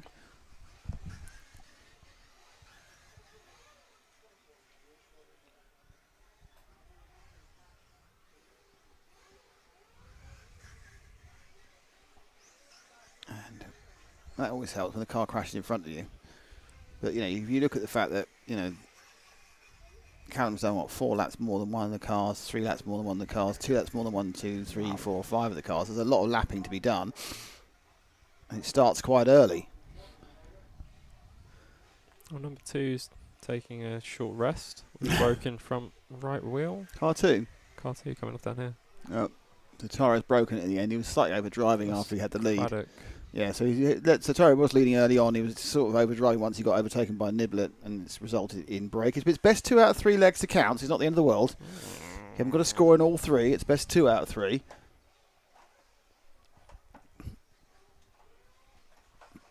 The time elapses. I was about to say time escapes. I don't think that's impossible. My time has escaped. I've lost it. No. I've misplaced my time.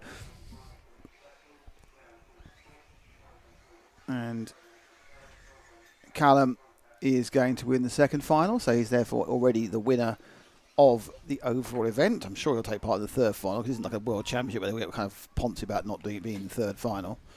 He's going to take part in the third final.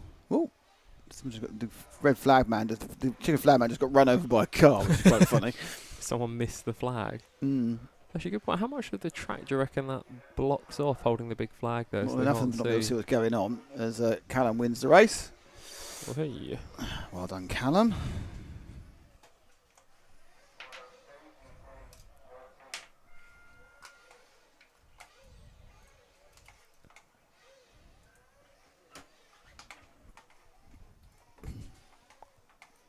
So, up next then is the Truggy A final. Truggy A final, half an hour of fun. And so many things to work out what the heck's going on with the Truggy A final, because there are electric ones and there are IC ones. And no one's come over and explained the rules to me. So, I know the fact that last year, when they ran, I think, a 20-minute final, they made the electric ones come in and sort of run around the car and that sort of thing. With the half-hour one, I don't think they can make them last half an hour. No. When you said run around the car, I imagine some kind of Mad Max where the car's just circling another one. No, it's more like a CSMA sort of gymkhana thing.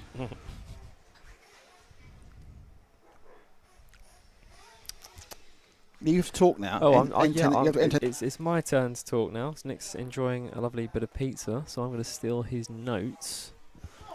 And we'll not notes, okay. They're not notes, but they're helpful, handy tips and tricks. Let's see what we got.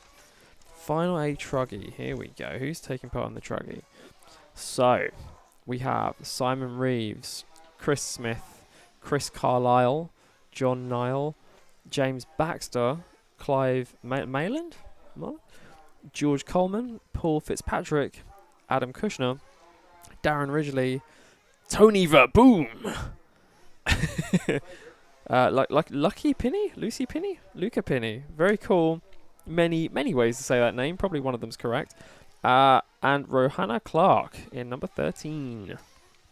And marshals are making their way onto the track now. Some of the cars ready in the pits, just giving it a little bit of a rev. Getting ready for the upcoming half an hour Truggy A final. Mr. Flagman, let's get a shot of Mr. Flagman, shall we? Boldly walking down the track. Looking like all systems are almost go. In case you can't hear Nick at the moment, he's actually just applauding my amazing commentary. I've never seen this before. Someone take a break from a pizza to applaud commentary. Yeah, it's going quite nicely out there. There you go, there are your notes.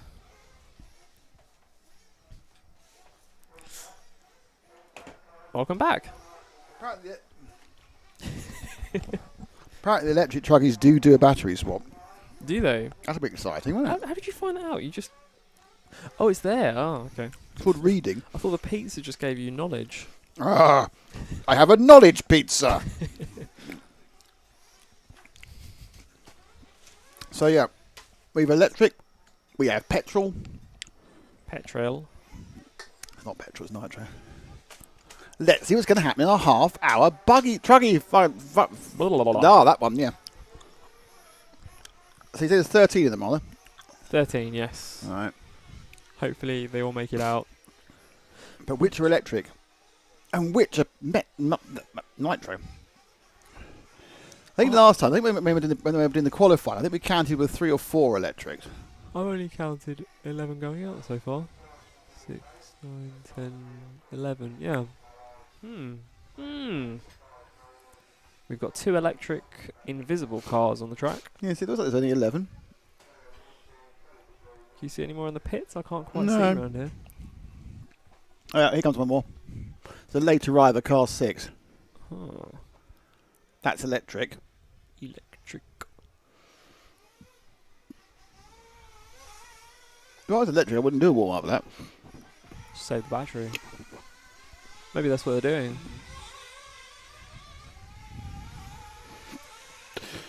The bloke picked up one of the electric ones, just came in the pits. I thought he had this thing in his hand. I thought it was going to look like a fast charge. I realised it was his vape machine. I'm going to vape my way to the top now. Maybe they just fill it with the vape and then ignite it. That'd be great, because it's smoky away. Oh, it's nitro. No, it's vape.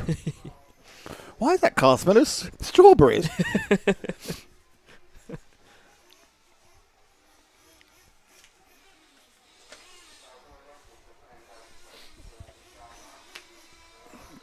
So how do you tell the difference between, apart from It's looking at when you them, look at the smelling back them and they hearing just look at them? the back of the backside, they've got an engine or not. Just by the way, I get a chance to say thank you to J Concepts and thank you to invisiblespeed.net. Go to invisiblespeed.net and sign up for one of their very new and fantastic online courses. And if you sign up before midnight, you'll be entered into a draw, and everyone who signed up during the courses event will have a chance to win their course money back in. So you get a free course. And don't forget, those are being run in conjunction with 4 actual, as well as JQ, 4 actual superstars: Robert Bataille, Dave Ronefalk, Carl McBride, and Cole Ogden. From 3 continents? From 3 continents. Yes, all sorts of 2 clues. world Yeah, it's all from... That's so passe. So yesterday now. We don't do that. Right, so the 11 car is definitely electric. So 11's electric. 12's IC. 10 is electric. 13 is IC. 9 is electric. 1 is fuel. 2 is fuel. 3 is electric. So there's four or five of them are electric, but most of them are nitro. As you can see, the third car sitting there. I'm electric. I haven't got to be sat down. I just go, and they go away. So it's Reeves from Smith from Carlisle. Carlisle being the electric of those top three. And the big old buses fly over the quads.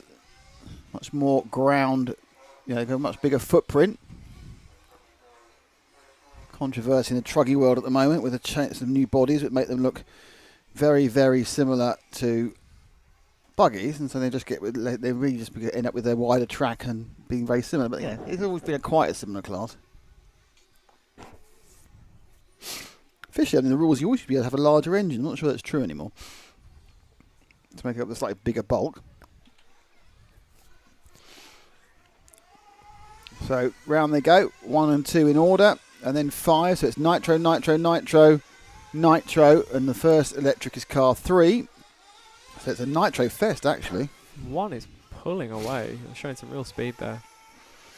So Reeves, as spotted by our co-commentator, is pulling away.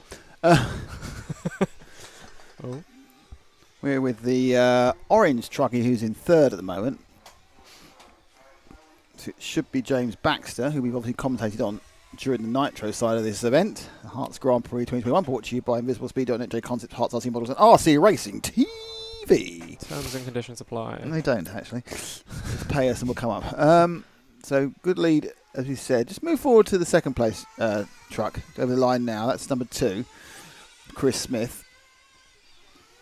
He's got to try and chase down Reeves. Didn't lose much that last lap. It was a very good opening start by Simon. I've absolutely no idea what the fuel consumption of these things are over a half-hour final. I doubt they'll do 10 minutes. They'll probably do 8, and therefore stop 3 times.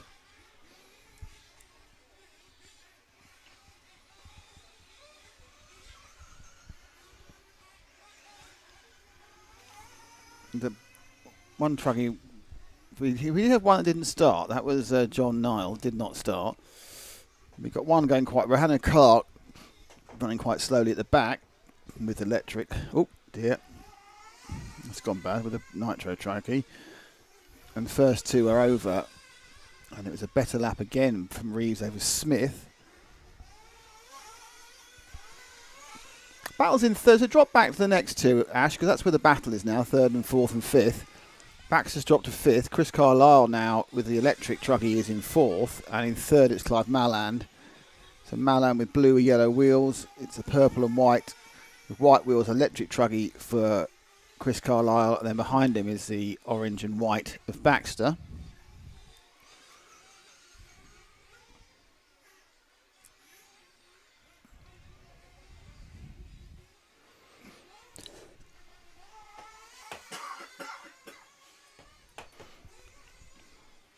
Oh, just bumped straight off the course there.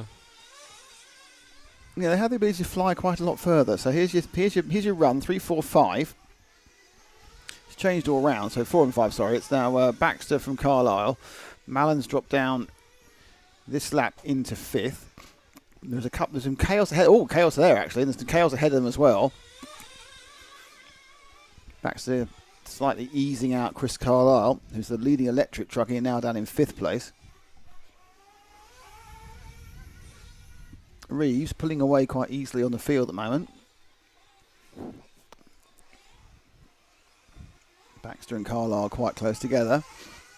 The tighter parts of the track certainly seem to be more challenging for the slightly more cumbersome truggies. They don't seem to respond to the blast of throttle to kick the tail around quite as well as the nitro buggies do. Chris Marsh says it should be Simon Reeves is easy if there's any issues. Well, don't spoil it for us. We want to build up some tension, don't we? I'm pretty tense. You look at.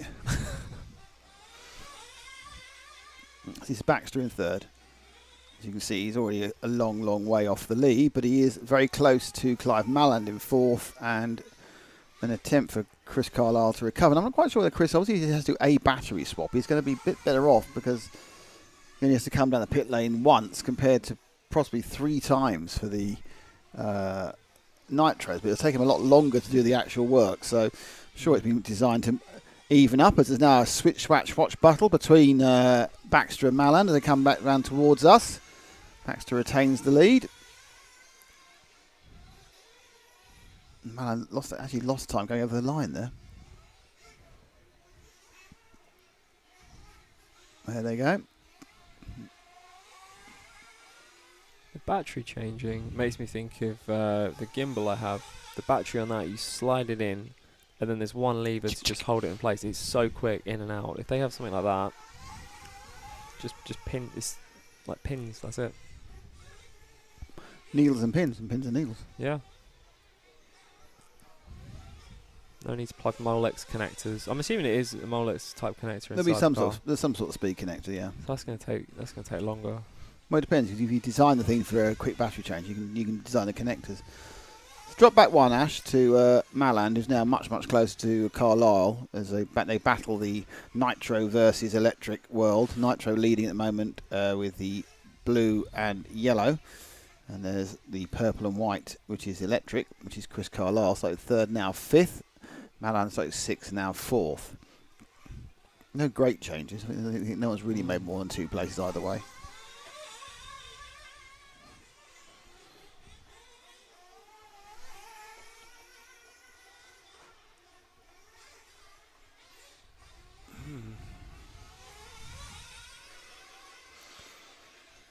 So Malland up at the top of the circuit. He'll come back round on us.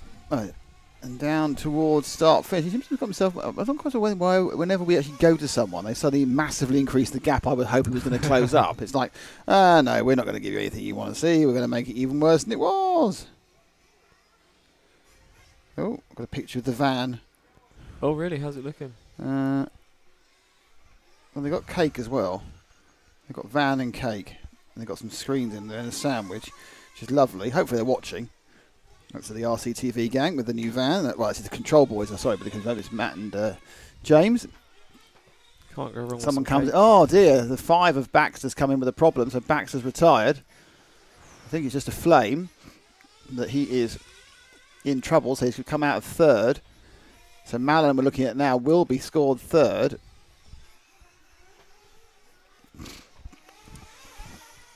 Chris Carlisle, who's dropped off a little bit from Malland, I think, was scored fourth. They've restarted Baxter, but Baxter's lost a lap in all that because he didn't cross the line during his problem, so he's now a lap down. Oh dear, this refuel is taking a very long time there. Couldn't find the hole for it. Who's that? It's no good. They show me a number, it's no point. Couldn't see the number. This one here, the one with the yellow top. This one here with the yellow This top. one here, just going over the Astro. Now, quite Yeah. slowly. Yes. Can you see the number? No. No. 12, I think it is. I think that was Luca Pini.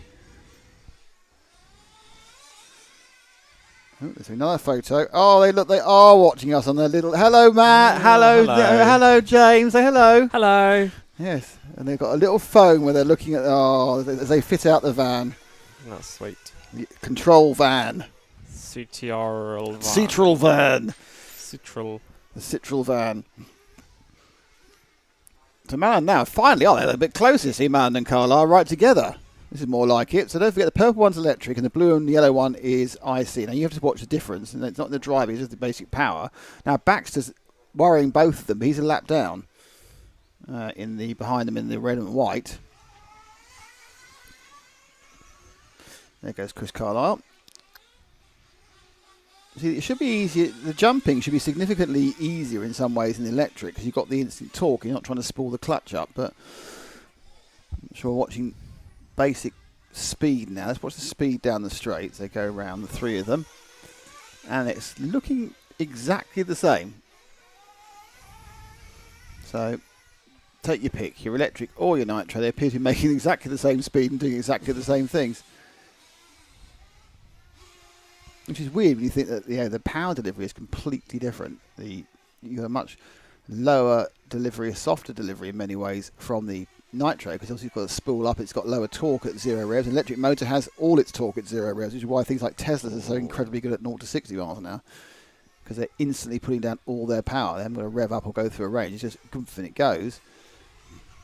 Bit of action there with the boy, with Carlisle. So Carlisle now leading. It's not leading. Carlisle now ahead of, Baxter and Coleman, but Malan's got away that time. So leading by 13 seconds is... oh dear, the front left looks a bit wobbly as it unloads. Luke Papini gets lapped.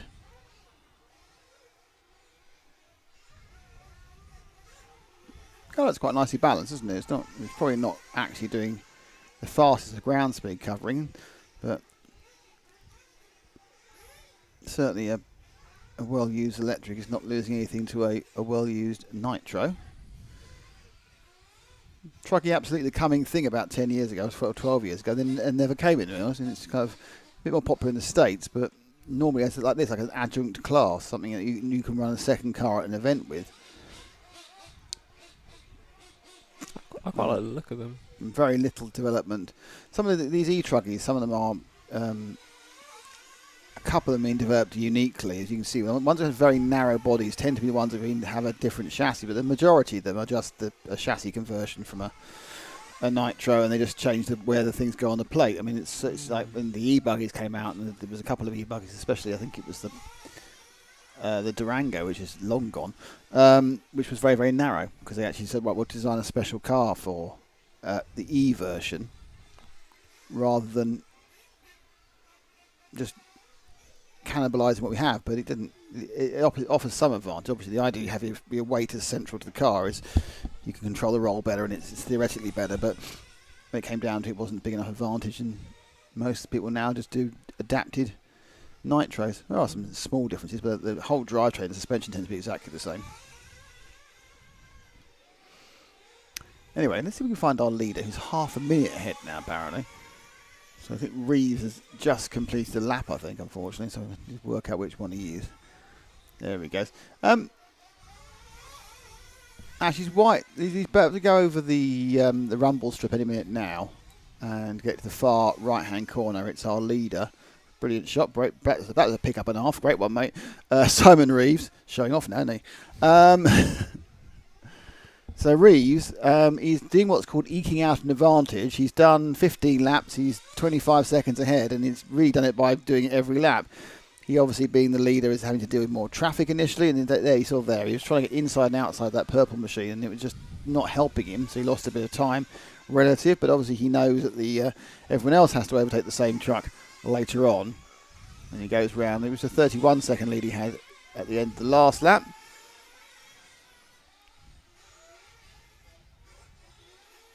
Certainly, it's interesting when you move up from someone who's doing a lap that's, I don't know, say a 50, and you can just see those extra couple of seconds and where they're being made.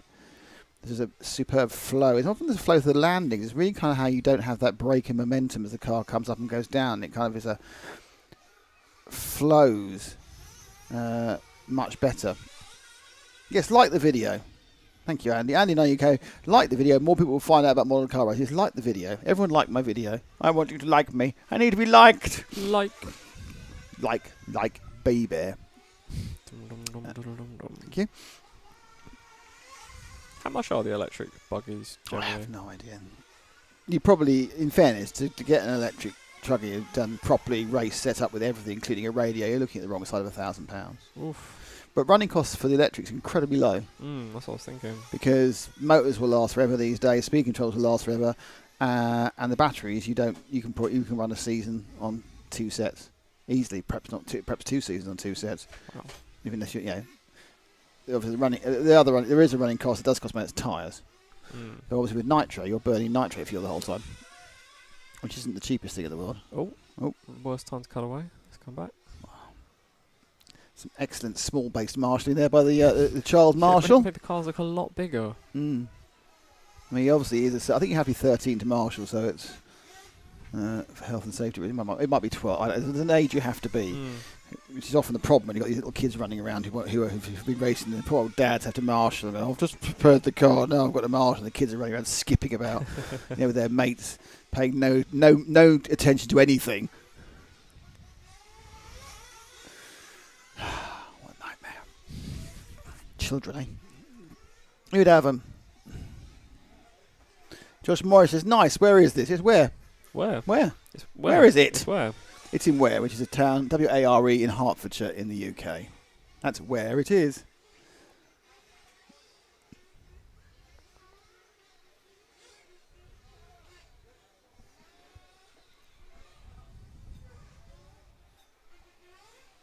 So our leader, halfway home. We're halfway home in the truck. This is going to explode into action. Bum, bum. Any minute now, the whole thing is going to literally become the most exciting thing you've ever seen. We probably won't know that because if Simon Reeves laps the field, this timing isn't quite so easy to read.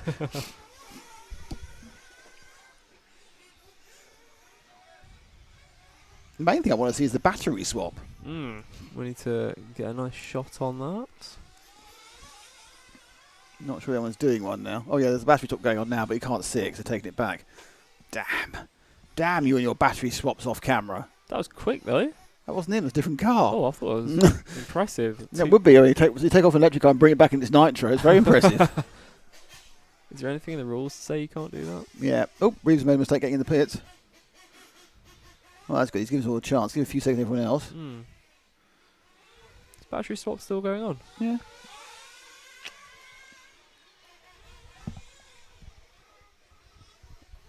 It wasn't the leader's battery swap, it was just a battery swap.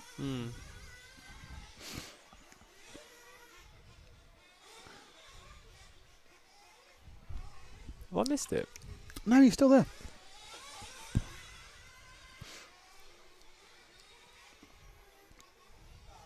That seems like a big There he goes. disadvantage. There he goes. Yeah, but you do 2 less pit stops.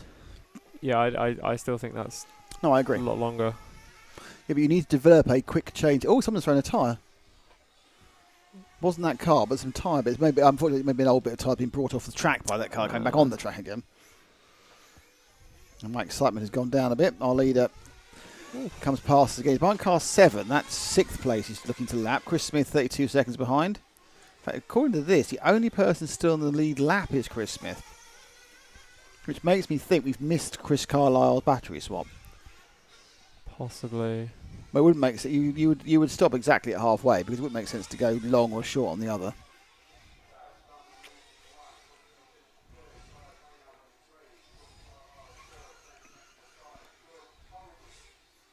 So Malland and Carlisle, according to my timing screen, which gets a little bit more technical to read, are quite close together. Now visually I can't see that. No, they aren't too far apart actually. They're very close together actually in their battle for 3rd place. Okay, so just wait there, Ash. The next 2 go by and then pick up.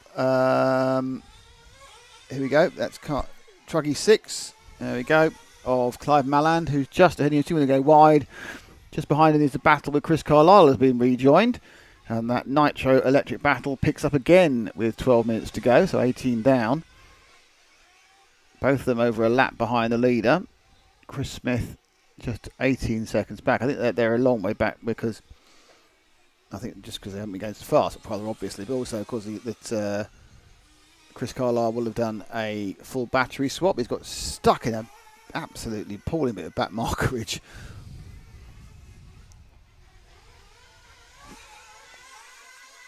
So that battle has kind of eased right off now because as you can see he's coming around the top of the corner now. He's been completely mullered by an overtaking procedure, and Malland, whose lead was only 2 seconds last time round, and it'll be up to how long is it now? It'll go ping, and it's actually now 5 seconds. So he lost 3 seconds in more than that really in a collection of issues.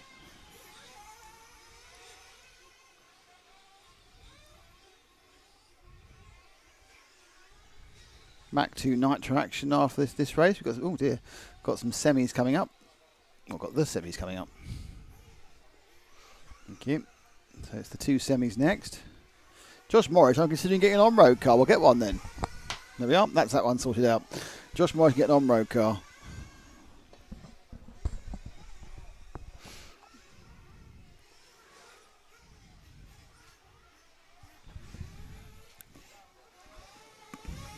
Marlon. I think he's extended his lead actually there. Yeah, it's up to 6. So it's a convincing victory at the moment in waiting for the 3 nitro cars. In fairness, of course, the nitro cars all have to stop again and the electrics don't. But I do agree with you. I think it's with a battery swap, it appears to be advantage nitro. They just need a different mechanism. Yes. You have to actually sit down and design the car based on that. You're going to do it that way. The shell's going to cover it. You've got to have a shell. Yeah, you can. There's nothing you can't do. You just got to work it out. Put some special bespoke clips in. Does a shell? Do you have to have a complete shell? Mm-hmm. Right, Malan's pitting now. This is his disadvantage. And so ahead of him, off goes Chris Carlisle. Carlisle's now ahead. Again, you've got the gun, but it's really see how the field goes in with the gun. Yeah. But that didn't even they didn't seem particularly effective. I think there's an element where there's a yes, you can Kamikaze Chaos. Yes, this track is open for testing. So if I think it's every day. You can test on this track. We'd have to phone the club, which is Herts Nitro.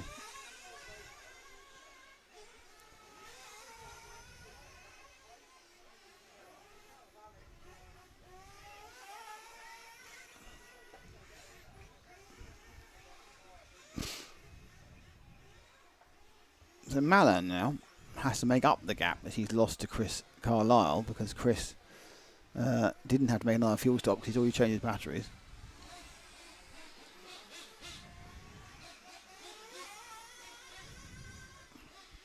And Carlisle is about it's a long way ahead. It was a poor fuel stop.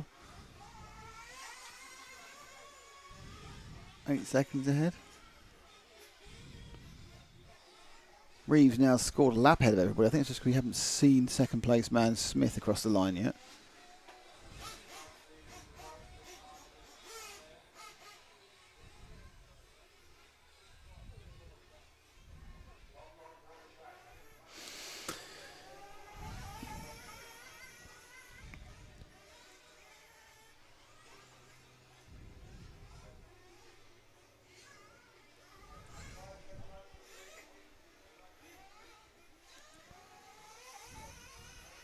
Yeah, Malan's now lapped the entire field. Sorry, Reeves has lapped the entire field.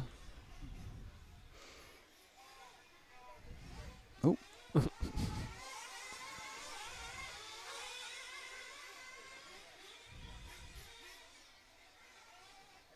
This one. We've lost John John Niall. Randall Clark's going very slow. Adam Kushner keeps has had some problems on a couple of occasions.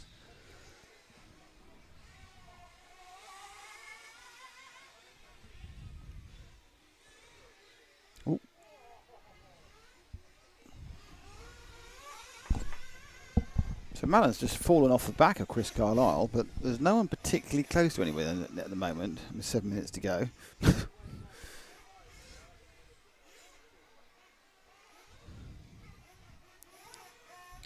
It's going to be desperately. This is the leader, so about to go down another lap. Carry on with the leader. So that was Reeves putting another lap on Malan. He certainly dominated. He certainly has dominated this one, Simon Reeves, as was suggested by one of our contributors on the chat, who said, barring disasters, he's going to win this, and has been no disaster. Therefore, he has, with 6 minutes to go. Still time. Oh, that's what I like to see. A man who's prepared to be negative right to the end.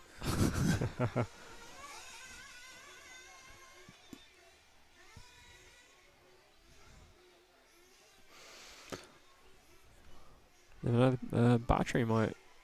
He hasn't got, well, they could do, but obviously he is nitro, but they do have batteries as well, of course. Battery might fall out of one of the electric ones and hit him. Exactly.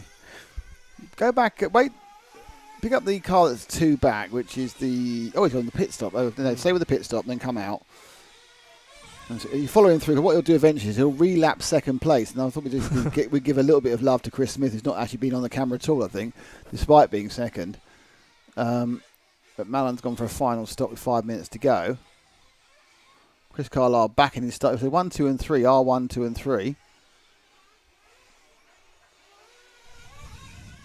Go forward 2 to the, well, it's now 3 to the green winged car with the yellow nose. It's not done it. No, gone 1, 2. He's gone too far. Back one. That's the one I'm on. Yep. So that's our second place. That's Chris Smith. Officially scored on that time. He's not quite lapped, as I said. He's 56 seconds back from leader Reeves. He is something in the region about 35 seconds ahead of Chris Carlisle in third. So it's been a good run in that he's been better than everybody apart from the person who's going to win. Went a bit wide there. I think there's a. I can see the problem. When you're trying to pitch a jump and you've got a back marker who you don't quite know what they're going to do,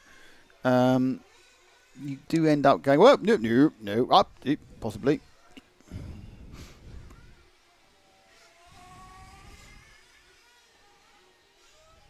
Come out the top corner.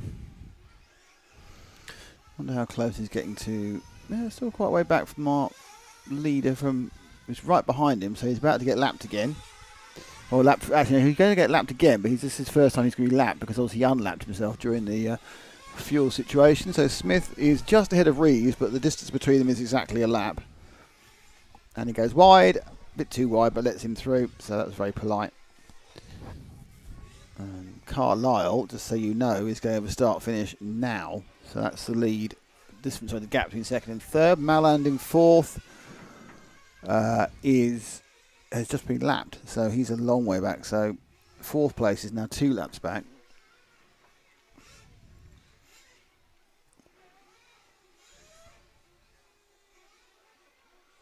Kamikaze Chaos is in Bedfordshire, so he's not far away. Oh, come down and watch. Russ Brown's on the Carlisle, is on for a Carlisle podium finish. Well, he is running third, and barring disasters, he should stay there because he's got a big gap to fourth place.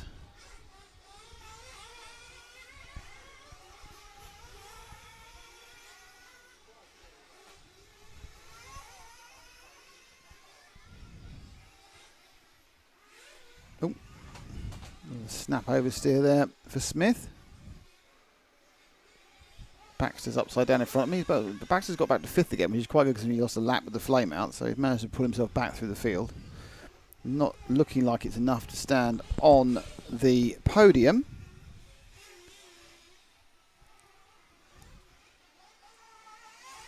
Just 3 minutes to go.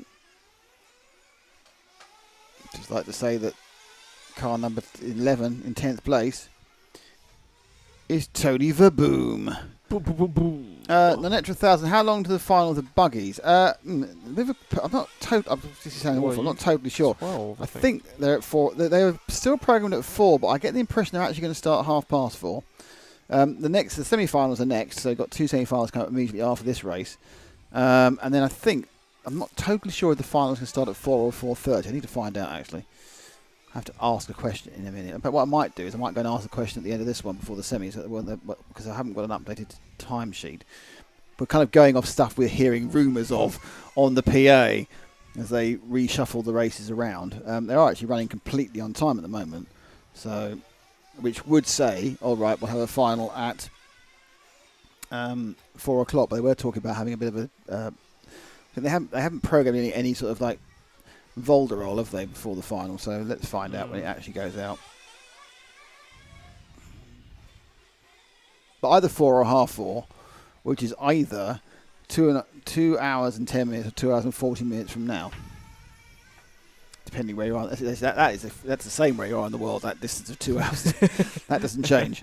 They have a little 15-minute gap between the end of E-Buggy A and the main. Yeah, I need to have a chat about what's going down.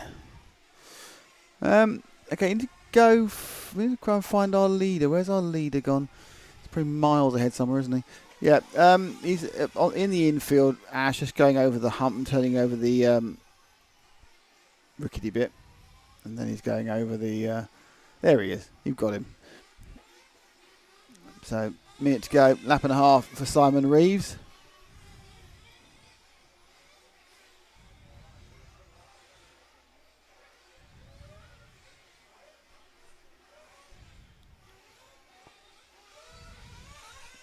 Come to the top of the track. A few little holes coming out of the track after 3 days of heavy use, but obviously this is a permanent circuit effect. It's down the whole time, so it's very hardy. We'll have to do a little bit of patching over the next week or so, but nothing major. It's not like some of these European circuits which have to be slightly redesigned to happen for large championships, and they do tend to fall about a bit. 5's flamed. Oh, Baxter, another problem. Got a problem also there for I think Mallon's had a problem. I think from 4th. Oh, at the back. Yeah, I think that's Mallon with the. Oh dear. I think that's, so we lost the 6th car as well, who was running in 4th, and Baxter is running in 5th. Has also had a problem. So it may mean that George Cohen might end up being promoted up to. Might not, because I think he's maybe too many laps behind, but he might get promoted up. Well, we're out of time now. But there we go. This is the winning last couple of corners, Simon Reeves. And Simon takes the Truggy A final quite with some ease. Minor positions could be quite amusing now because we have to wait until... Oh, someone else has run out of fuel on the last lap. He's actually sitting there stranded. The poor young Marshall up in the top left-hand corner has done all the work so far. So who is going to finish and what position they're going to finish in? It is Chris Smith in second. Well, if that Marshall can walk the car up... Clive Malland has been scored in 4th, even though he didn't actually quite finish the race. He was so far ahead already of 5th and 6th. So it is going to be 1 Reeves, 2 Smith, 3 Carlisle. Oh no, they've changed it around now. And it actually has happened that Coleman's got past Mallard. So George Coleman is scored as he's crossed the line in 4th. So that was a big change around in the last couple of seconds. Right, I'm going to do this. I'm going to find out when these are starting, and you've got to fill. Lovely. Which goes well. So we got next up, just so you know, is the semi-buggy B. Semi-buggy B. Well, let me pop that onto the title so we know what's going on.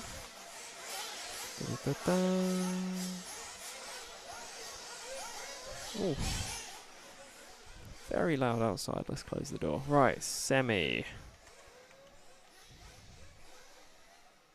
Buggy B. Who have we got racing in semi-buggy B? We have William Skidmore. Hopefully he skids less on this lap. Simon Reeves, Josh Graham, Eric Like, Taro Craddock, Josh Adams, Ben Simpson, Joe Howson, Tom Saggers, Simon Turner, and Ben Billing. Let's see what's going on in the chat. Something exciting to watch in lockdown, Mr. Vegemite. Is there nothing else on? It must be... You've just been watching RC the whole time for the past 1.5 years. Lucky you, lucky you.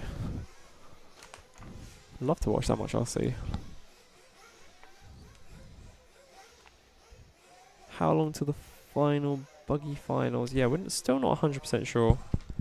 Probably, as Nick said, maybe 4, possibly half 4. He's gone to find out. He will come back with the information. Or we'll just keep guessing. Okay, so this is the 20-minute semi-final B. And then afterwards we've got the 20-minute semi-final A. Starting to get the final whittling down of the pack. Getting ready for the main A final.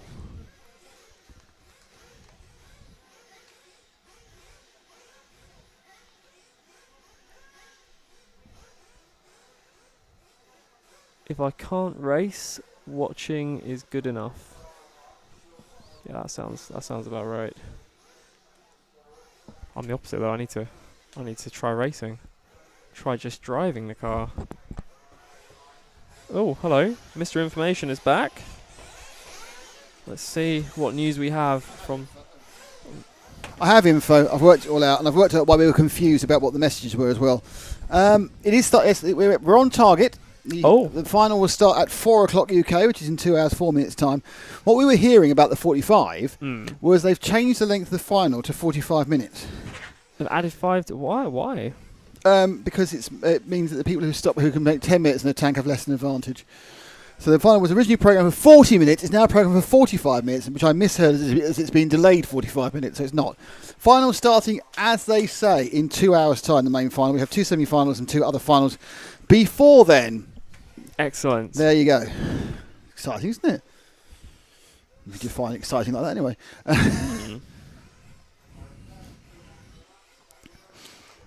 Go Team Craddock.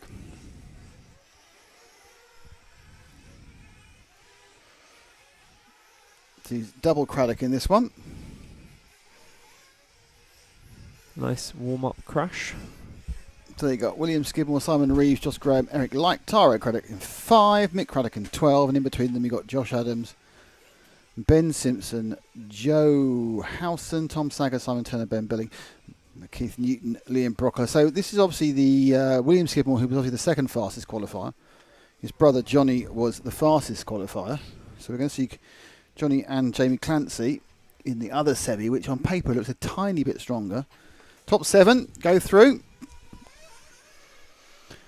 20 minutes. I've done all research here. I know all the answers to this one. Yeah, I was say top 7. Didn't know it was top 7. It was I assume they can have 15. So whether it's top 7 like a fastest loser, I don't know. No, exciting, isn't it? like wild card. So tell your friends the final is going off at 4 o'clock local time, which is 2 hours time. So in Europe it'd be 5 o'clock, and in Germany and in Portugal it'd be 4 o'clock, and in Bulgaria it'd be 6 o'clock because they're 2 hours ahead, and in America on the East Coast it would be midday or 9 in the morning if you're in California. Though I'm not sure how many Californians we getting up to watch this. They're probably waiting to see the semi-final.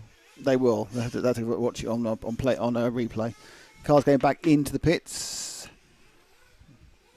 after their warm up, and they'll be walked out for the first of the semi-final. Oddly, there's no real kind of when you have a B side and a semi-buggy. Can you make it semi-final buggy, please? Oh, it's a partial buggy. Yes, It's like a griffin type creature. just you haven't used the word buggy either. Just go semi-final. That's why I go for semi-final B, semi-final A. There is no rhyme or reason whether the B side or the A side goes first, or what even is called the B side or the A side. I've been in events where A goes first. I've been where B goes first. It doesn't really seem to be sort of like one of those weird things where that's the way it's always done. That's the way we do it. The B's are always before the A's. Except alphabetically. Oh, Richard Gallop and Non-Etra 1000 having a chat between themselves. That's very sweet. Right. So they're all up and ready to go.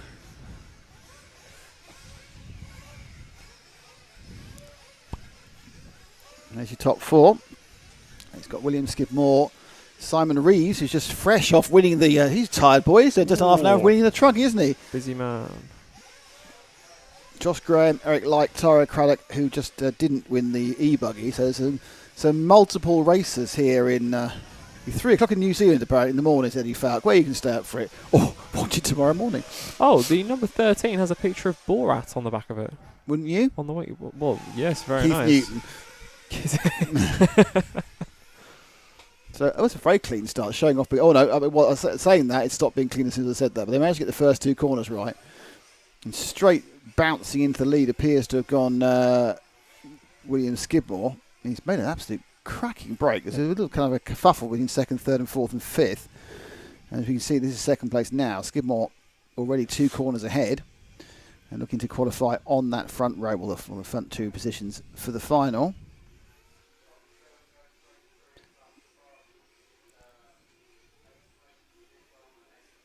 So 2, 3, 4, 5, 6, 7 go around. I'll tell you, well, it's certainly William who's leading across the line now. Wow. And in 2nd place, it's the 3 machine of Josh Graham, and then it's the 2 of Simon Reeves. So this is 2nd and 3rd, Reeves and Graham. I'm not sure how easy. I'm not sure what the conversion Reeves needs to make from the half hour of running his truggy, whether it's different takeoff points or whether they are relatively similar. Does it help having the 2 together? This is obviously a much more lithe and nimble machine than the truggy, so you kind of need to learn to up your throwing it about level. Throwing it about level. I love these technical terms I'm learning.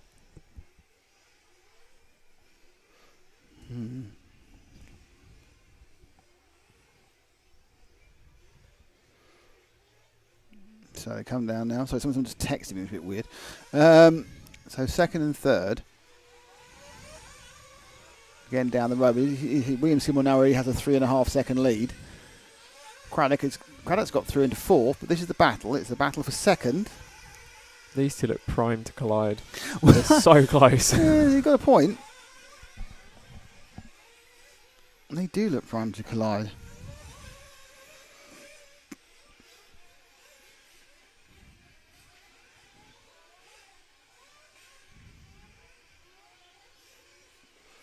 Just remind you, it's Graham ahead and it's Reeves behind. They're quite similar looking from a distance. There's going to be a wait, and that's going to let Taro through. So Craddock now goes through into second place because there's a wait after the collision.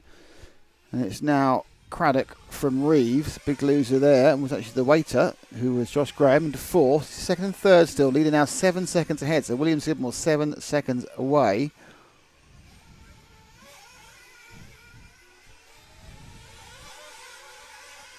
Craddock he's managed to get himself a lot of miles on the camera through his exploits in e-buggy. Don't forget, broke the car last time round, the e-buggy car, but now his nitro car is holding back Reeves as they go into the camera loop.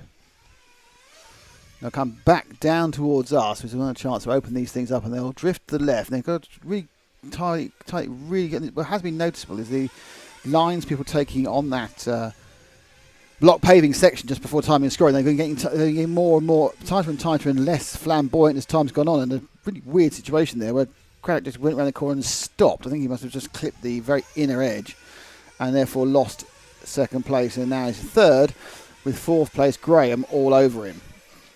So the Kayo show is the pink and the blue machine in the middle of those two. That's Craddock. And then either side, you've got Reeves and Graham. And out in the front, you've got Skidmore with his Mugen. He's just passed across. I didn't, when I said the word Mugen, that's when he went past the start-finish line because I could read the sticker on the side of the car, which always helps.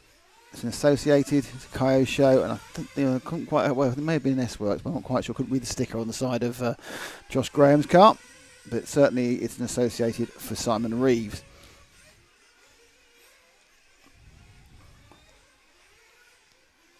So we're now coming up to just over 4 minutes. So they're kind of right in the meat of this first run.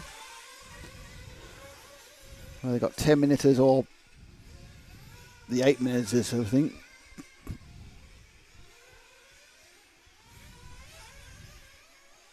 Ooh.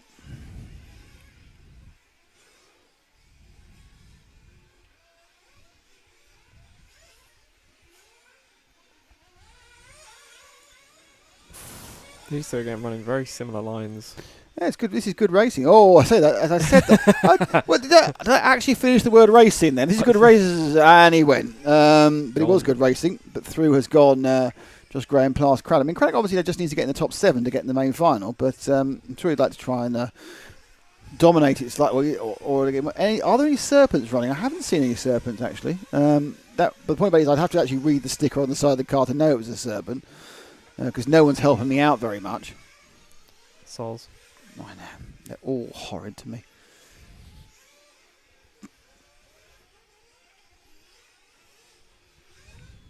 So second place goes over the line and he's 12 seconds behind. And third place who we're with at the moment, which is Josh Graham, 16 seconds back.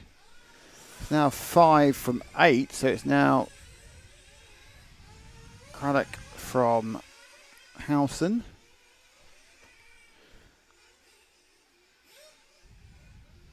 A bit of delay in some of the ones behind there as they come back, but it's a pretty impressive run by Skidmore in the front.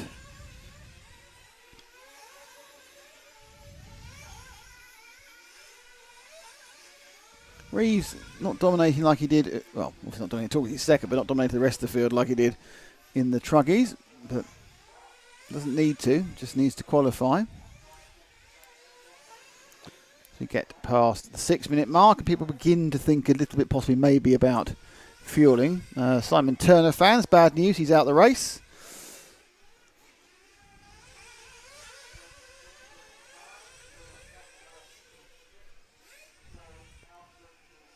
Non-Netra, he says, I think Kyosho is the most common car at Herts. I think it is. I think there's a lot of Kyoshos here because, of course, this is Mick Craddock's home track, and Mick has been the man behind the European operation in Kyosho technically for many, many years. So, as I say, someone asked me earlier, what car should I get? Get the car that people at your club run. Makes it much, much easier. Where's our leader? Let's see if we can pick up William for a second. I can't see it here's at the the moment. first fuel stop. And that is not for William Skidmore, so that's fine. All fuel gone.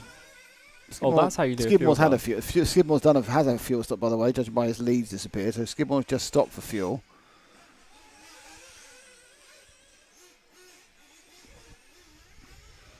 So they are stopping at 7.5, not pushing it to 10.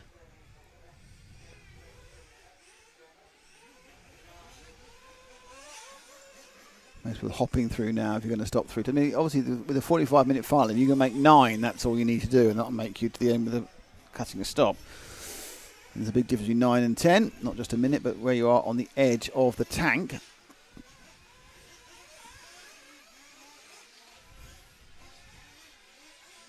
Actually, Simon Reeves is now scored in the lead. Interesting. Not quite sure how that's happened. Possibly the fuel. Well, I can only assume therefore that Skidmore made a mistake which reduced the lead and then stopped for fuel. I can see he's got a problem at the other. Oh, he's had a massive problem at the back end of the track there. Move forward one car, Ash, which should be William Skidmore.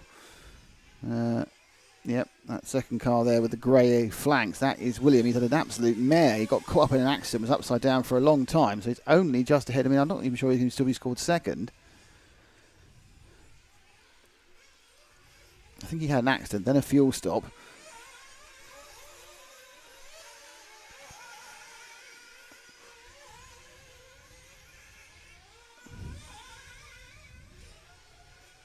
Still scored second. He's only 2 seconds behind Simon Reeves, so I'm not quite sure. So I can only see, therefore, Simon came in for fuel.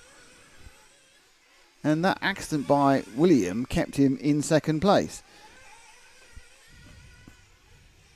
So there he is at the top of the track. Right, that car in front of him with the little green epaulets on the rear wing, that is our leader. So this is first and second. They come over the double, the short double, and you'll be able to see the distance here. You can see how far apart they are in real time going around the camera loop. And they come back down towards timing and scoring and us. And we look out the window and we can see that the Associated of Reeves is leading the Mugen of Skidmore by just a second. And then it's another 5 seconds further back to Josh Graham, who actually made a little bit of a mistake at the back end of that lap. So Skidmore just coming up to halfway on this. There's oranges everybody in a chat with your manager. Skidmore, who looked absolutely imperious in the first few minutes, has really had some problems, and he's just kind of, I don't know whether he's got rattled or the car's gone off or whatever it is, but you'd have said this is going to be an absolute Skidmore, well, William Skidmore, there's still another Skidmore to come, the other brother. It's going to be a William Skidmore benefit, this race, but it's really interesting. He just kind of not put it together in the last few minutes.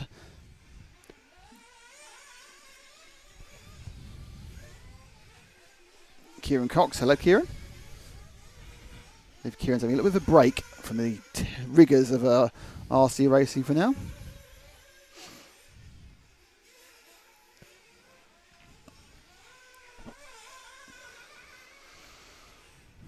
Oof. A couple of cars getting tripped out. That's the 8 car of Joe Housen, who's got a TLR in 4th place. Not many TLRs out there, but he's got what it's saying on the side of the car. Team Losey Racing.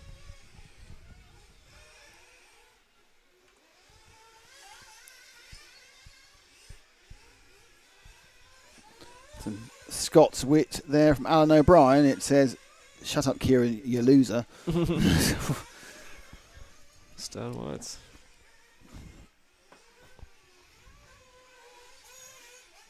So Skidmore 4 seconds back off Reeves. Seems to have got the rhythm back on again. Go at the top of the circuit. So you're looking for Simon Turner earlier. He's just parked down there now. Is he? No, it's not. That's car 15. That's Matt Jessup. Sorry. Honestly, it's not like I haven't made that mistake about 9 times already. Looking at the wrong numbers and positions, but I can laud it. Oh gosh, how silly! How could you be so silly, young man? So Skidmore gained it all this time round. Yes, he has. He's gained nearly 2 seconds. So when it's all going fine, William is the quickest, and he should be actually right on the tail of Simon within the next lap or so. And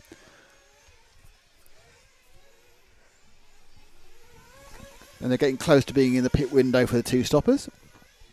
I mean, they'll stop any really time from now for the next 4 or 5 minutes, 2 or 3 minutes. As you can see, first and second are back together again. So, I said when it's running properly, William having no problem turning significantly faster laps than Simon. But that's not the point. The point is how you go the whole way. Oof.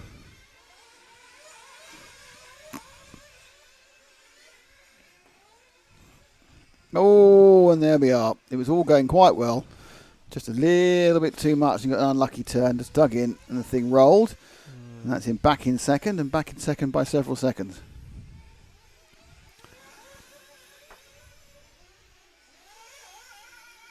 Josh Graham third, Tara Craddock fourth, Ben Simpson fifth, Joe Howson is sixth, and Liam Brocklehurst is seventh, and currently the final bumper up to the A main. I think the 15th place, the A main, is taken by the fastest loser.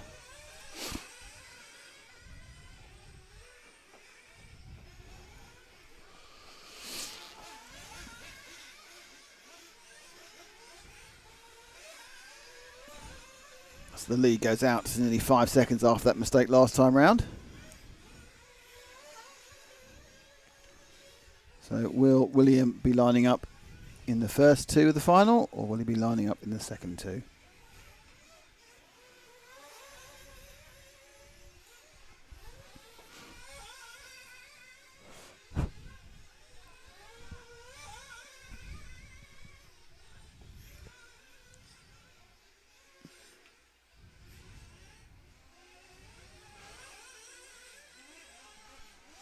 All right, so the reason Joe Howson drives a TLR is because his girlfriend's dad worked for them.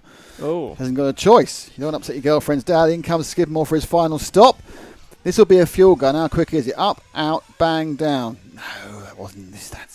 This is single stops. A lot of stuff we saw for the RCGP, it's 2 mechanic stops, which is a little bit quicker. It's so much easier, you can tell. I find it weird as well that the fuel tank, the entry for it, is on the left of the car. I would have thought on the right of the car makes a lot more sense. You don't have to reach over the car. Well, obviously it depends if you're going clockwise or anti-clockwise. But yeah. Obviously the majority of circuits going clockwise. Yes, I agree with you. But it's all about, I think, the engine. I think because the way the engine rotates needs to go on the other side. Right. Okay. Because the engine rotates in a certain way, which then hits a gear, which goes the other way. So you think about the way the gears will turn clockwise, anti-clockwise to get the power either way. I think it's because the engine has to go on the left-hand side.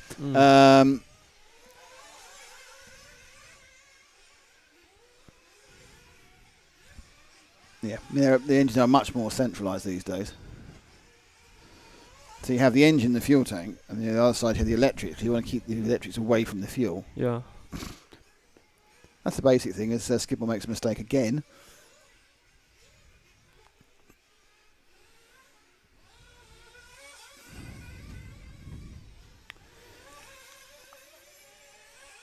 So really the thing is, he's 4 minutes and 40 seconds. Is he going to get in the lead? Will he catch up? So Reeves is going across the line now. And Skidmore goes now. He's only 3 and a bit seconds off. He's easy, quick enough to do that in the time available. However, being able to do it and actually doing it are 2 completely different things, as you know.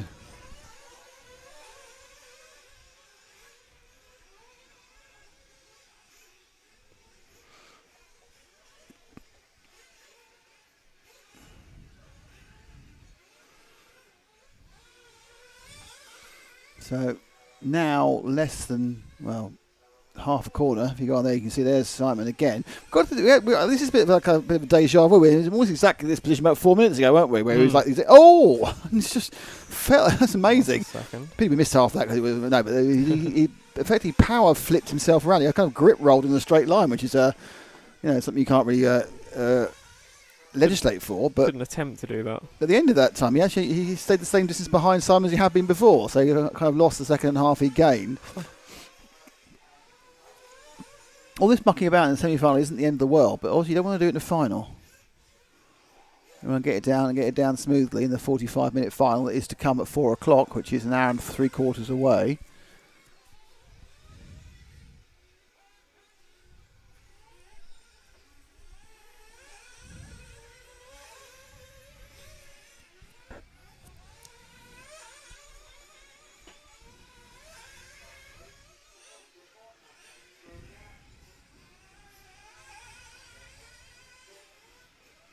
Oh, this is useful. Chris Marsh says, I wonder what tyres Skidmore's using, and Kieran Cox has answered black round ones. Oi.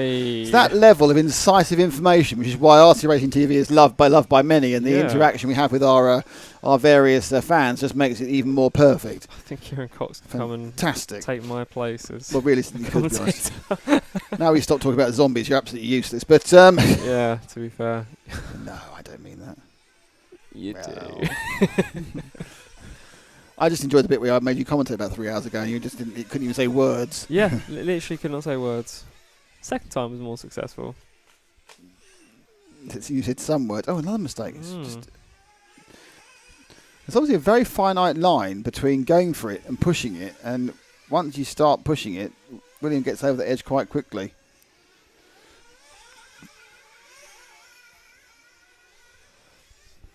So a minute 53 to go.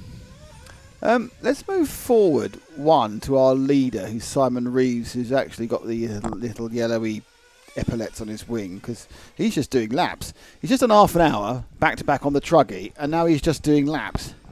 He's in it to win it, for fun. Brocklehurst has dropped out of the bump-ups, by the way, Brocklehurst fans. And in there is Josh Adams, but Josh Adams is 13 seconds ahead of Keith Newton, so the bump-ups aren't particularly exciting, so we'll have a look at the people who are winning, shall we? Why not? Why not? Let's see the fast ones. Well, I think now we come off, take the camera off William, he might have a chance of putting a few clean laps. We've de-cursed him, if that's such a thing. Well, we can't win, but they can. What, from cursing him? Yeah. Right. They can break the curse when we stop curse. following them. Yes, that is the way it goes.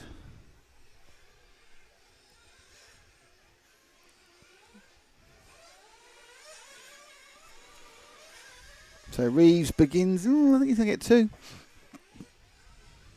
He's 1.17 seconds ahead of Skidmore, you can just see in the background. And there are, I think, 2 laps to go. He's got 50 seconds. It's going to be close, one way or two. They do laps in about 50 seconds, about 45 to 50 seconds. So it's whether he should get through. 24 to go. Oh, it's going to be close, isn't it? And then, of course, it's Skidmore's a couple of seconds back. Hasn't actually gained much on this lap, which is interesting. 13. Is Reeves going to get through and Skidmore get caught? I think so. 9, 10, 8. Tight. No, they're both going to get through. So one final lap. But and Reeves may take the last lap, and Skidmore's going to get the win. No. Take the leader. So Skidmore on the last lap is going to come through for the victory. Or is he? Well, good point. Actually, he's going to come through unless he manages to make it. So Simon Reeves, who was absolutely perfect for 10 minutes whilst we were watching Skidmore going fast but throwing it off the track. That's all changed because we decided to show him on the camera. So suddenly Reeves drops into second place. Can't drop any further than second because everyone else has finished. So disappointing end for Reeves, who he's always the truggy winner. He's always the winner in my book. He won the truggy. Skidmore comes in, takes the final. Needs to have a little talk with himself about consistency. But good result for William. So William Skidmore takes that. Simon Reeves is second. Josh Graham is third. Tyrell Craddock is fourth. Joe Howson is fifth. Ben Simpson is sixth. And Josh Adams is seventh. They're the 7 who will bump Liam Brocklehurst with a 25 in 2031. Is on the bubble. And we're already in the commentary box. Are we? For semi-final A. Wow.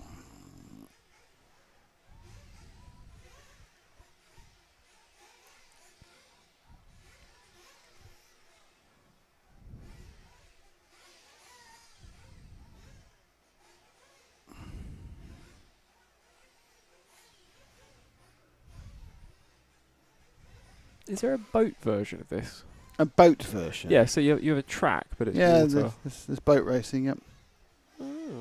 I know, it's amazing, isn't it? I was thinking more like a canal type thing rather than just a body of water that has markers in it. No, So if you go out, you just end up. they do boat Start. racing. It's amazing actually. If you look at RC powerboats, they are like they've drive well. You sail them, I don't know, and they've got the direction changes like generally like this, and they're doing 70 miles an hour. That fast? Just open it up for a second. Yeah. It's pizza working. That's It's getting a bit warm in here as well. Anyway. Yes, it's the heat It's that's getting a bit soporific. gotten to me. Nothing to do with anything else that's going on. Okey smoky jokey and everything else. It's time now for the A semi. Or in a couple of seconds it is. You can see them all standing there in their little hutches.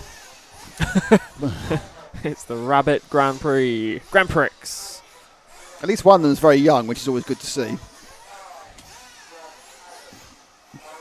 So you have Johnny Skidmore, Jamie Clancy, Giuseppe Tosconi, Dylan Saunders, Carl Jackson, Darren Haydenball, Charles Godwin, Matthew Peters, Daniel Austin, Hannah Craddock and Jamie Armitage, plus the 4 who bumped up, who I must admit I didn't write down. Maxim Cook was one of them. And others. Anyway, so we'll find out in a minute. We'll go ping. So Of course, amazing how the temperature goes down. We see you at the door very quickly. don't worry, I'll shut it. No, leave it a little bit open because I think we need more ambient noise in. Is it the ambient noise or you? No, it's fine. that's good. A bit more Okay. ambient noise we need. There I we think. go. I think we were getting a bit quiet prior to that. Because we've been sitting here with the wind door up. We haven't put any FX mics up. And I know how you love your nitro sound. Ring, ring. Ash does quite a good nitro noise. Yeah, I mean, Ash is particularly scarred by doing the 1/8 track because they're even noisier and even whizzier. And the camera was positioned right after a hairpin onto a straight. So literally, as they actually gunned the thing, it was right in his face. And he must have been feeling really ill because whenever he finished, the first thing he wanted to do was watch Love Island. So I assume I assume the fumes had got to him. Oh, It's terrible. Also, he let all the bugs in, and Matt wasn't very happy about that. Then Matt got bit to buggery. oh. Oh, the wow. joys of the. It's not. Let's be honest. Let's dissuade people who think we're on a jolly round Europe. It's not the most glamorous of places we stay. No. You are on a jolly round Europe. No, we're not. It's very difficult. Fight all the way. Technically, not in Europe What? at the moment. Right. But we are. But You do realise there's a difference between the European Economic Community and Oh, Europe, yes. the continent. Oh yes, I We did- are always in Europe, the continent. Ever since Pangea split up hundreds of millions of years ago, we've been in Europe. It doesn't matter what politically we've decided to do, we're still actually in the continent of Europe. But I can't just go there anymore. You can just go there anymore. To prove that, I'm going there on Thursday. How many forms did you have to fill I in? haven't filled them in yet, but there's loads. But none of them is to do with Brexit. They're all to do with blooming COVID. Oh, Got to print out my international and my local you've been vaccinated certificate. all right. And I've got to get a fit to fly certificate, How do Which you I get think- how do you get the certificates for vaccination? all in the NHS app. Is it? Yeah. Oh. I don't want to show up my NHS app. Yeah, and then the biggest problem is you've got to book your return PCR test before you go and prove you've booked it. Right. And you've also got to take a PCR test before you leave, which I'll have to do in the paddock on Friday. Oh, lovely. So I'm going to have someone else stuff the things up my nose. Well, Be professionally nose stuffed rather than do it myself.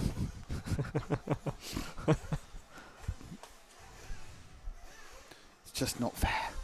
no. I should do it myself. What, stuff up my nose? Yeah. Self-service. Nose stuffing. Mm. Okay, track's open.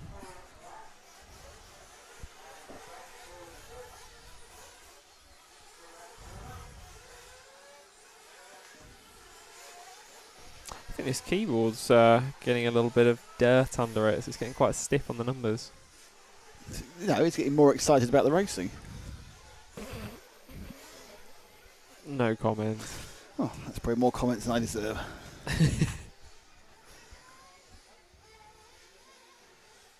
So the big question: who is going to win this warm-up? Who's going to win the warm-up? Do a little temperature check at the end. Like, yep, Yep. you're fine. Well done. Yeah, well, enough of those recently.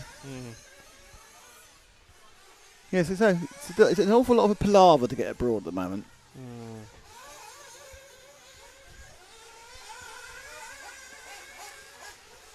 Del Boy says fake virus, fake news. Well, no, it's not. I mean, you could argue how dangerous it is, but you can't argue it exists. And certainly, it's not fake news when if everyone else is playing, and you have to therefore play their games into their countries. What can you do? There we are. You see. Go away, Del Boy. Says Chris Marshall. Obviously not that Chris Marshall because he's not spelled with a K. Yeah. Okay, quickly before we start, I'm going to throw a question you might know the answer to. Oh. Who's your want for the next Doctor Who? For the next Doctor Who? Okay. Let's have a little think about this. I think I may need to take some time. Who would be good enough to be Doctor Who, but not be a good enough actor / famous enough actor to do a better role? Right, someone who would accept the money and not leave after 10 minutes. Yeah, well, I'm thinking who's not being offered the bigger roles. It's that BBC TV level, but it's not the movie level. Right. They have to do this and then do the movie level. So we're looking for someone who's somewhat unknown, but known and trusted enough by BBC in some way, shape or form. Kieran Cox says that Skidmore's going to lead by 10 seconds by the end. That's Johnny Skidmore. I don't know if I disagree, but hey, the semi-final, so it doesn't matter apart from getting in the top 7, getting in that big main final, the 45-minute main final kicking off at 4 o'clock UK time, which is an hour and a half. So wherever you are in the world now, add an hour and a half. Okay, I know who I want. Okay, well, you're going to have to tell me. I want... After the final. Oh, after the final. Well, Okay, we're going racing now. Okay, well, we'll keep up the anticipation. If it gets boring, I'll ask you. Well, it's not going to get boring. No, it's going to be exciting. I just want to know whether Ash can do another great pickup like he's did last time or the time before, because I think he's topped himself today. He actually does it with his eyes closed. He doesn't even need to look. He feels it. He's actually texting at the time. He's on WhatsApp with both thumbs. I'm one with the Force. Did he look at you when he was? Oh, They've gone back. You got a timeout? Yes. Oh, okay. Someone's got a timeout. Okay, right. The final will be at 4:10. So who do you want for Doctor Who then? Right, I want Peter Capaldi again, except this time he plays it as Malcolm Tucker from The Thick of It. I'm not sure that would go particularly, Hilarious though, wouldn't it? So who called the timeout then? Do we know? I don't know. I didn't hear anything over the PA. There's a little doggy. There is a little doggy, a little black doggy. Is it just a black dog or just a small lab? I think it's like a young Puppy lab. Yeah. Who called timeout? Very, very good point. I don't know, Chris. Who did call timeout? We'll find out though, because they'll be at the back. Chris Marshall can come and investigate for us and work out who called timeout in Paradise. Well, is he going to bring Ben Miller and Ardal Hanrahan and...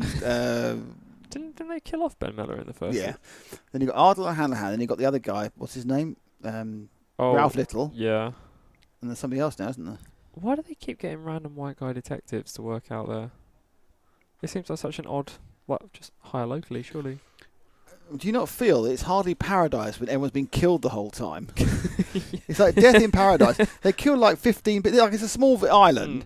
They've lost about 200 people. I'm thinking, it's like, who want to live in Midsummer? Yeah. You know, Midsummer, small rural area of England, murder a week. I'll be in Milton Keynes. We've got gang problems. We don't lose one. we lose one every like 6 months. It's like Midsummer, right near Brixton, apparently. And of course, it wouldn't be quite so good because obviously, if it was Midsummer Brixton, Brixton, it would just be, it's another knife crime. It's another knife crime. It wouldn't be able to investigate. Someone stabbed someone else because it's a gang-related thing. Oh, okay, fine. Who was it? It was Big Dave. All right, fair enough. You know, in Midsummer Murders, it's always ridiculously convoluted because a novelist is going to write something about someone else, or you know, there's a wife has been cheating with the local dentist, but it's not the dentist who dies. It's a woman who, it wasn't the dentist, it wasn't her husband. It was actually someone who also fancied the dentist in some convoluted thing, you know. And you're going, oh God, this is so boring. Oh, there's John Nettles. Makes you want to pull your teeth out. No, it doesn't. You can't. I had my teeth pulled out 2 or 3 weeks ago. It's a nightmare. Really? Experience. Yes, I had 2 teeth removed. What's wrong with your teeth? They're old. Oh. Yeah, I'm going to get implants at some point when they're all sorted out. They're just collapsed. What size teeth implants do you want? Well, the same size as the ones that came out would help, really. Otherwise, it's going to look very strange if I've got these 2 massive teeth. Wow. Or 2 that are so small they can't actually make a bite mark. But, you know, hey, okay. That'd be quite creepy. Just give yourself 2 baby teeth. I could do the whole Ryland thing, give myself ridiculous veneers. Invisiblespeed.net, that is where you go if you want to learn more about how to go faster. The invisibility of speed, the bits that you can do without spending any money, which involves training yourself, training your tactics, and working out your setup. All of that is free. Go to invisiblespeed.net and have a look at their courses. If you sign up before midnight tonight, you'll be entered into a draw, and everyone who has signed up before during this period of the race will end up with a chance to go in a raffle, and one person will get their course for free. Invisiblespeed.net. And don't forget J Concepts. J Concept make the best tyres and the best bodies and the best special bits of monster trucks and dragsters and everything, and they're really nice people. And don't forget Herts RC Models, where you can buy J Concepts products. And you could probably, might have a computer, you might be able to log on to invisiblespeed.net, I'm not quite sure. I think they probably have a website of some kind. Yes. Well, the engine's back on again after the timeout delay. Now, I think they have another warm-up, or they just go to the line. We're just going to watch Mr. Flagman and see what happens. Mr. Flagman, Sing give me a drum, bum, bum, bum, bum. make it the sweetest. Da, da, da, da, da. Bum, bum, bum, bum. Na, na, na, na, na. I lost the real words and wasn't clever enough to start new words. Who would be your Doctor Who pick? That's a good question. It's a good question. I understand your point of view about they can't be too famous, they wouldn't do it. Yeah. Oh, Daniel Craig just comes in as a really I think that's a terrible idea. No, he's a retired Doctor Who. He doesn't do it anymore. A retired Doctor Who? Yeah. He's you get Tom Cruise, and he's a disavowed Doctor Who. Tom Cruise. What budget's he playing with? So maybe he'd do it. Don't know. I think I'd quite like David Tennant. No, I don't know actually. Chris O'Dowd as a funny Irish. No. Oh no, the planet's going to explode. What do we do? Have you tried turning it off and on again? I'd rather have it Richard Adelaide would be quite good. Adelaide. Can't really be quite good. I feel like he wouldn't like it. No, he's too quirky to be quirky.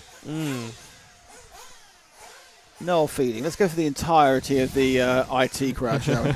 Matt Berry. Matt Berry's only got one voice. Where's my sonic screwdriver? Oh no, it's a Dalek!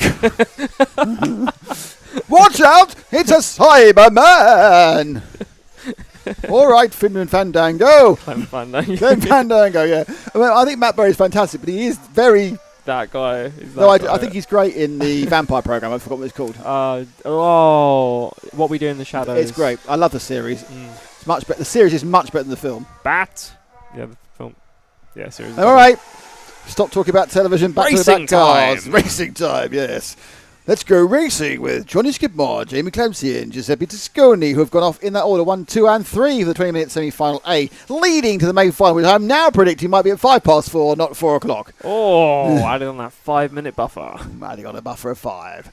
They've got quite enough. They've got quite a bit of flexibility in this program. My guess is when you get a stoppage like a timeout, it tends to run through the whole program. Now in the lead, I think it is still Skidmore, Johnny Skidmore now. Ron Jeremy for Doctor Who. That would be. I think he's currently about to serve many years in prison for various things he shouldn't have done. So perhaps not. So it is 1 from 2 from 3. So it's Skidmore from Clancy from Toscone. Clancy in the blue and white in the middle. Orange and blue. Well, white, orange and blue for Johnny Skidmore, and Toscone with the white and the yellow. Toscone, of course, one of our international visitors here at the Herts GP from Italy.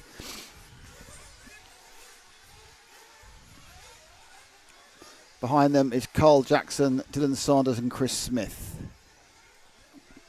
But second and third is where the action's more at. Already a slight bit of gappage there from Johnny Skidmore. But Clancy being kept honest by Descone as they come down to complete lap number 2. 43 second laps. Top 7 will go through. Clancy won last year. But stiff opposition with Johnny Skidmore, the new British champion. And it's one of those things I say before, it's people who suddenly, in the 2 years since they've not been doing international racing because they couldn't, have moved right on.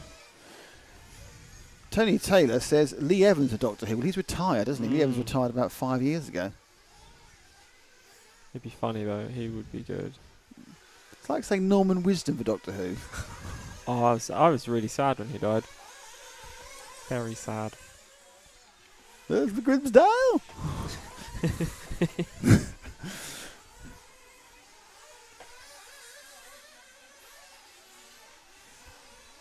So this one's settling down with the top 3 breaking away. Fourth is also his own. Dylan Saunders is on his own.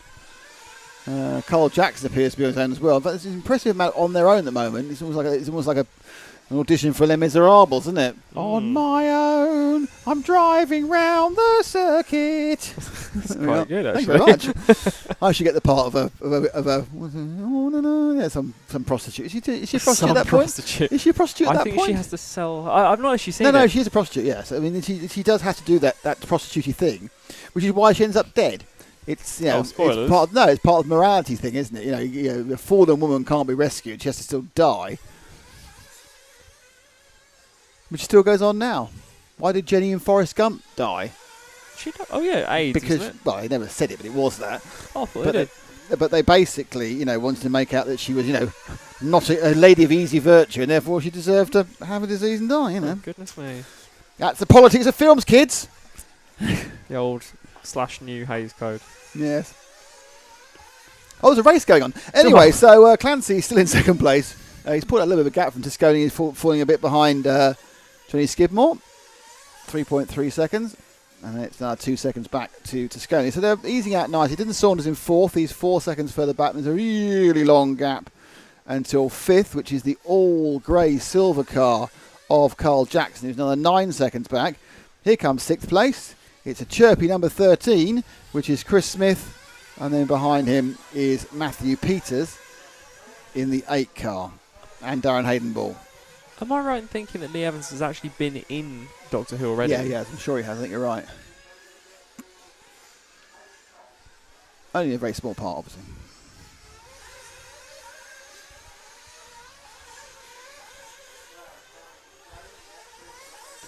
So we're sticking with Clancy. Just drop back one to Giuseppe. Hey.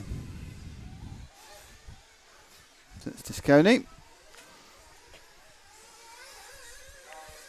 Flowing the car quite nicely. There's a kind of a little bit more of a action to all the top 3 in this heat compared to the last final. 5 minutes just about up to about quarter distance.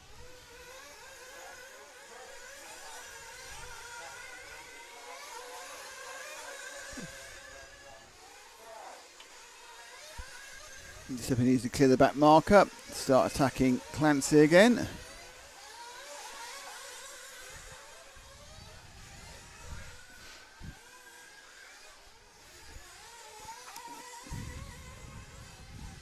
Just heard a siren there. Yeah? Yeah. Do you ever see that game Need for Speed Hot Pursuit? No. I think you could either play as like the car driving away from the police, or you play as the police. You could do that in this. Just well, no, because there's no police involved. No, but you get a little police RC car. Oh, jeez.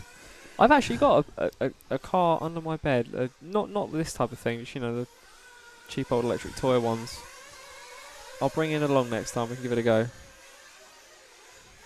So there's a race going on. And a nice bit of dodging there by Seppi. Running is in third, but he's 8 seconds off the lead and 3 seconds off Clancy, who's 5 seconds off Skidmore. in what's become a very elongated and stretched out race, to put it mildly. There's some nice manners actually for the cars that are being overtaken, which is quite nice. They're not making it difficult. I'm going to stand up because blood supply's leaving me. Oh dear. Yeah, I know. As I go round, Scony, Skidmore underneath me. Has already completed his lap. That's Scony. And gained a little bit. Actually, Clancy, they all gained a small amount of gain there on Johnny, I believe. Assume that's because Johnny got some back marker issues. So watch the Scony go over the rumble strips. Trying to see exactly where Clancy is.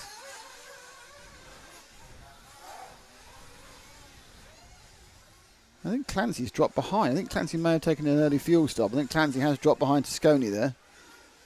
Couldn't see the blue and white. Scony's right at the top of the track now. And I think now he's coming for fuel. So we're taking him through for fuel.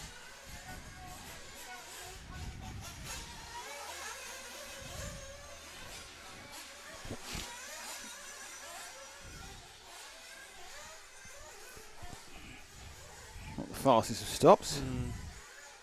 But Clancy was behind him, as was Saunders. I'm not sure if Saunders came for fuel that time. So Skidmore, Johnny, has gone out because he hasn't taken fuel, whereas Clancy has. Oof, the 7 car's got a big problem. That's Charles Godwin. He's got his wing completely demounted, which normally means things impossible to fly properly, and probably that's it. Yep. Charles calls it a day.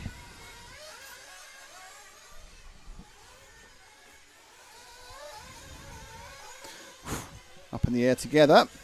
So they cross the line now. Skidmore has taken fuel and he's 5.5 seconds ahead of Clancy. Clancy is now 7 seconds ahead of Scone, but a lot of that was down to, I think, with a relatively cack-handed bit of pit stoppery. He dropped back 1 to the all-green car. That's your 4th place car of Dylan Saunders. So I think Dylan actually was overtaken by Giuseppe. I mean, it's kind of I weren't quite sure with the positionings as the fuel stop went through. That's Dylan Saunders in 4th, all green with the yellow wheels and the black wings. So he's very similar. In overall design to Giuseppe. Giuseppe's got a much lighter green and some white in there as well, more of a lime colour to a deep dark green. But Saunders in 4th.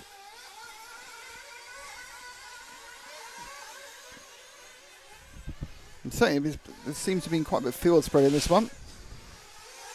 Now in 10th place, Hannah Craddock, 11th Matt Peters, Maxime Cook in 12th, Dave Shedd in 13th. So no great heroics. Chris Smith's doing okay from the double bump up in 6th.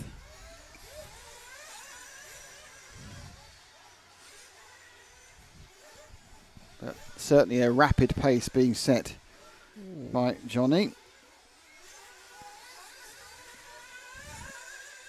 Carl Jackson is in 5th, but he's such a long way behind Dylan. 20 seconds back.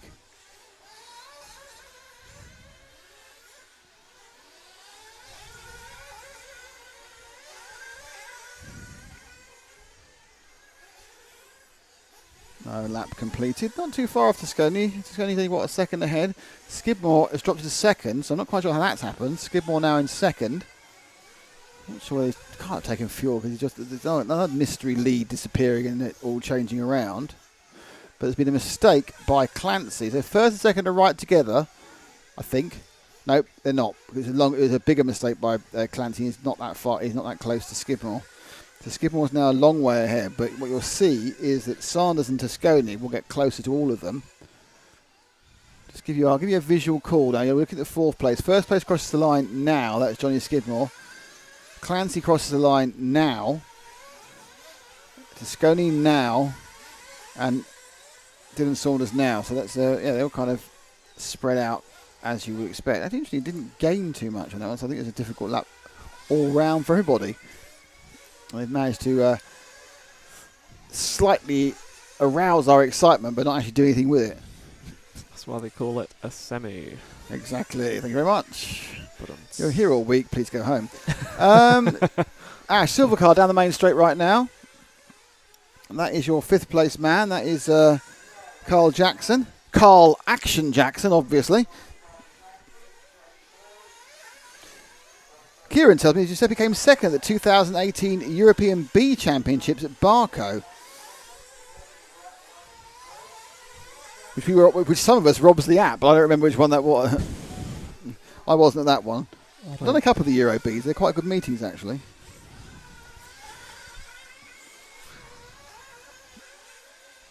Not long to go. So Jackson continues round in his 5th place, happily making the A final. He's got Darren Haydenball and Chris Smith also just ticking their way into that final. Not being in the final at the moment is Hannah Craddock. She's in 8th. 8 minutes to go. Lots of stops to come. Pretty sure Clancy will be disappointed he's not been able to hang on to Johnny Skidmore in this one.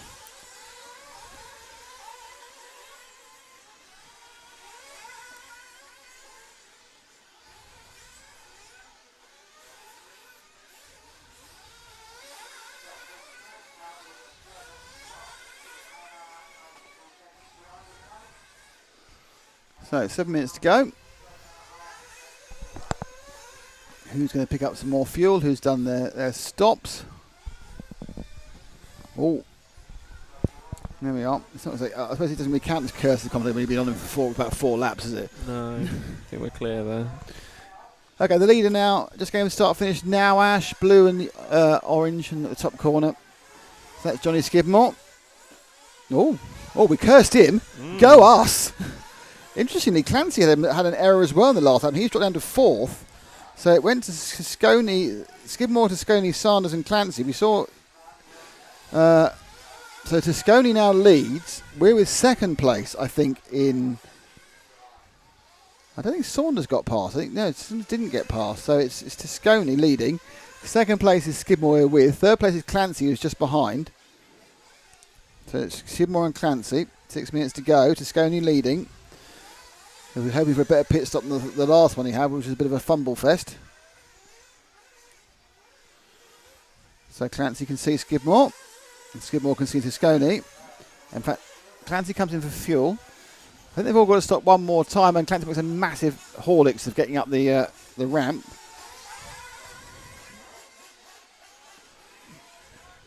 Kind of a feeling that a lot of people, drivers and teams, would really benefit from massive amounts of pit stop practice. Like they'll do hundreds of laps to work out, a slight advantage of the tyre, but there's so many people who make mistakes. I know it's a different situation, but they really ought to. I would spend a day just doing that, round, up and round, up and round, up and round. To be fair, the run up into the pit stop itself looks quite tricky. It looks like you're raising the same every time. The edge doesn't change, doesn't move once. Yeah, but I mean, Skidmore comes into the pit. See what Skidmore can do. You've got some slow. He runs right down the middle properly, gets to the point, banged in by his dad. That's a good one. And out he goes. Banged in by his dad, and off he goes. And off he goes, exactly. And in doing that, he's got himself nicely ahead of Jamie Clancy, who's on his tail. Now, I'm not quite sure where Toscone is, who's leading this race. I think he's just actually about to do. I just need to check, but I think he's doing the. So pick up our leader, who's about to go into the camera loop now. Light green, yellow wheels. There we go. Should be him. Nope, you need to go back 2. In the pits, in fact, with him. So this is the final stop for Giuseppe, and his last one was terrible. He hasn't he didn't bring his fuel gun with him through customs, so he's got to do so that's costing him a second and second half each time. Comes out, and he comes out in 2nd place. So, that's realistically, some of the loss there. He was ahead before the start of the pit stop cycle. Johnny Skidmore, absolutely fantastic pit stop. And Giuseppe, having to do it more manually, just lost a couple of seconds, and that was it.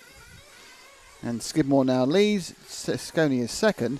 Clancy's dropped back off to 4th, I think. I think he's behind Dylan Saunders. Yeah, Clancy's had a bad couple of laps. I don't know whether the car's picked up some damage and isn't working as it should. Robin Frischkoff's on my side about pit stop practice. Excellent. I like people agreeing with me.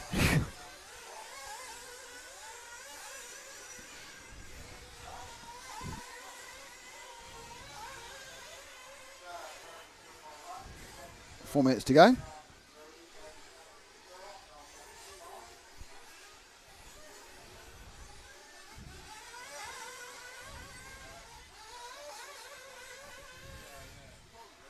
So Giuseppe scored in second, a couple of seconds behind Johnny.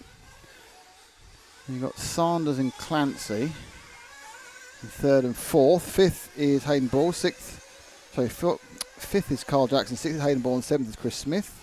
Tihan and Craddock missing out at the moment. Stake there for the 3 of Tosconi. So he's dropped back a little bit. Not sure he's actually dropped back behind Sanders or not on that one.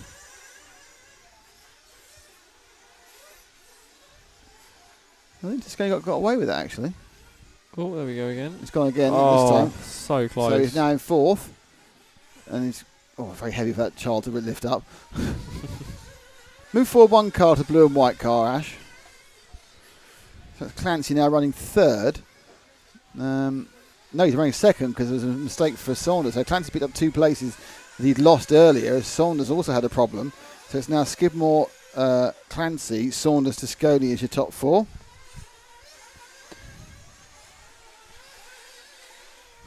The yellow car's really good. Who is that sponsor? That's Giuseppe Tosconi, the Italian racer, who's, as I said, been second in the Euro B, so he knows what he's doing. And as far as sponsors are concerned, he's got his engine sponsor, but it's on the wrong side of his car. His HB and Hot Race. Thanks, Kieran, because I couldn't read the label because he's got a different sponsor on the side I can actually read. So he's in the HB Hot Race thing. Surprised he's let into Mick Craddock's house. He's got an HB and a Hot Race.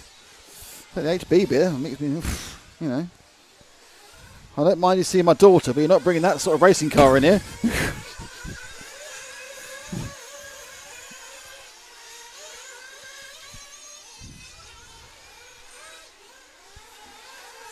Clancy then scored second, 5.5 seconds back. Tosconi's now up to third. 2 back from that. And then you got Sanders. 9.71.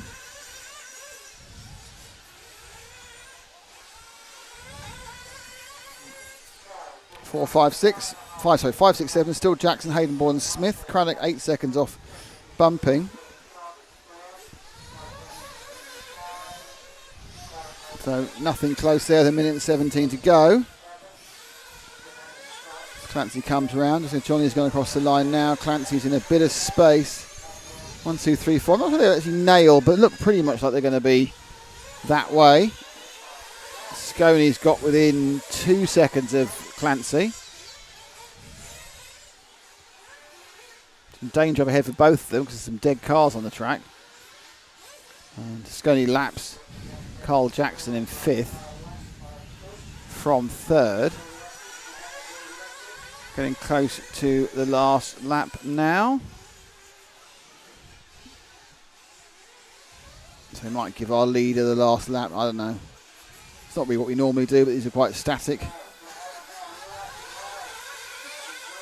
Yeah, we'll stick on this. Something might happen here. It's a possibility of excitement. With Clancy. I can see it's getting a bit irritated because twice now there's been cars marshalled in between himself and Clancy. So he's ended up with an extra bit of traffic in the way. So Johnny Skidmore, is he going to win by 10 seconds? He's going to win by 7 or 8. He could have won by 10.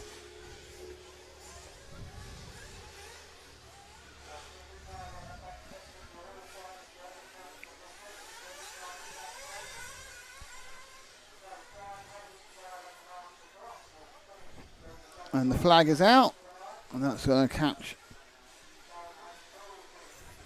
Johnny Skidmore. So Skidmore makes it a Skidmore 1-2 in the semi-finals. Clancy comes in second. Tosconi comes in third.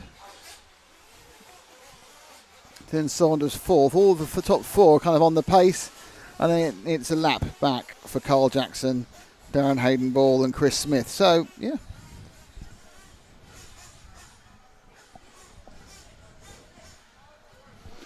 And that is the end of the semi-final. So next up is the final. So what we've got now.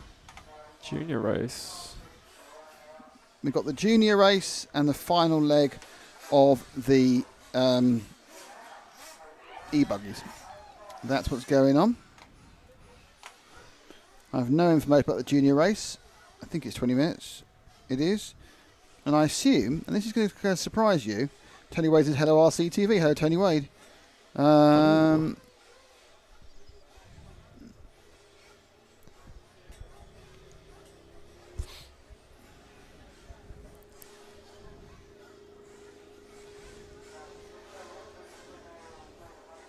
Have you seen Garth Marenghi's Dark Place? No, I watched one and I didn't really gel with it, to be honest. So I was thinking of that character playing Doctor Who. They never go on adventures, they just reminisce about adventures from the 80s. Fair enough.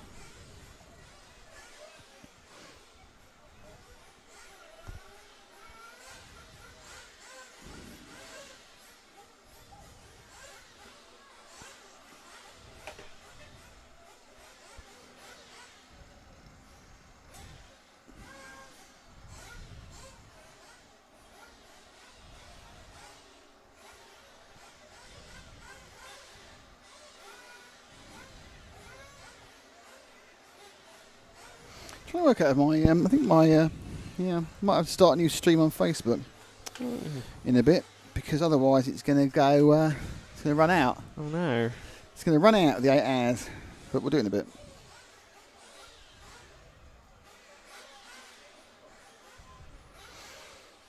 So about an hour away now, or an hour and 10 minutes away from the main A final. We have the junior race, and there's 1, 2, 3, 4, 5, 6, 7, 8, 9, 10, about 11, 12 juniors there already. All looking quite keen. Ooh.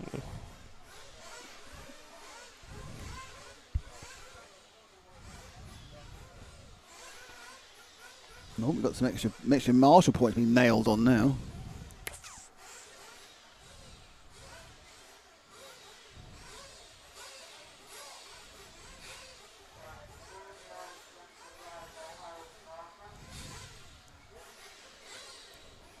There's Giuseppe being very cool, just on his phone.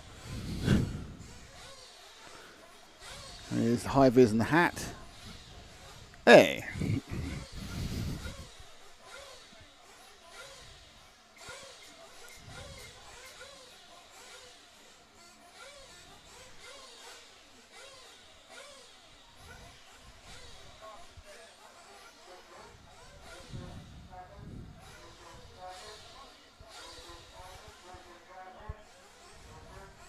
Really think he's peaked too, so he's gone again. All right. That might do something. And he didn't. Okay, so junior finale. Last of the A's for the buggy Electro. And the main final. 45 big minutes of mainness. Big minutes. Big minutes, each of them more than 60 seconds. Ooh. We've gained an extra couple of seconds into every minute. We pack more into our minutes now. Possibly.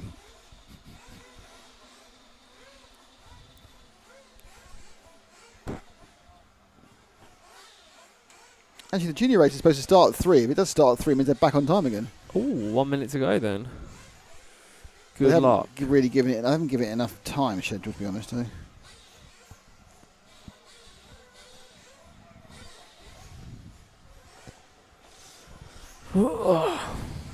What is it good for? Oh, no, it wasn't. What is it good for? Absolutely nothing. Oh, say it again. Oh, repeat yourself, please. Oh, could you once more repeat what you just said about that? Oh, you said it again.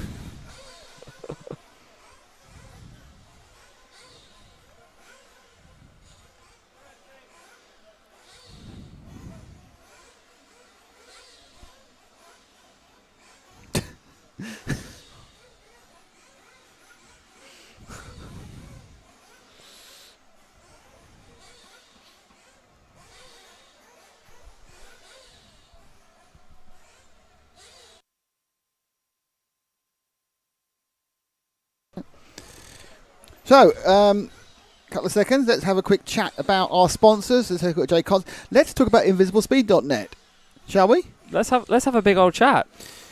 Visiblespeed.net. Rap Sign up this week. Go there after this. Go to livingpeed.net. Look at what you can get from the course. It's the online course. The offer is everywhere. Everywhere. You have a chance to be part of a raffle. Oh. Yes. Oh. And you could win the course for free. Oh. Now, probably shouldn't say this, but there hasn't been 1,000 entries so far. Mm-hmm. So all I can say is if you actually go to Invisible Speed and you sign up for the course, there is a relatively high chance then it'll get refunded because, the number of people who've gone for it is not massive. So if you think about what are my percentage chances of getting my course refunded, they are good. They're not perfect, but good. So just saying, financially, if you're thinking of doing it, I'd do it. This is not financial advice. Sign up in. I'm not a financial advisor, and I'm not allowed to give anything. So I would go to visibility.net. I would sign up for the course, and you may be pleasantly surprised. Well, it sounds like a good shout. Because we're not talking about 1 in 100 chance of winning. We're talking about a lot better than that. Mucho greato chances of getting what is the best online RC training course. And realistically, whatever you may think of JQ, he doesn't know what he's talking about technically. It's very irritating, actually, because actually he doesn't know what he's talking about. However, it doesn't stop him being an arse. But our arse, and we love him. But seriously, no. I've seen the stuff I've seen in the course, and this is me speaking, not Mr. Advert. Is actually really, really high quality. And the chance to have a chat with Robert, who's a great guy, David, who's a great guy, Cole is a great guy, Carl is a great guy. And realistically, that was selected on its own. All fabulous people. And JQ. No, seriously, no, I'm being unkind. He does know it is irritating. You go, oh yeah, that's true. Yeah, that makes sense. Technically, and setup wise. So technically, is your way of saying I don't like that you're right, but I'm wrong. No, technically he's right about technical stuff. Technically he's right. Technically I'm wrong. Because this guy designed his own car from scratch. He does know what he's talking about cars. He has made European A finals and nearly won a European A final. He's a British citizen, we found out, because the Finns won't have him. Okay, it looks like they're going to open the pit, open the gate, open the what they're opening? The track? Yep. It's quite a large child in the middle there. There's a couple of large juniors. Oh, were we looking? Oh, yeah. I mean, they may also be standing on boxes they don't need. Yeah, possibly. But you're right. The one in the middle, has with the high vis. He's a large lad. Oh, the high vis. I was looking at the no with the green right. Yeah. He's quite large. I do think where he's standing. I think he's also standing on a box, which is making it look worse. I mean, the four on the left, before you get covered by the timing, they all look very young. But I was thinking, I was watching the Little League World Series. Baseball, is it? For kids. And they had, they've got their, Barry Smith. That's not an American name, obviously. It'd be Chance McSmulls. And he's like 12 and he's 5'3", and they're going fine. This picture turns up and he's 12. He's 6'1". What? He's 6'1". He's 12 years old. Oh my god. Have you seen the footage of Lukaku when he was in the under-15s team? No. Well, no, it wasn't even under-15s. I think it was under 12. And was he a big unit? Yeah, he's like 6 foot something there, and all the kids are 4 foot tall, and he's battering them. That sounds very unfair. Yeah. Well, I mean, the same age, so. But you should respect them. It's a winner.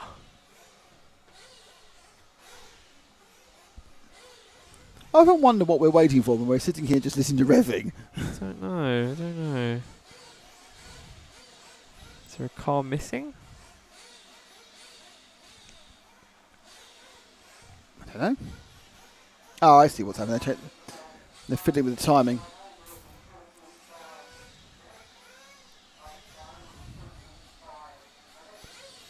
He's re-announcing the main finals 45 minutes. You confused us last time.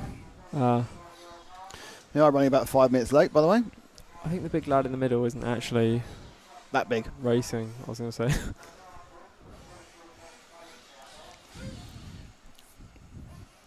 No. Yeah. Oh, no, yeah. I've just miscounted, I think. Or have I? Mr. JZ Jr., my son is 12 and he's 185, which is about 6'3". Wow. That's amazing. The tall lad is Dylan Saunders, number 14. Oh, thank you. He's 14. He's called Dylan Saunders. Yeah, this is the thing is you look at people from a distance and you can't tell how old or not they are because kids are ridiculously different sizes based on not only but basically whether their growth patterns and also how they're going to end up being the thing. But yeah, that's amazing. He's 12 and 185. That must have been so expensive in clothes.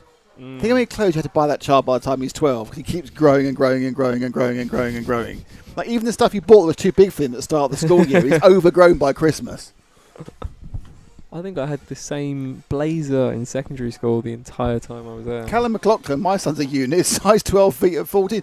I think So- we're feeding these kids too much. Yeah. There's a lot to be said for gruel. I thought At they were least saying 2 it's meals a 12 day, foot should be tall. 2 meals a day should be gruel. Full of nutritional newspapers. Yes. I mean, my son's big now. He's 6'5" and 5 inches of hair. 6'5". 6'4", 6'5". That's yeah. all are you? 6. Where'd you get that from then? Well, it's only a few inches taller than me. I don't know. The Milton was quite tall. But he is 23. He's not quite 24 yet. He's 23, so he's full grown. Matt's son, unsurprisingly, because Matt is very tall and Yes. Romana's very tall, their sons are effectively, they have any form of coordination. They're professional basketball players. They're the son that I met the other year, 2019. I think before it all went wrong. He was tall, but a little bit shorter than me, and apparently he's about a foot taller than me now. Yes. In the and space of a he's year and a half. 14 or something? Yeah. Insane. I honestly think we need to stop feeding them. children. Marcus Rashford doing lots of harm. Yeah, Martin Rashford. Oh, you know what it is? He's sponsored by Big Clothing.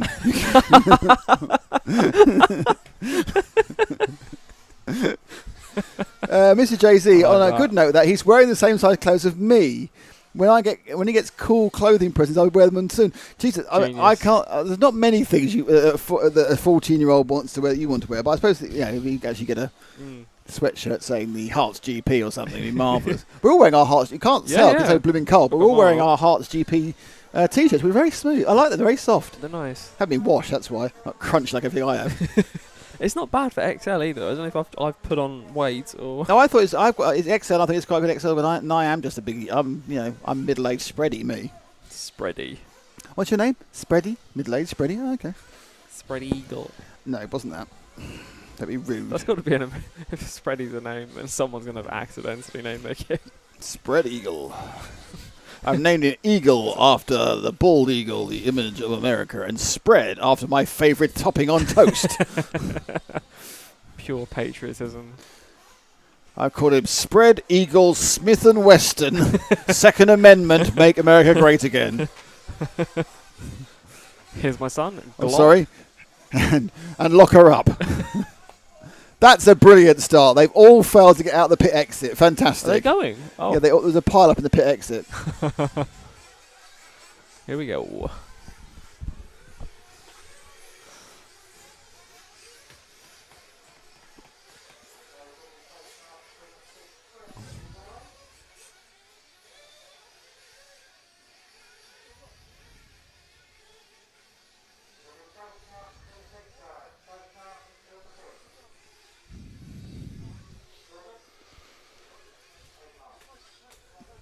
Who's Callum McLaughlin or Mrs. Callum going birds and filth again? No, it's American patriotism. Can I have a T-shirt for my birthday, please? Says Mrs. Callum. Well, Mrs. Callum, just you got your son and your husband there, so I just say pick one up. They're selling them.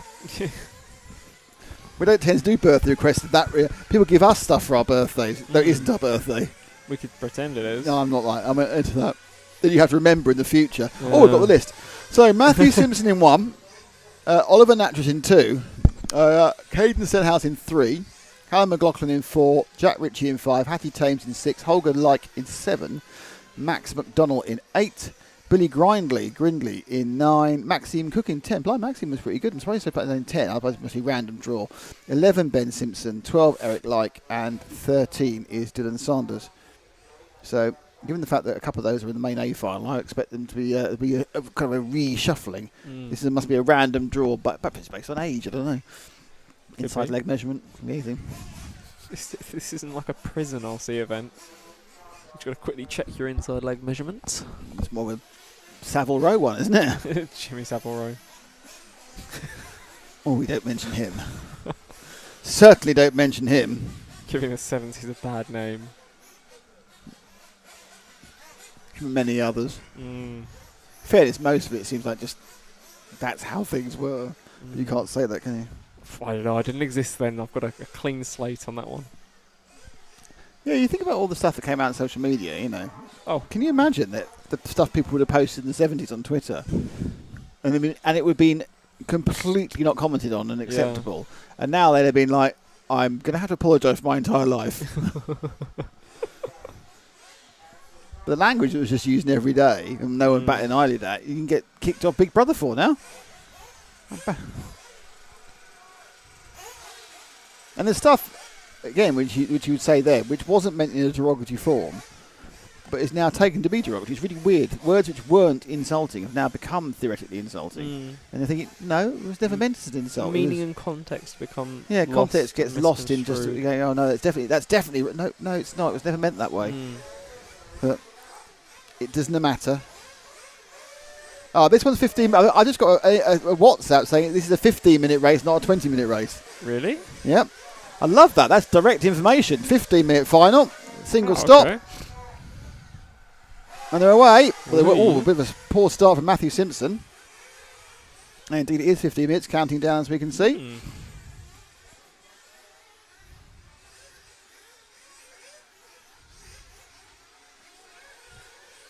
So, hard to tell exactly who's got where. It's quite a spread out early start, isn't it? They've got themselves all spread out. But at the front, it should be Matthew Simpson, and it was Oliver Nattrass went off second. I'm not sure he still is second. I think then Caden and then Callum, but I think there's to be a shuffleation around the back. Let's stay with the front. Oh no, first and second just changed. In fact, first just up to third. And now, I think the second is now... Oh, wait, don't worry. So in the lead... Well, that's a great start. Car 11's in the lead. Wow. So Simpson leads from car 7, Holger Light. From car 2, Oliver Nattrass. From 10, Maxi Cook. Hattie Thames, Eric Like. Stenhouse. It's all going on here. Uh-oh, we've, I think, got a flame. No, we lost there. Got 3 did not start, which I don't think didn't happen, but there we go. Our leader has only just completed his first lap, and 2 other cars haven't got round, including Callum McLaughlin and Dylan Saunders. So, a bit of an odd start. As you say, I think there's a flame at the front as well, so the top 3 on camera. Going around the camera loop and down into the end of the lap. So in the lead, it's a 10 from the 7, so it's Maxime Cook from Holger Light. Eric Like in third, the Like brothers. I'm pretty sure they're related, the Likes. With the Smiths earlier, you don't know. But the LYKKEs, I'm putting money on them being related. Yeah, I think you're right there. The odds are in your favour. Hang on.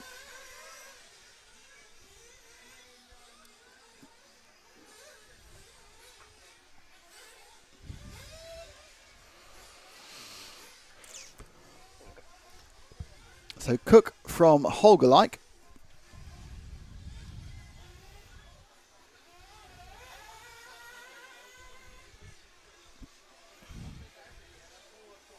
The front fell off, apparently.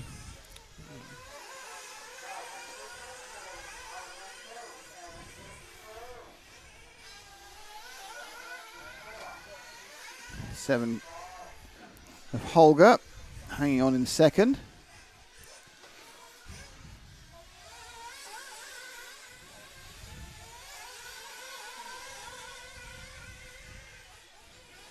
Mm. 12 minutes to go. This one staying relatively close at the moment. Holger takes the lead. Maxime hits a problem. Was that Maxime? Was that somebody else? I think it's like a stop. That was somebody else, wasn't it? That was somebody else, I think, wasn't it? So a few issues already with people having problems. I think maybe Ben Simpson being lapped. Yeah, Maxime actually didn't have a problem, so it's 10. So Eric Like is now taking it from Holger. So his brother, I'm not sure whether it's a younger or an older brother, takes over. Eric in second until that's Holger falling up, having another problem. Excellent net gain for our leader. Our leader's out in the about to go with the J Concepts jump. Ash, pick him up. Thank you.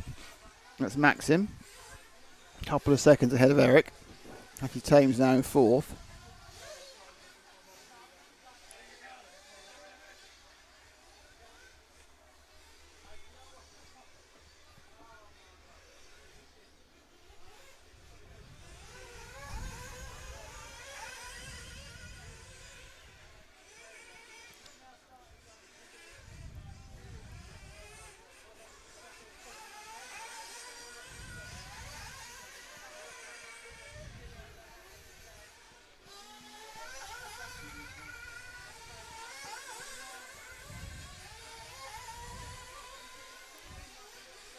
Oh, Maxi makes a mistake.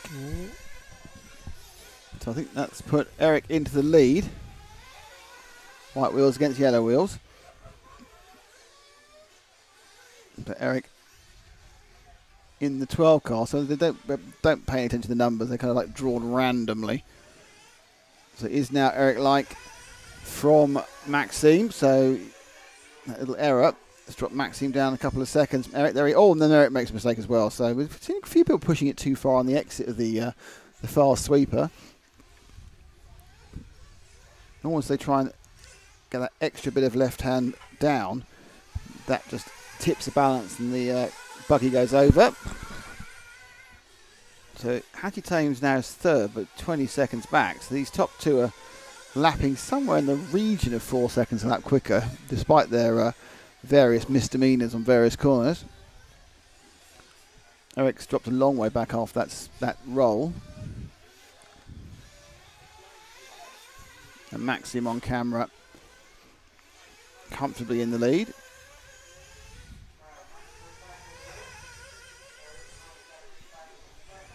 Drop back to third and fourth, who are just right at the top of the circuit, going underneath the scaffold for the camera 2 now. Now coming towards me. And that's Hattie Thames and Holger Light. We saw a bit of Holger with Hattie driving the 6 car. Up and over. Holger keeping her honest. Holger started really, really well and has lost quite a bit of pace after a couple of accidents, trying to rebuild the race now.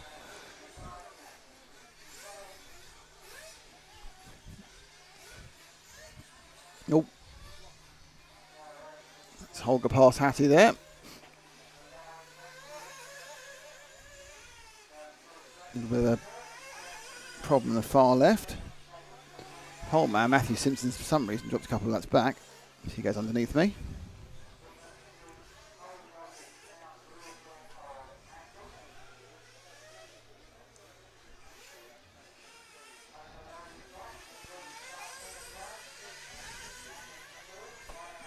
It's kind of a queue of cars following Hattie and Holger and Billy, and there's a lot of cars quite closely maxed as the fuel stops start.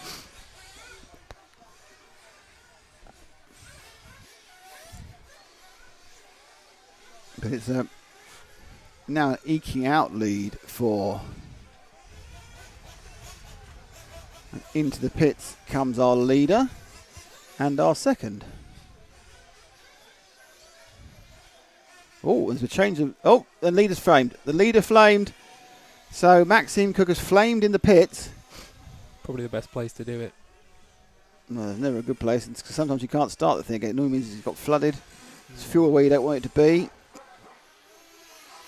And it's not starting. And there's a kind of resigned chunk of the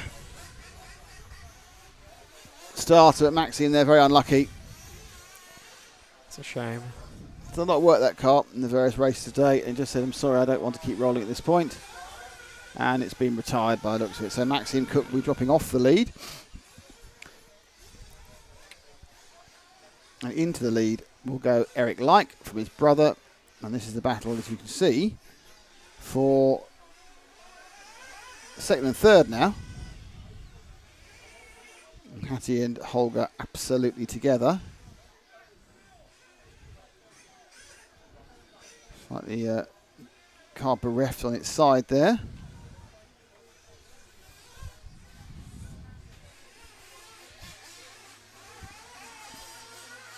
Actually, Max McDonald now has scored in second. Okay. I'm not sure Max actually was just a bit delayed in his fuel stop, to be honest. Okay, I don't see him 2 seconds ahead, so I think he actually went in for fuel. Yeah, he's behind them. So Max went in for fuel, so just later in the fuel rotation. So it is Eric Like from Holger Like from Hattie. Eric crosses the line now, just to give you an idea of how far ahead he is.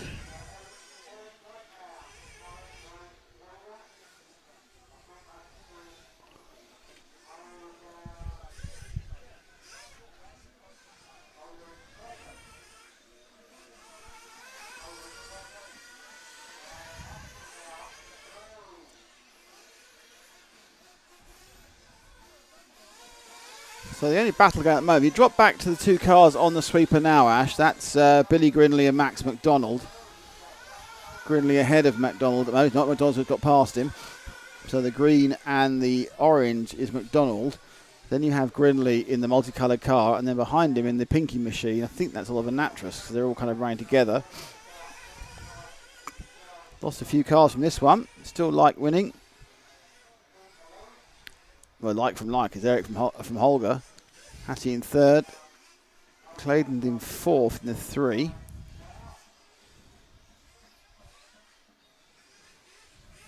So I think Clayton's involved in this kind of ruffle of cars here. So 9, 3, 8. So it's Grindley, Stenhouse and McDonald. Oh, and that's Grindley gone. Stenhouse had another accident. He's coming back again. No. Oh, yeah, just about. He's now dropped down to 6th. Move forward, Dash 1. So that's back with the McDonald and Stenhouse battle. McDonald, I think, is this light pastel coloured car with the red nose and the yellow wing. And sort of a selection of pastels in the middle. Second's just gone past.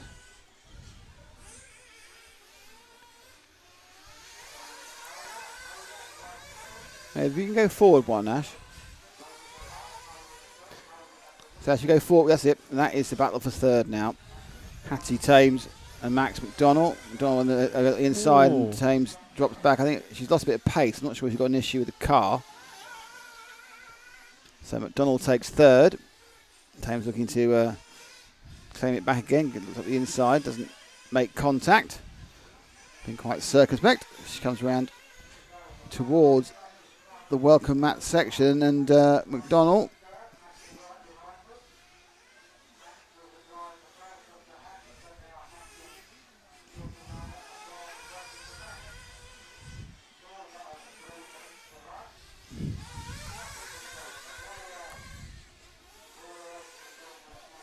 go around there. This is the point. I think if you go slightly wide on the exit of that, you can then it gets a bit rougher. You have a danger of just digging in and rolling, and that's what we've seen a few times. So some quite neat driving here by Max. Hattie badly landed that, and he's making just a little bad landing, and she's lost second and a half straight away.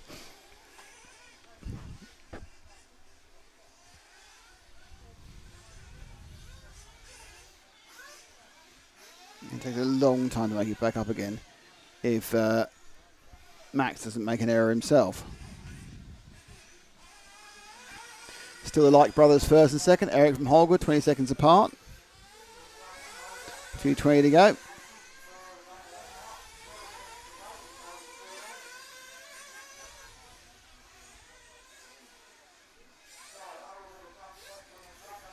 I think quite a bit quicker through that opening section than Max was.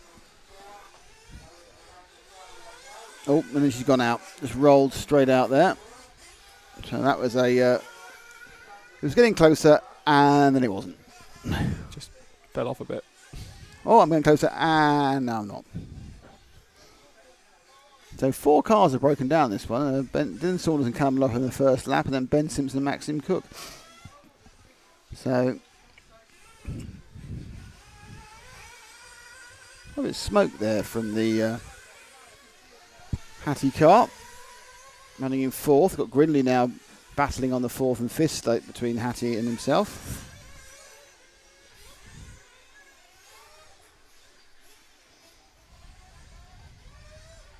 Ooh. It's all going quite well.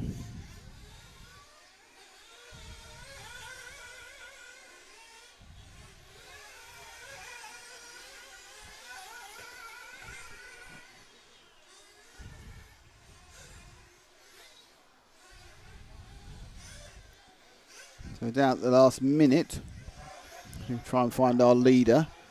Car 12, Eric Like. Hattie, oh, that's a bit of a close one. But they're really quite close together, 3, 4 and 5.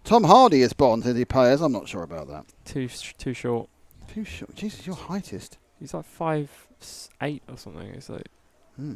it's not like he's short, but he's too short for Bond. You'd have to cast everyone else. It's not really like he's carefully. short, but he's too short. Timothy Dalton should return. The Hot Fuzz version of Timothy Dalton. How about the Rassilon version? Russ, I've not seen that. Yes, you have? What's that? Doctor Who. He was head of the Time Lords. Oh, yeah. Yeah, I have seen that. Yeah, honestly. Cross-referencing stuff we already talked about. Did not know the name, though. Robin Fishcroft said by having Timothy Dalton end ageism, the end the franchise as well, I think.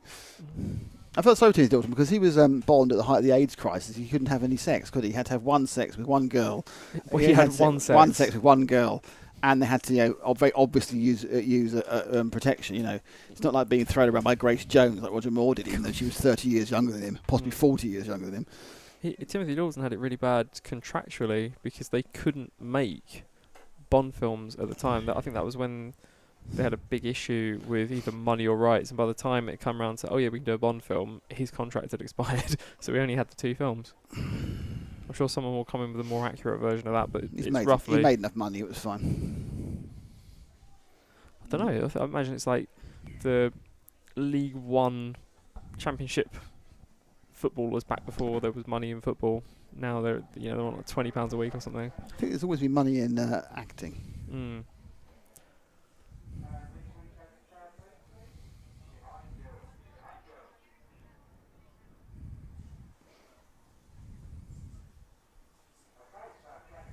Oh. Heading out.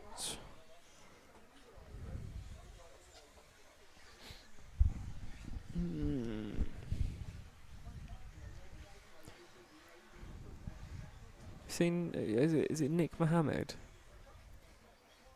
What, the little guy? Yeah, little guy. He'd be a funny Bond. Yeah, I think you're just going a little bit off-piste now. Yeah.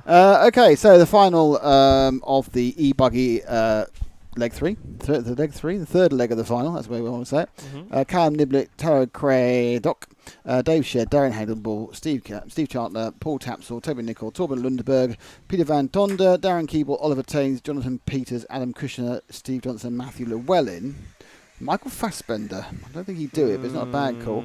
He's too busy trying to mash himself to pieces in Porsche race cars at the moment. Is he? Yeah. Did not know. But Callum Niblett won the first 2 of these anyway. I'm sure he's in this one as well.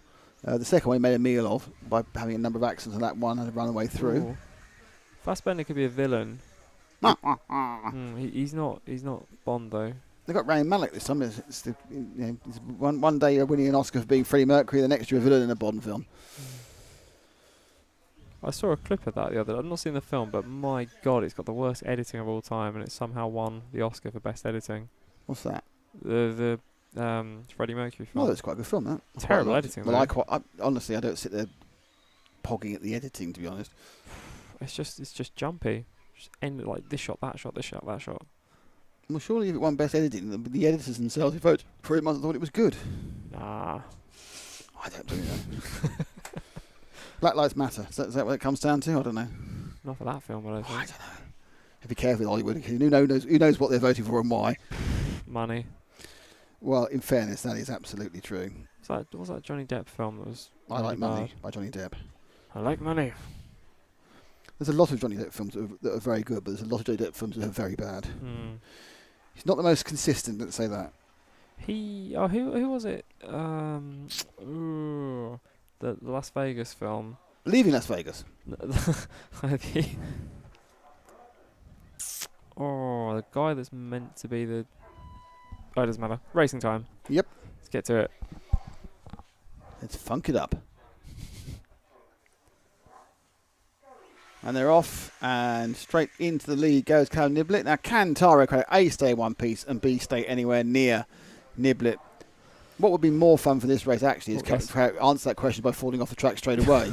What would be more fun for this if they might start Niblett at the back? That would be much more fun. We'd have all voted for that one and see if he can come through the field, because he's already won the whole thing. with 2 wins in leg 1 and leg 2. So we're looking at second place man, or second place battle actually. I can tell you in 4th place it's Craddock. Can't tell you who's in 2nd and 3rd because I haven't memorised all the colours.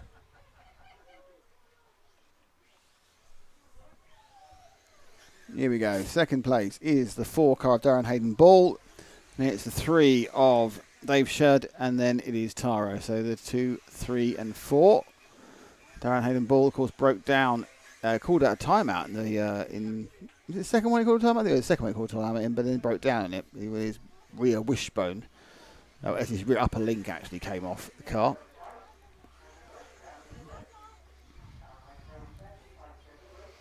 So 2, 3, 4 sweeping around. Don't forget no pit stops in these 12-minute finals. No pit stops? No, because they're electric, love. Ah, that's why they don't smell like nitro. That's right. If you want a ginger bond, go for Eddie Redmayne. Eddie, really? Eddie Redmayne's a little bit weedy. Yeah, no. I'm not sure if weedy is a politically correct word to use these days. I feel like he'd ask permission to shoot you. Yeah. Just get Paddington Bear as Bond. I think it'd be hard because Ben Wishaw's already been Q, hasn't he? So he couldn't do it. But I say, do you mind awfully if I shoot you? Let's all be friends after you're dead. Oh. Someone just took the most amazing nosedive with the track for basically. So, anyway, Craddock running in 3rd, I think, or it might be 2nd now. Yep, Craddock just got past Hayden Ball, and they've hit each other again. I have to think how far ahead Niblet is. It's a long way. Hayden Ball still in 2nd after being not in 2nd. So 4, 2 and 3. They're 10 seconds back. Hayden Ball, Craddock and Shed. Craddock in the blue and the pink. Hayden Ball in the white and the pink. And Shed in the multicoloured machine. But most importantly, that's the one with the yellow wheels. So 2 whites and a yellow.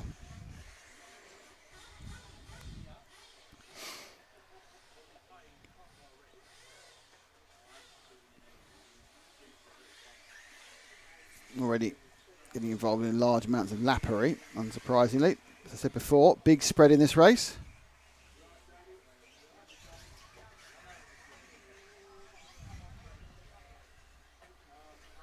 Not sure what's happened there. Where are we looking? Car 1. I think Niblet's retired, or he's come off the track. And they're changing tyres. I think that's car 1 that's changing a rear tyre. I can't see from here. Yep, it is the leader. The leader's doing a complete tyre change from white to yellow tyres. Oh, they go quicker?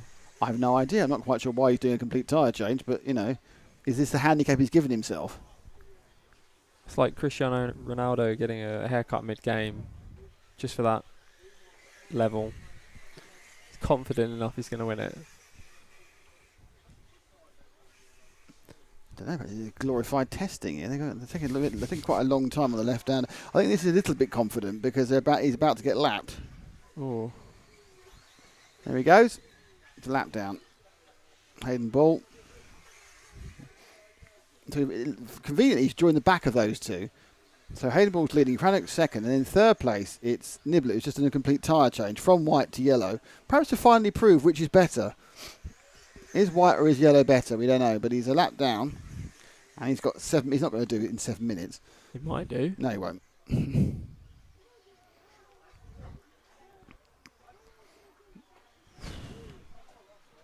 But he is at the back of that field, so Hayden Ball leads. Craddock 2nd. They come round. Niblet after that. Well, I don't think it's enforced tyre stop, just tyre stop.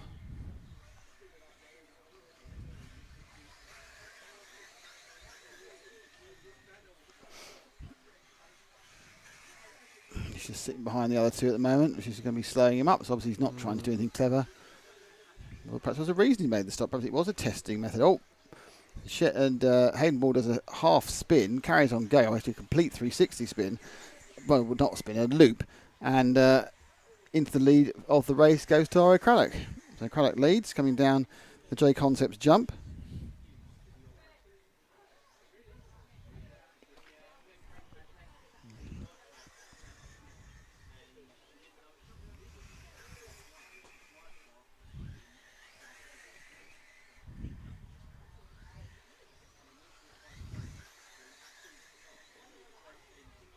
Looking around the outside.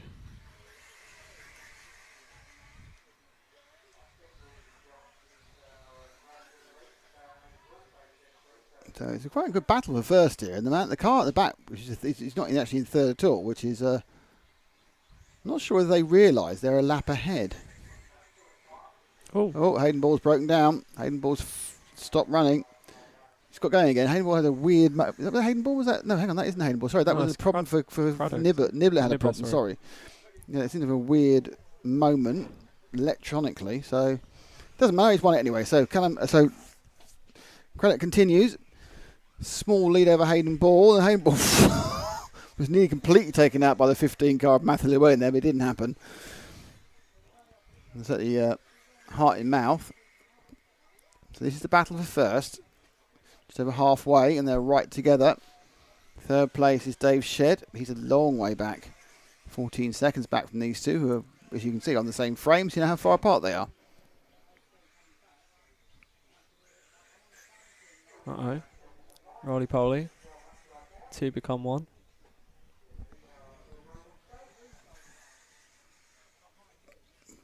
Spice Girls. Yeah. Thought I'd keep it topical. You did. Relevant. You did a brilliant job, yeah.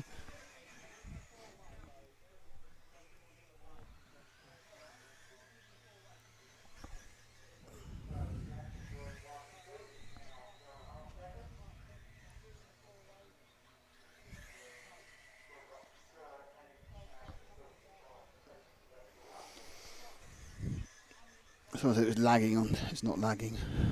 So, Henri Gomez, you have a lagging, I'm afraid it's at your end. Yeah. It's not our end at the moment.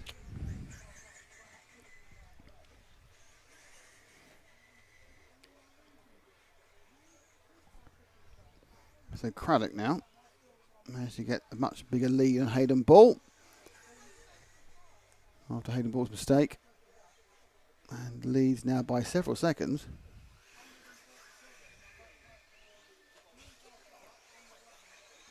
Hayden Ball did get a few tenths, and Callum Niblitz continued his testing and pulled off again. So obviously it was just a big test for Niblett.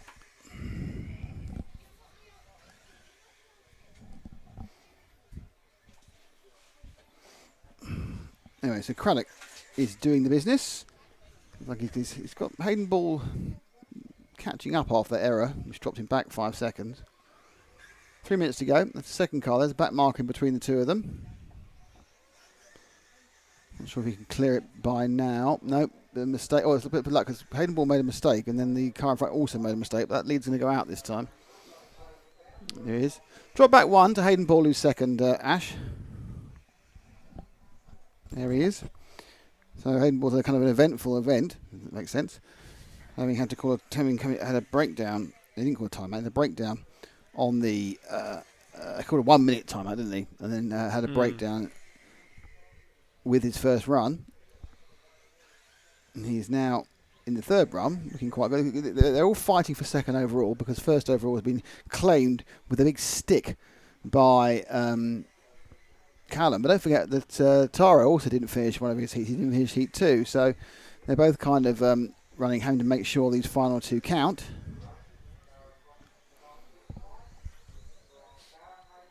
Dave Shedd in third, Toby Nichol in fourth, Tapsell in fifth.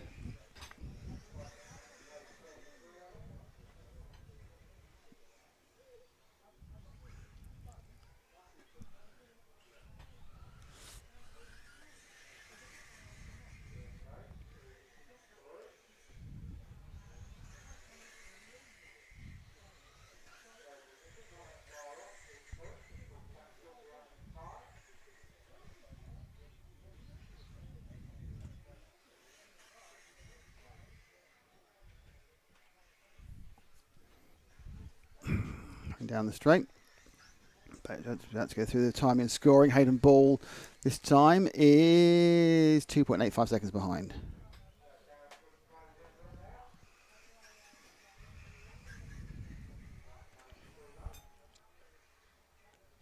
So you can't. There's Torrey. Just see Torrey on the exit there. Minute and 38. Craddock's got lot less than a mistake ahead. In fact, ball's just getting quite a bit close now. I think he decided to push. He's got nothing to lose. Next up will be the A final in a few minutes. Well, 15 minutes time. So Craddock's got 2 more. This and 2 more. Hayden Ball also this and 2 more. And this time round, the gap has gone down to 1.64 seconds. Oh. So the back mark. Oh, no, got away with it. Lost about 3/4 of a second, but got away with it. What would have been an ending roll, and that's when you start to push. You start to look at yourself on 2 wheels, but he didn't lose too much. Just you can see at the corner of his eye. He'll know on the roster exactly where Craddock is. You've got your peripheral vision is more than able to work out where Craddock is with the distance he is ahead of him. As he runs himself round. Up and over.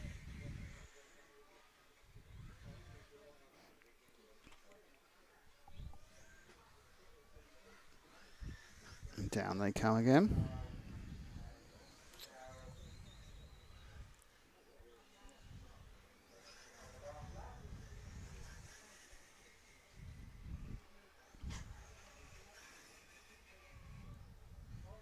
Oh, what? No, and that's it then. Oh, okay, no, yeah, he's done it. Yeah, but he's not going to get anywhere. So let's move forward to the man who's going to win, which is Craddock, who's just coming over the J Concepts jump. Thank you very much, Ash. Whoosh. So Craddock now literally just has to keep 4 wheels down. He'll be fine, and he'll one heat leg 3, and I think that will secure him 2nd place overall in the E buggy. Nibble at the overall winner with the wins in the first 2 legs. I think a 2nd and a 1st for Taro takes him in. Harry Bainwall might be 3rd. I'm not sure about the rest of the where the rest of the people are happening in the other races where they didn't finish. But that is a 1-2. Oh, right at the end there, he didn't quite get it over. Okay, so that's now time for getting time for the main final now. Exciting. A few minutes though to wait. Gives me some time to change the text. Oh, main final. Main final. So I'll just put main final. you will put main final. Excellent. I like that. Like that, yeah. Well, before things get going again, should we have a word from our sponsor? I think we should have a word from our sponsor, and I can click the correct video this time.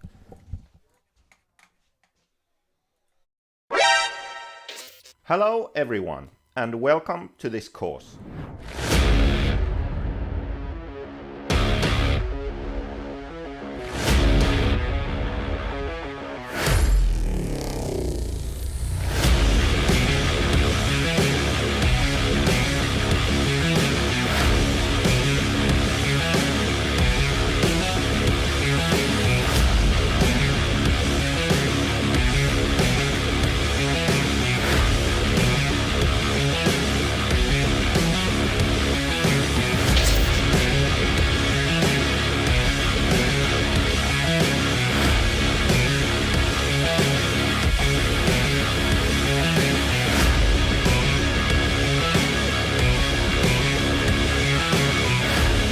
RC cars, baby.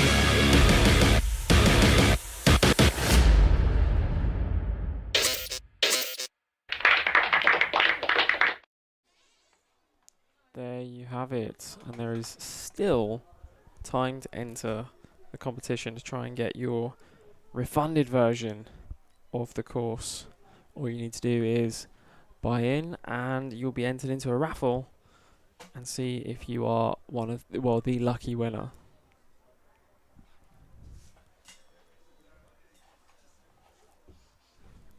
Oh, hello. Welcome back to... I talked for at least a second. Hello. Hello. Do you want a challenge? Sure. Ice cream run. Hello. Got 10 minutes. Hello. It's on the tab. What would you like? A massive 99. A massive 99, like Yeah. a 189 or something. A Just 198. don't talk about it, just go get it. Okay. Talk Bye-bye. to Ash, see what he wants, but so you might be able to eat it. So, yeah, it's on the tab, yeah.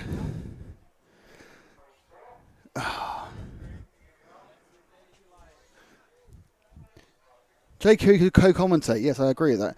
Right, where is everybody? Come on back. It's time for the main final. I need to If you are watching on Facebook, I'm afraid I have to end the Facebook stream because it's going to run out of time before the final does, because you're maximum of 8 hours. So I will stop the Facebook stream and I will begin a new one, or you can just move straight across from Facebook to our other thing.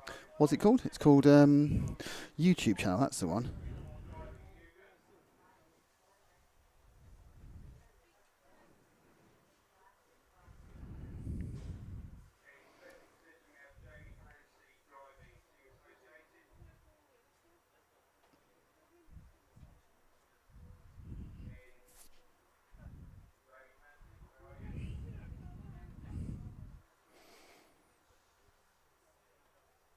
So they got Johnny Skidmore in one. They're going to call them up. So Johnny Skidmore, you can see there on the picture on the far left.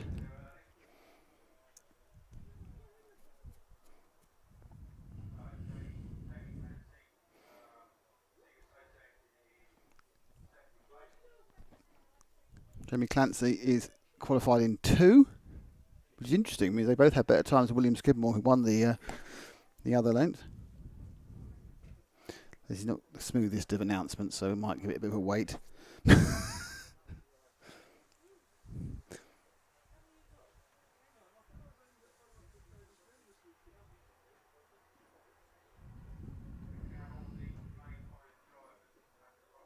going to try to line them up to get the back to walk them up. They're going to try and get them to start again.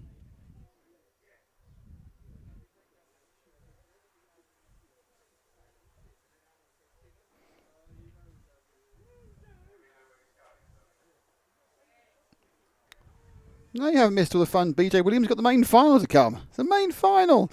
Hello to BJ from the US. Oh, it's the main final still to come, so you haven't missed all the fun.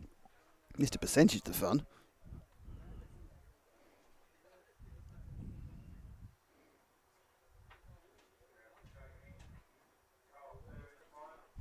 So there are on the left-hand side.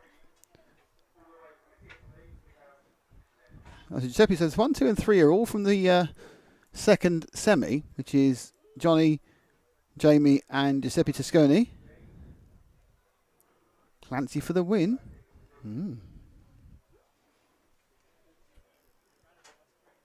So it's a 45-minute final. It was going to be 40 and they decided to up it to 45 because some people moaned. Excellent. I've got a big drippy one. Thank you very much.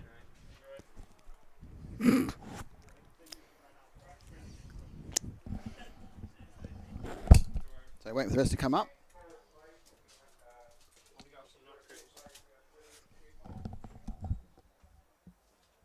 This has gone well. I've got an ice cream. I've got ice cream all over my microphone.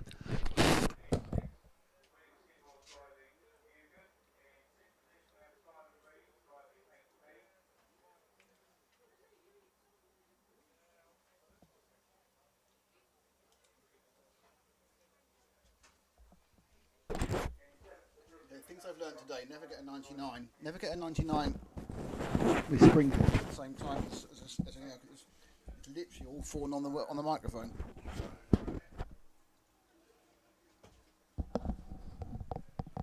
Is Tara Craddock up next?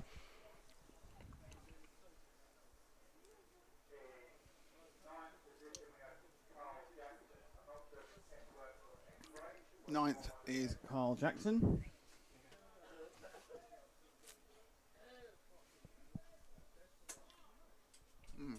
Ice cream break, yum yum.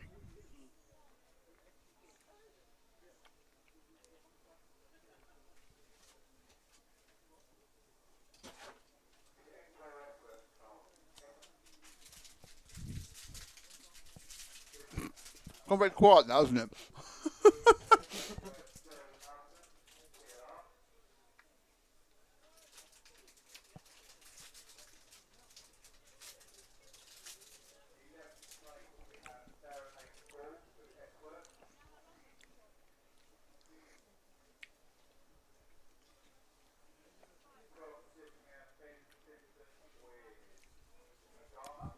People choosing their own positions. Ben Simpson in 12.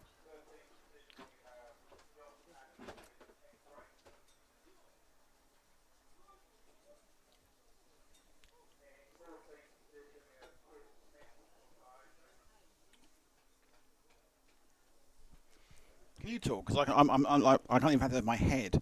So I've never seen. I don't know if you've seen this. I've never seen until 5 minutes ago an ice cream machine explode. Did it?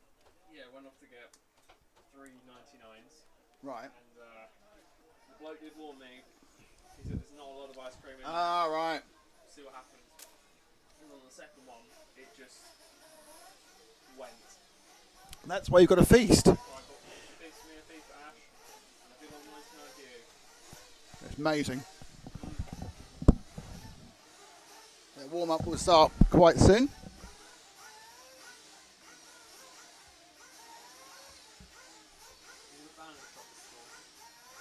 I am now.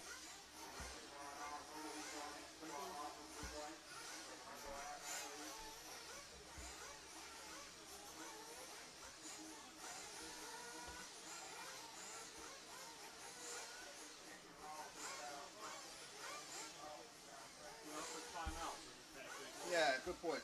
Good point. We were eating.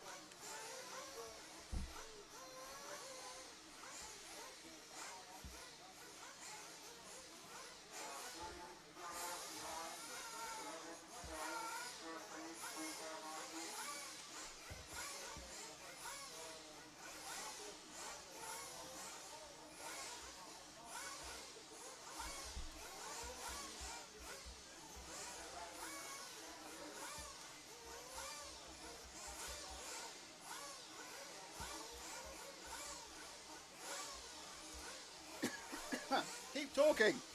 I'm actually doing work now. You're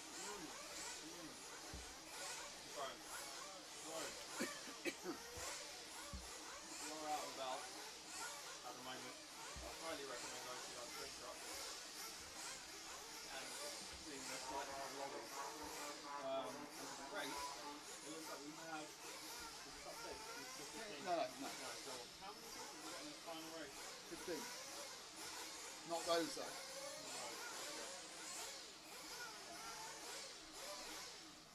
I wish I could grab his notes with a slightly iced in colour. I've got enough ice cream here as it is.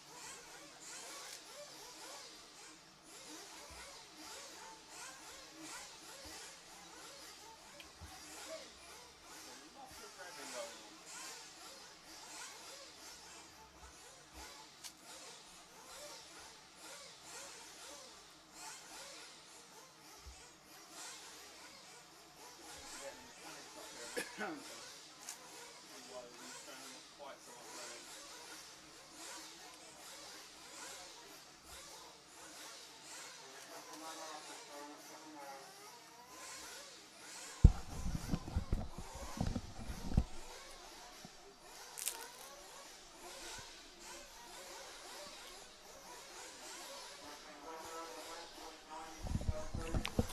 Well, we'll find it back on again. Hello, on. Bit mouthful, sorry. Bit chewy. We will get going.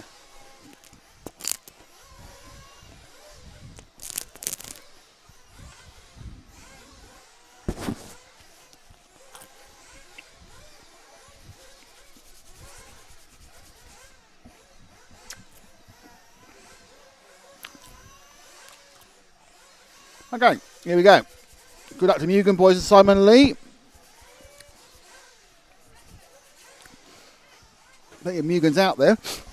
They'll be released out in about a minute or two. They'll all do the warming up.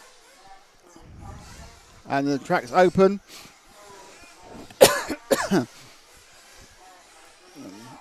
There you go. Released in order. So they've got a 2-minute warm up. And following that, they will be out and racing.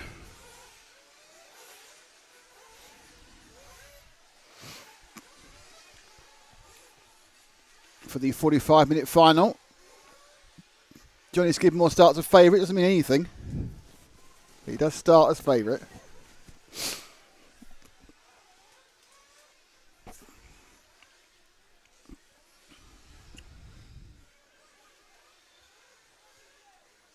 They just warm themselves through.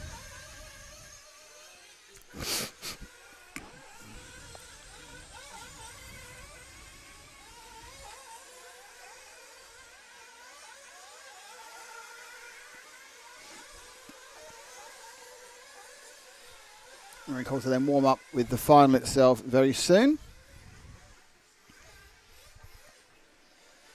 Couple more laps. And they'll go in. Hopefully, there won't be a 10-minute timeout because they're incredibly annoying.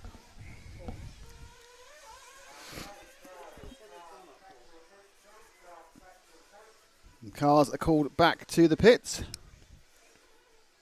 Let's get ready to rumble, as they say. I was muted. Have you been talking then? You do realise you can't hear yourself. I can't hear you. I didn't. I was like, why is he not replying to me? I'm boring. So No. Plenty of shouting going on. That's always a sign.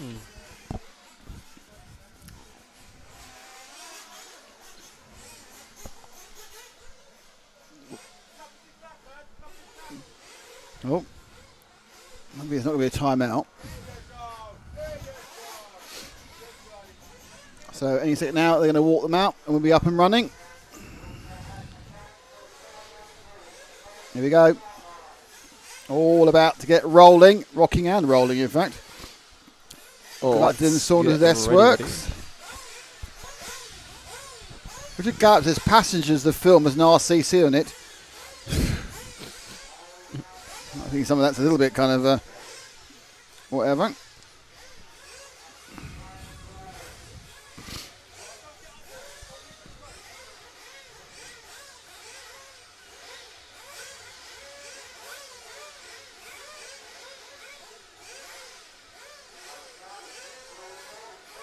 Okay, let's get ready to rumble. Skidmore on pole, Clancy in second, Toscone third. And they're off. Johnny Skidmore, William Skidmore, he's like fifth, despite winning the other semi-finals. The top four were from semi-final B, or semi-final A, the second semi-final, shall I say. And they're off and running straight away into the lead. It is Johnny Skidmore. Good clean start. Dylan Saunders is the early loser. He's bounced right back out from fourth to about ninth. But it is Clancy right behind Skidmore at the front. Third place is Toscone, so the 1, 2 and 3.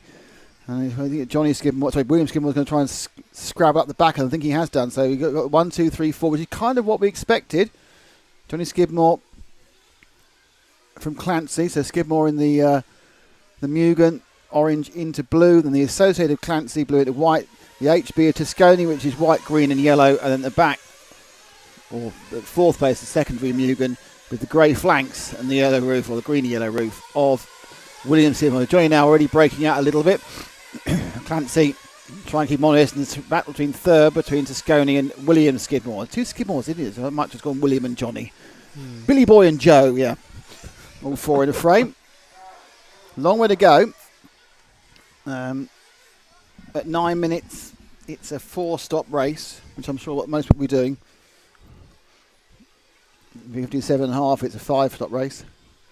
As up the inside there went William, so William picks up third place up the inside of Toscone as we complete lap number 2. So Skidmore, William on camera is now in third and hunting down Clancy in the blue and white associated in second. He's getting a bit close, and Johnny's easing away but not getting away, if that makes sense. He's got himself a comfortable squirrel bad landing lead, but not a oh my gosh I've made a horrible mistake lead.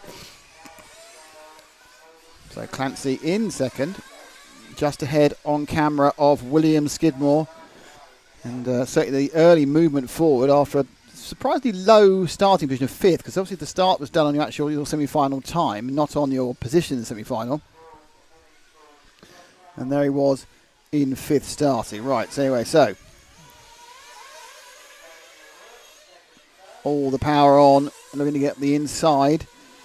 Clancy closing the door, and of course the advantage of this for his brother Johnny Skidmore is it gives him a chance to get away. You see Johnny there just about 2 jumps ahead already, gained 0.8 of a second last time, and William looking left and right to get past Clancy to get to the top in the circuit. And then you've got these S-shaped curves up towards the back of the circuit. They come over the J Concepts jump, and they go a sharp left and a sharp right and over the welcome mat before you have the medium and the small double. The small double is more of an issue. You've got to stop and turn right sharp there before you go around the camera loop, and then they'll come back down towards us in the timing and scoring hut, which it will be a timing and scoring hut next year, but this year it's just us doing telly. And they go underneath, and there's timing loop, and onto the straight again. And actually, oddly, despite the battle, Clancy got about 3/10 closer to Skidmore that time, Johnny Skidmore. So he's in a Skidmore sandwich. He is the meat of a Skidmore sandwich. And actually, this time he just seemed to get a little bit of a movement gap there. Clancy just managed to get a little bit of space over William, and he settled down, or whether he just managed to get him right off his tail. And now we've got the three of them all sort of a second and a half separated as they turn some laps. Now, the good thing about this is, of course, you have the 15 best, well, maybe not 15 best drivers at the meeting, so you aren't going to get into traffic too quickly. It'll be a few minutes where you have to worry about traffic. Let's not be with the third, Ash. Let's be with the second, please. And there we are, Clancy. He's either going to go forward or go back. It's one of the two. Admittedly, you could say second for the entire race. We could be able to have a fixed shot. So, there's Jamie.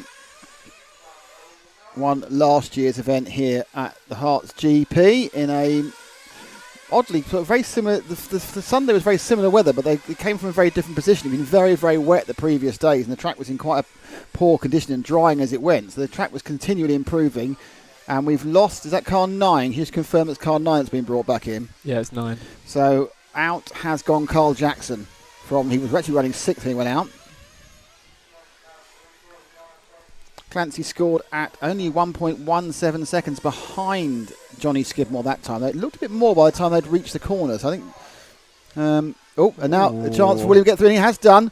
Oh, is he going to make it work? They are fighting side by side outside the circuit, but William's done it. So Williams has Skidmore 1-2. One minor issue, and suddenly the Skidmores are leading. Clancy's in third, and the brothers S move away. Now, it's become an internecine battle.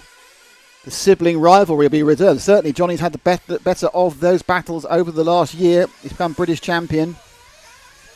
And he's walking away at the moment with a 1.6 second lead over his brother. I assume they have a pitman a difference. So you kind of think, well, one of them got one his dad, and the dad said, well, I don't like you as much. He's picked, so got a mate to pick for the other one. Clancy hanging on to back of William. There's just flashing out of shots you saw on the left. There's Johnny. So Johnny's not breaking away, and we are, because of the pace of these guys, getting towards track. But this has been a good lap for Johnny. Johnny's definitely gained a little bit on William in this one. He was 1.6 seconds ahead last time round. He's going to cross the line any second now, though. Interestingly, William was really, really good over those last 2 or 3 elements of the corner, and the net gap has actually got, we did up a half a second, but it was more than that. But William looked particularly good coming off the top of the circuit and down. But Johnny now is the first person to hit traffic, though luckily for him, the traffic, that's a bit of luck. Traffic crashed out the way, but was then put back in the position in front of William, but he gets past with no danger. Clancy just beginning to lose touch with the Skidmores. In fact, all 3 of them are beginning to stretch very slightly. Let's move forward to our leader, William. So it's 1 car forward, Ash.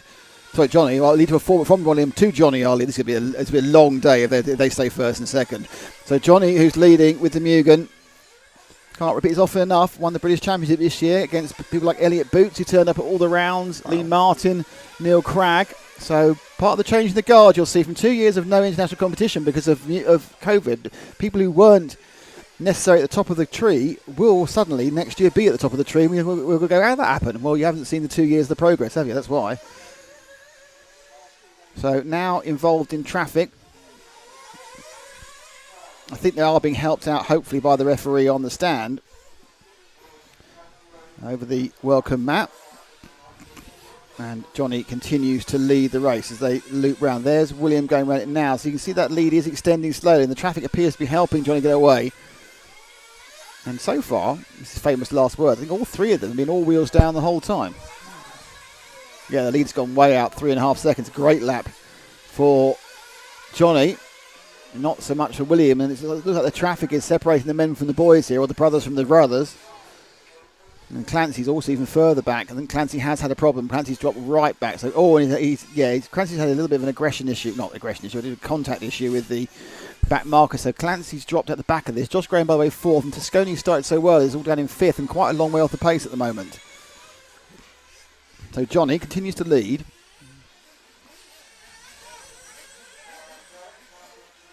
And it's a nice, secure lead he's got now. We're getting close to when the first pit stops are going to happen. It's happening now. So close to happening immediately. I'm getting too good at this, aren't I? Oh, lost a bit of time there by interfacing with, I think, Tihanna Craddock, who actually got the nod into the A final. That's why that happened.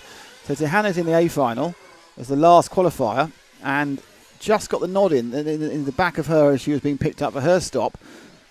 So I didn't see. Did Johnny go in as well? So William go in as well? Did just Johnny go in? I was watching that stop on its own. Oh, I couldn't see the numbers. That's fine. I think he did go in as well. So they both stopped on the same lap with different friends. And actually they're now right between. But actually they are now back together again. So I assume that is because.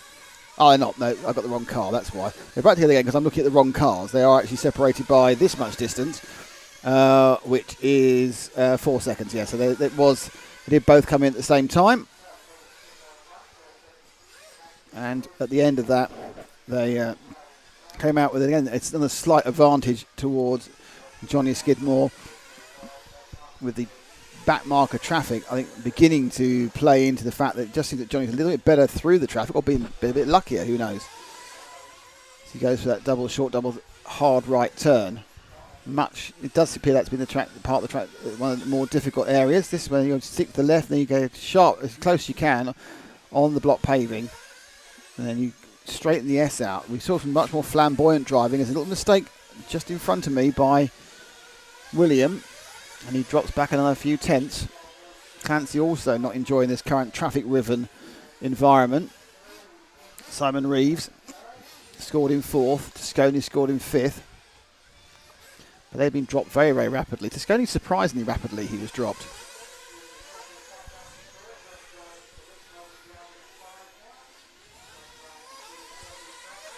So, coming up to complete another lap. Early favourite, and perhaps the favourite of the whole thing, Skidmore. Just wait 2 cars. Let's pick up his brother William in the lime top and the grey sides, both on the Mugen. There we go. Into his shot, he shoots. Lost another half a second there. And you kind of think it needs to be traffic because we've watched them going around in laps together, and it's all been pretty good. But it just seems that Johnny just handle the traffic better. Clancy's dropping off the back of them as well, which is must be frustrating for him. This is his home club, and they're in some ways the interlopers, but they're 1 and 2 at the Herts Grand Prix 2021, brought to you by RC Racing TV in association with InvisibleSpeed.net, J Concepts and Herts RC Models.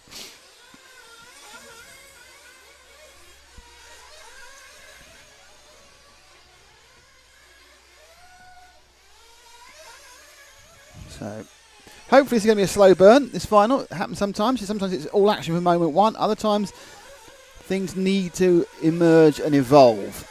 But at the moment, our top 3 are spread out and spreading out more. Clancy particularly is really not enjoying the pace that this is going at the moment. He's losing half a second a lap, even perhaps even more than that.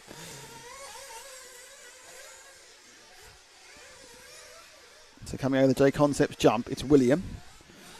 Just to give you an idea, I'll tell you when Johnny crosses the start-finish line, so crosses the timing line. So he's crossing the timing line now. And as you can see, William comes all the way down and clips through again. So he's a long way back. There were actually on that lap, I think he lost about less than half a tenth of a second. So, yeah, again, it seems on a clean lap, there's not a clear lap, there's not a lot of difference between the two of them. But it's once the traffic got involved, that's when Johnny really put the hammer down and increased his lead from 2 seconds to 6, effectively. Clancy's dropping like a stone at the moment. I don't know what the problem is.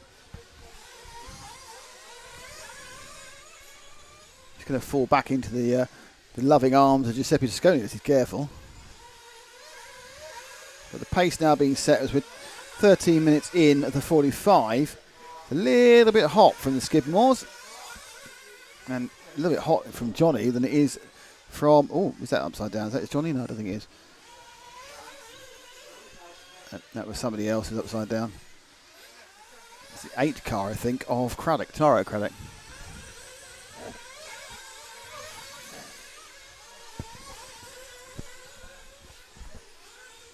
So William.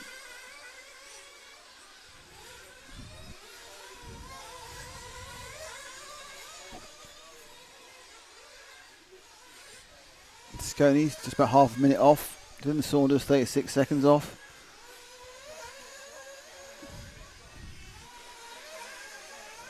Skidmore, another half a second went down that way. So Johnny absolutely laying the law down.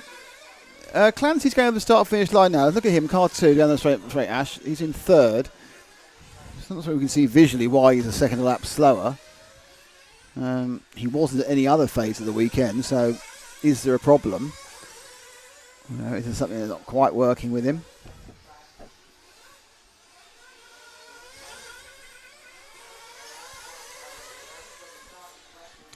Visually, nothing particularly wrong with the car. Don't think it's got the pace on the straights. It's rare that it's a straight line speed issue. You might be right. It's just that seems like, we've watched him go round. He was 17.17 behind last time. It's like a perfectly clean lap, so a little bit of lost time there. And now he's gained 4 seconds. Not quite sure what that happened. Oh, Johnny, the reason because Johnny had a little error in that one. Johnny lost about 3 seconds anyway. So that was off camera. Johnny had a slight problem, lost about 3 seconds. Williams now only 4.39 behind instead of 8. Clancy we're with, gained 3. So it's reverse curse the cameraman there. He stayed wheels down and his leader fell over. So we kind of we're willing it closer together. Johnny had another difficult pass there, and Williams just made a mistake as well. So both the Skidmore not having brilliant times. And net effect, I think it's Johnny's lead's going to go out. Yeah, it does in a couple of seconds. There's a lot of back marker going on here, and I think it's not always working to their benefit. So Clancy didn't lose too much on a couple of tenths, I think he lost. So we're half an hour down, half an hour to go, 15 minutes down. It's Johnny Skidmore from William Skidmore by 6.75 seconds. Clancy's a further 6 back. And then Tosconi 16 off that. We're with Clancy in third, who must be wondering what the heck's gone wrong. I just had a really scary moment there. I just stuck my leg out and touched the power cable. Yeah, that would have been very careless. You take us off air, you don't get paid.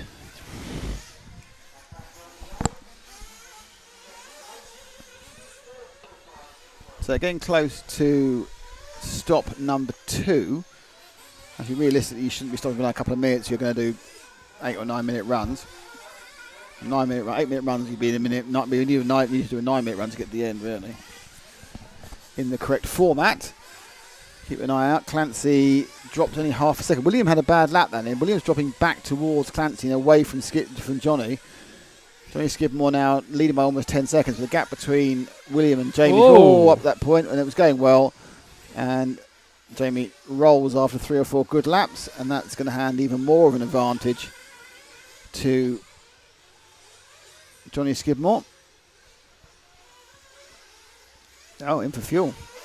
Now, William Skidmore is scored behind. Is that a scoring error?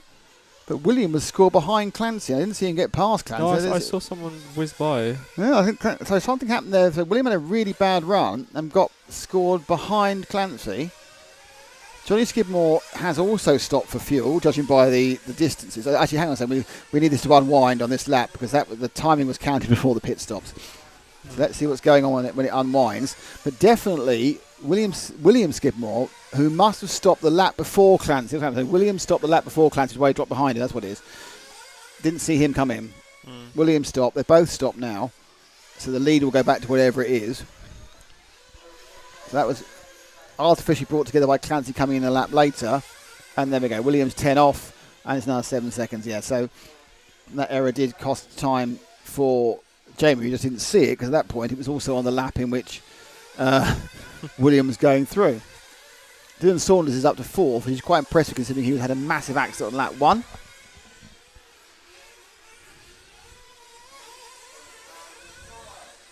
Let's go to our leader again, Ash. He's about to go over time and scoring now.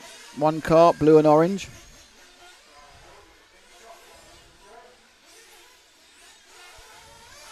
Looking in perfect command, Johnny. Started the event as the favourite. And nothing he's doing at the moment would besmirch the fact that he's the favourite.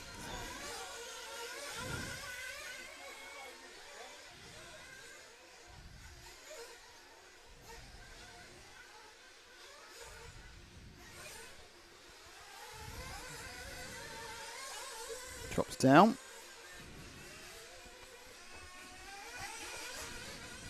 Looking pretty, that's when you need a bit of luck. When you don't need people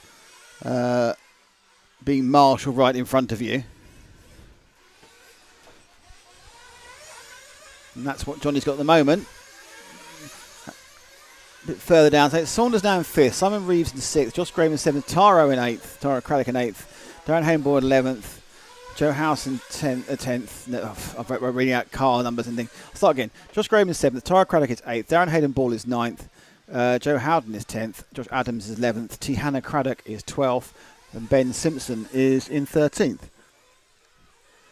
So the Mugen of Johnny Skidmore comes down to pass another lap.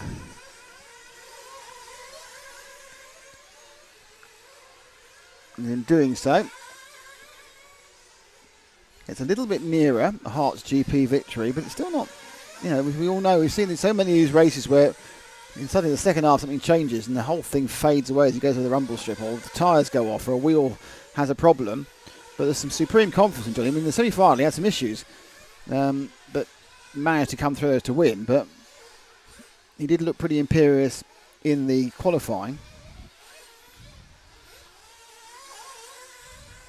To Ashley Patterson, how are you?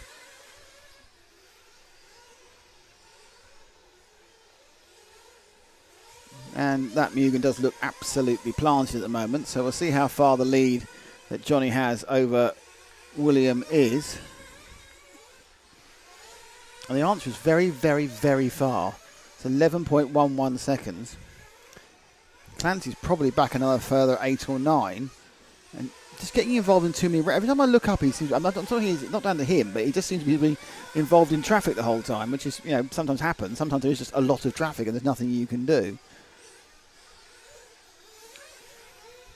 I don't know whether Clancy and Gisconi have lost pace, or Johnny and William are just holding back something, which is an odd thing to do in semi-finals, but they just seem to have that extra oomph. And whilst I'm not surprised to see Johnny and William out front, I am surprised to see how easily they can gap the others. Actually, it's got to work on a bank holiday. Oh dear, oh dear, oh dear.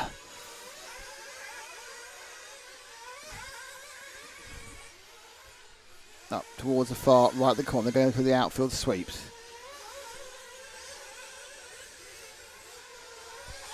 I mean, you look at the Johnny Skidmore car, it just looks fantastic.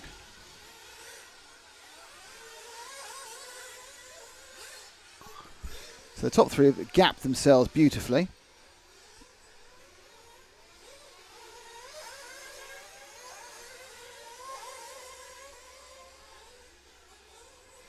Let's see if we can pick up our 4th place man, Giuseppe Tosconi. He's whereabouts is he? He's in the greeny yellowy car. He'll be somewhere around the track because that's where the people are. I'll find him for you, Ash. Giuseppe, there he is. He's just about to go onto the. We're just going round the camera loop now at the top of the circuit, light green. Giuseppe, of course, one of the. There's a few international visitors, less than there would be pre-COVID, but there he is. 3 in his car, gets past. That's Giuseppe. For the HB. So, as I found out, I had forgotten he was second in the Euro Bs a couple of years ago. I don't think there's been a Euro B since then. Not that he could be in it, because once you've been second, you can't be in it again. Ooh. So a bit of talent there. But visiting for, well, I think we all know, he's the other half of T. Hannah Craddock. So he's having a combination, quite a good thing. I've not seen my girlfriend for ages because of his COVID. No, I can see my girlfriend. I always go racing. It's a marvellous combination. Got that sorted. It's like Zach having a zombie girlfriend. Oh, I don't think I'd really fancy that. Well, you say that now.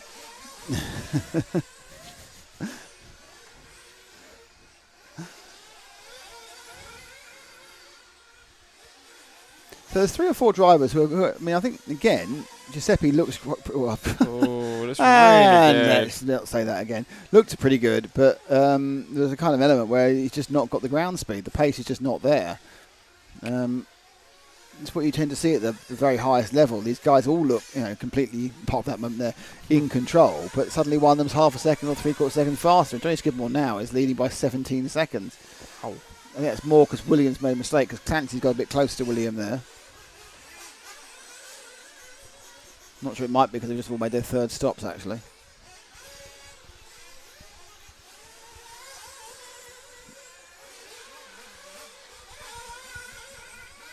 Trying to look at the screen and look at who's stopping. Toscani's got some traffic. Johnny goes round for another lap. It's a long wait for William, obviously, as we also look at Toscani doing some lappery.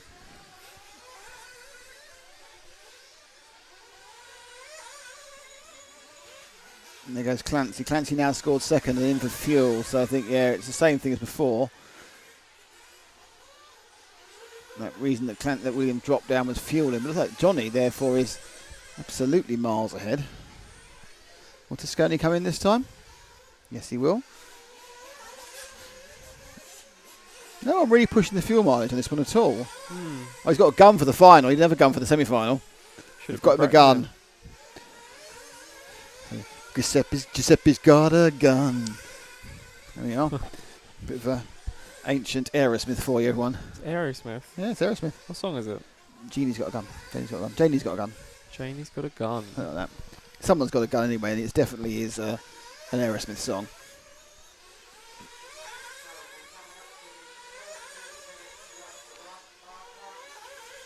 So, Toscani, we're over halfway now, 20 minutes to go. In fourth place. William and Skidmore and Jamie Clancy are kind of annoyingly separated by 8 seconds, which is too much to really to be seen on the same screen.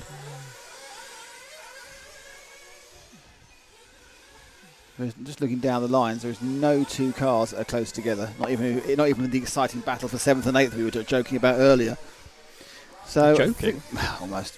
I think we haven't. Who haven't we seen most recently? I think it's probably William. On the main straight now, William Skidmore. Let's pick him up. Thank you, Ash. Running in second. He's got the length of the straight and the corner of a lead over Clancy. But he's a long way behind his brother. It's always worse. Is it worse losing to if you've got a rival, like Barry is your rival, and you lose to Barry every week? Is that worse than losing to your brother every week, or better than losing to your brother every week? I think it's worse. I think you could just be on the same team as your brother, really. Well, I think the good thing with Barry, you see, if you lose to Barry, you haven't got to see him after the race the next morning in the house, sitting there looking smug. Whereas, if it's your brother, you sit there going, "Oh, great, yeah, well done, Johnny. Oh, that's a big trophy you got. Yeah, great, well done." I'm sure you'll win some trophies against Johnny. Me? Oh, mate. Well, you're imaginary. Pub quiz, maybe, but nothing else.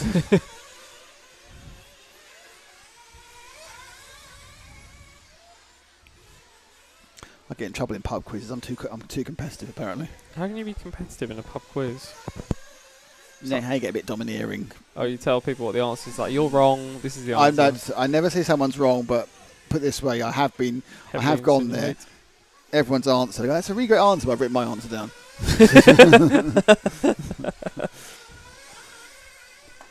And sometimes it's right. Yes, sorry, Ashley, I just realised. Yeah, hopefully we do see DXR 2022. Hopefully it's on. I'm sure the guys want to do it, COVID willing.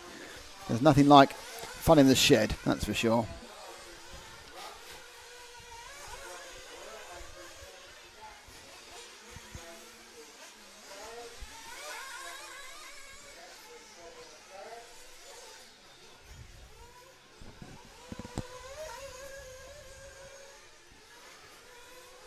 So William up the inside. Still interesting, he's still slowly dropping off his brother, but staying the same distance ahead of Clancy. So just so you know, as he goes around the camera loop, Clancy's just coming into it now. 1, 2, 3. Still separated. Plenty of time for things to go wrong, or go right, to be honest. William gets a little bit of an issue with one of the back markers. Yeah, he just Is that Carl thing again? Just looking at a way of pushing himself through.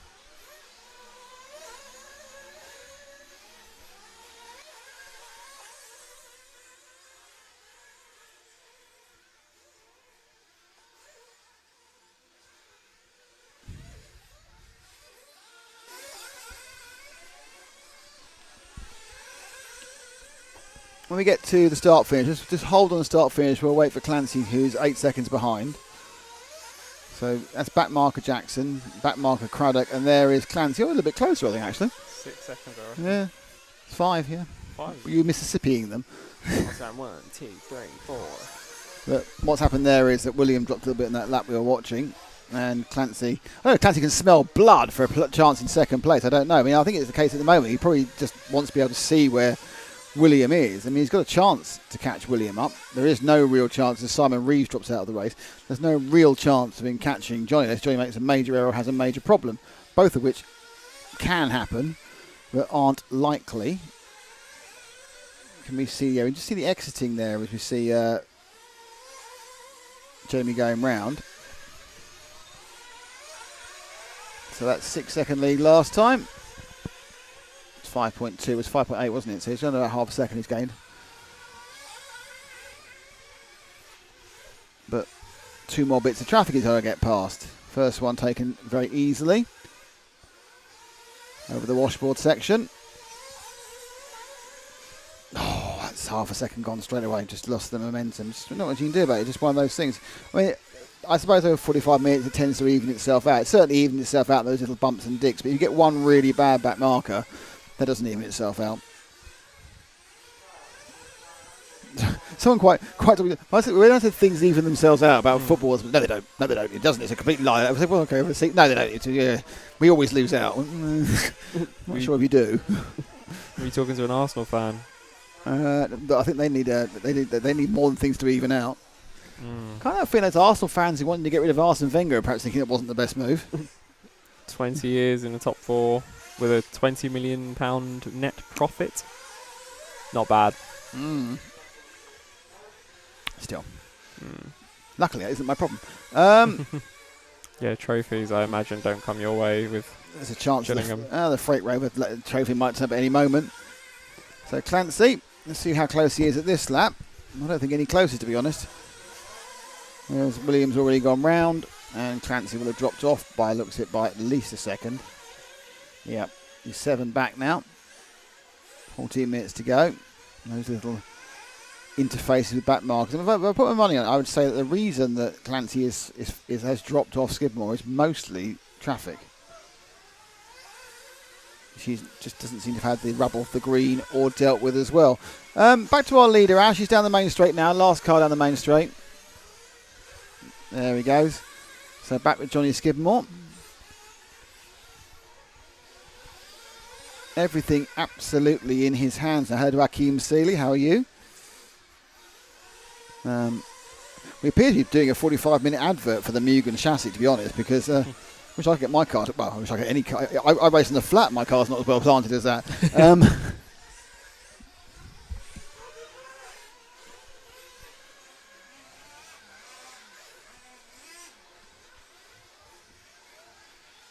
So Skidmore. Johnny down the way. Oh, he's made a fantastic. He's made a quarter-second mistake. Well done. That's really compressed the field down. Only 4 cars haven't been lapped. Skidmore, Clancy, and Clancy, Skidmore, and Toscano. I think Clancy was scored second that time round. What has happened? Why was Clancy scored second? Was it fueling again? I'm not sure. I don't think that times out well for a pit stop. I'm not sure. 13 minutes left. A little bit surprised. No, it's turned around again. It must have been fueling again. Look. Okay. It's gone right back to where it was, which makes me think it may have been a timing error.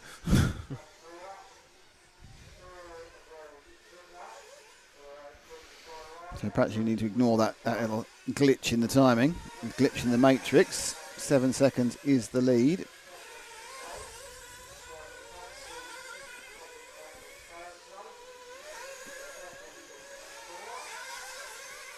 Tosconi's getting very close to being lapped, if not has been lapped. Where is he in relation to Johnny, who with at the moment, Johnny Skidmore, with his Mugen Seiki chassis. Trying to think, well, he's now got a huge amount of clear track in front of him. Last thing he needs to do, he has lapped Asconi now. Last thing he wants to do is anywhere think about going in the pits because he's got so much clear track. He's got best part of half a lap of nothing in front of him. Nice little dab of the brakes. He comes around the second part of the S in front of us. And a 22-second lead. Looks like it's going to have no issue in reducing in any way. Oh, there we go. But that was a second. That was a second. But let's be vicious. A second and a half. As long as he doesn't flame right at the very back of the track. Well, you flame. That's it anyway. Wow. They might be able to start it again. No, you can rejoin, but he's going to make a bit of a job actually winning anything. Someone actually won a European Championship by flaming. Really? Yeah. How? Well, it's not by flaming. There was a real problem. 1/10 nitro a few years ago in Turkey, where they had the pit lane. When you ran the car back, you ran over the timing loop. Okay. So Bruno Coelho flamed. He ran the car back. He would normally lose a lap, but he ran over. He actually ran over the timing loop. Okay. Not deliberately. That's how you had to do it. That gave him the lap. He then fired it up again and actually ended up with only losing a second. Okay. Because when he ran it back, the guy ran it back from where he ran it back to. He hadn't lost very much time. So. Not bad. He didn't lose the lap, you see, because it flamed right near the thing door, pit lane. That was it. Yes, and then it was moaned about, and that's where Dominic Greiner, who's since become world champion, described the whole event as maximum bull. Oh, It's maximum bull, and he was right, but there was nothing they could do about it because he hadn't done anything wrong. He hadn't broken any rules. It's just the way it was. So sometimes you need a bit of luck. yes. In all motorsport, and Any people are moaning about Josh Verstappen getting points yesterday. Hey, he did the work on Saturday, and he had a bit of luck, and he got the points on Sunday. So it's fine. Like he was unlucky to be skittled off the track in Hungary. It's luck works both ways. And the problem is, of course, that everyone remembers their bad luck and forgets their good luck. Oh, I've had such bad luck. What about that? Oh no, or that no. So Johnny, his lead did go down by 2 seconds after those two little biddly bobs, but that was about it. Should just retire now. I think you're right. Yeah.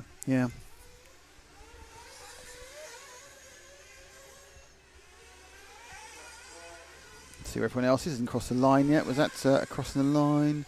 That goes William. Clancy's miles behind. They really have absolutely separated into different postcodes on the whole. I'm kind of thinking that Jamie's going to be disappointed with this. Doesn't matter coming third, but uncompetitive third must be really quite annoying. Lead it through again underneath us. Trying to find car 4, who's currently in 5th. That's Dylan Saunders, we know is a youngster. And started quite high up. Yeah, Ash, just about going into the green car with the yellow wheels going into the loop, just closing the loop with the camera coming back towards us. So that's your 5th place man, Dylan Saunders, a young man, quite tall but young. In 5th, started in 4th, had a terrible first lap, and basically he came around here, it was great, he was still in 4th. Everything's super, I'm still in 4th, I'm still in 4th, I'm still in 4th, I'm still in 4th. It's all gone to heck on the hand car. And he fell over, had a problem there, and he got bashed about. I think he probably ended the first lap in about 11th or 12th, perhaps even further than that. But he's worked his way back. And this is, the people at 14.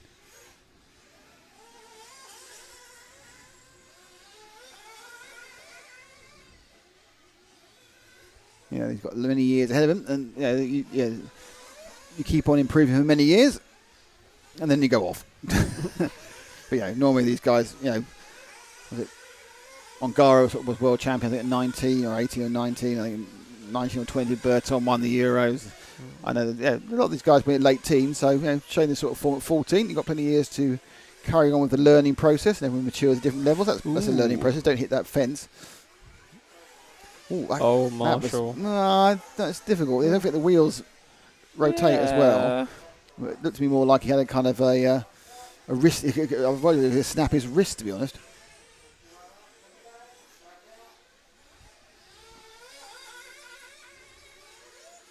So Saunders, sorry. I think he's still in 5th because he had a 27-second lead over Josh Graham. And this has been very much everyone's running their own race in split in isolation, which I'm sure is great for them. Not the greatest for watching situations. So you kind of think, right, what's going to happen is it's all going to go absolutely batshit. Bat stuff. I was a bit late, I said the S word. It's all going to go batty in the last couple of laps. But there's a 23-second lead for William. Sorry, Jonathan over William, and William's got 12 seconds over Jamie.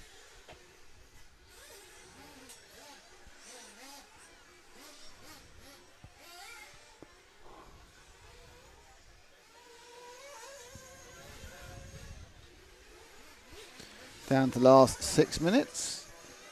Oh, pit stop. We'll have a look at pit stop. This is a middling of the grid pit stop. Got a gun. Oh. Dylan's got a gun. But unfortunately, Dad didn't pick it up properly. No. But as someone was saying, when you look at the Euros or when you look at RCGP, they do a 2-man pit stop, which is much quicker, much more stable, because you've got one man is the picker up and putter and placer, and the other, I say man, one person, and the other person is the gunner. And it goes gun, and off you go. I think they have a slightly wider support bit to put the car on as well in the RCGP events. So it's a lot more stable, whereas this one's quite thin. I think that's just the track. I think you're right. Yeah, It is a thin one. I couldn't agree with you more. But obviously, it can't be too thick. It can't be too thick, so that you have to get the wheels either side of it. So it's only a limited amount of width you can have. Actually, there's no reason why you put the wheels either side of it. Main straight, just about to start. Blue and white car 2. That's Clancy in 3rd. Let's go from back to front, 3 to 2nd. So, no, not that blue one. The next one. There he is, just one car further back. So that's Clancy in 3rd, running about half a minute off the lead. Looked a lot closer in qualifying and certainly in the semi, but it's not happened at all for Jamie in this final. And whilst he's on target for the bronze medal, 3rd on the grid, 3rd on the podium, not particularly sure that's even close to what he came for. And my feeling is he's going to be quite disappointed because he's just not going to really. He's just not had the speed. And all right, Johnny's now the British champion, so you kind of think of it. Even Williams just been uncatchable, and it hasn't appeared to us from what we've seen to be an example of people throwing it away with crashes. Yes, they've all had little crashes. I think Johnny's had many, but no one's had a massive off or wasted 10 seconds facing the wrong way or got caught up wheel by wheel with a back marker.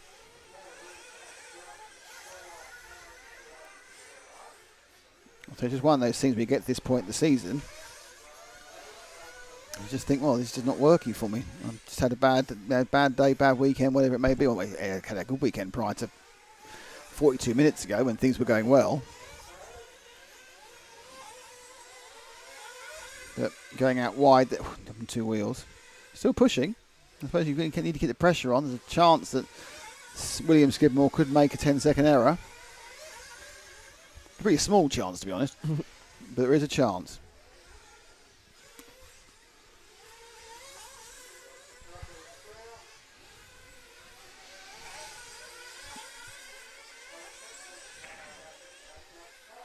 So this is one of the cars has flamed out under my nose, and it's car number 13. So that is Josh Adams had some problems before.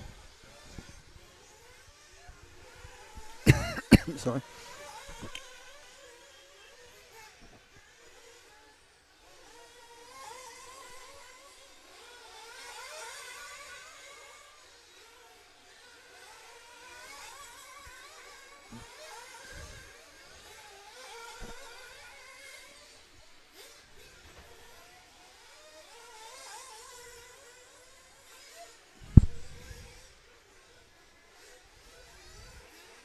Let's move forward to William, who's just going over the start-finish line now, Ash.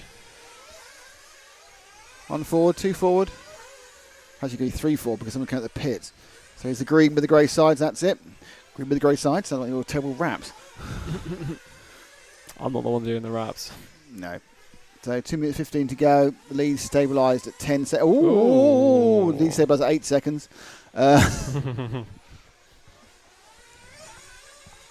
Clancy has been disposed of, but unfortunately the bigger rival, his brother, is proving to be too much of a challenge for William today. And Jonathan Jamie, we're giving a completely new name. And Johnny looking a little bit too good. Again, very back marker heavy this race. There's a large spread of basic speed, which you wouldn't get in the A final of a national, for example. So you're doing a lot more work with traffic, which is good learning for everybody. But again, I suppose if you're more of a rhythm racer, it's less good. If you're more of an improviser, it's fine. Coming up to lap to Hannah Craddock, and she makes him through very nicely.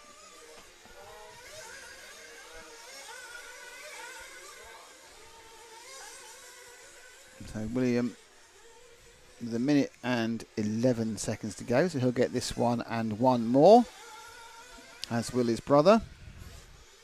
He's long over the line already.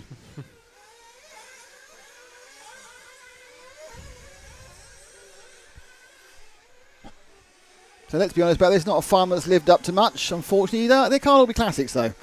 They can't all be classics, and we've had some classics in RC Racing TV, but this has just been a incredibly solid murderation by. I remember one of the European finals that Ronafart won. I think he won it by 2 laps in the end. It was terrible.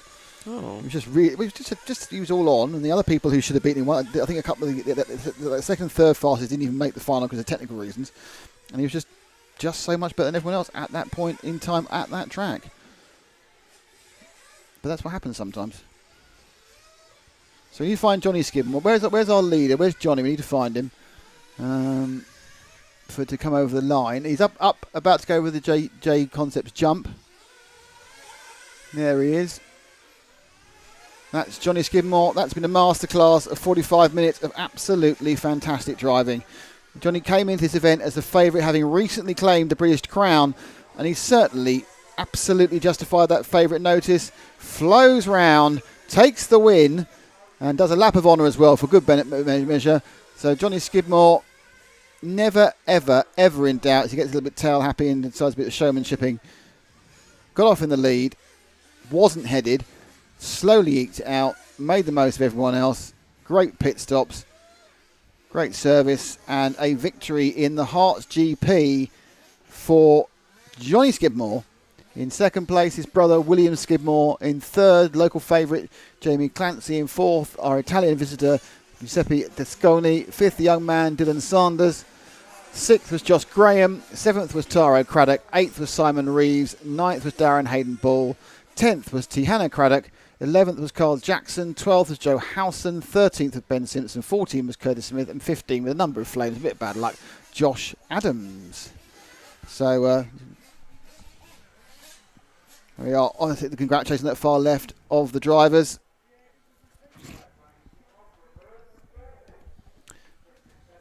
And there we go. That was the Herts GP 2021. Well, the weather stayed relatively good. Cold, but relatively good. Still not cold enough to put me off an ice cream, but still good enough. Just going to be time to say thank you very much to Jim and the team here at Herts Nitro. Thanks to Herts RC Models. Thanks to J Concept. Thanks, of course, to invisiblespeed.net. We are RC Racing TV. My name is Nick Damon. To my right, it is Zach Fenning. And on the camera podium has been Ash Leontine. There may well be some very interesting RC content coming soon. Oh. So keep your eyes peeled. Make sure you keep an eye on our socials. It'll be completely different and completely live. Something we're working on. It hasn't got signed off yet by the powers that be. But if it happens, it'll be happening in the next few weeks. It should be really interesting. As far as live's concerned, if you like drifting, the boys will be up at Teesside again for drifting live next weekend. I will be not doing full-size racing in Barcelona. Look at me. Lucky you. I know. And then from then onwards, it's not much more live RC for a while, but we will be back covering as much as possible over the next few months. And rest assured, COVID willing, we will be back with EFRA for the entirety of the European RC season, as well as COVID willing RCGP Season 2 finally, which is happening in 2021, and all the other events. And, Jim may invite us back here for Bank Holiday, and be honest, if I get an ice cream with that, I'd love to come. Thank you all for watching. It's been great to have you with us. We're RC Racing TV. We'll finish with the world's most popular RC racer, JQ.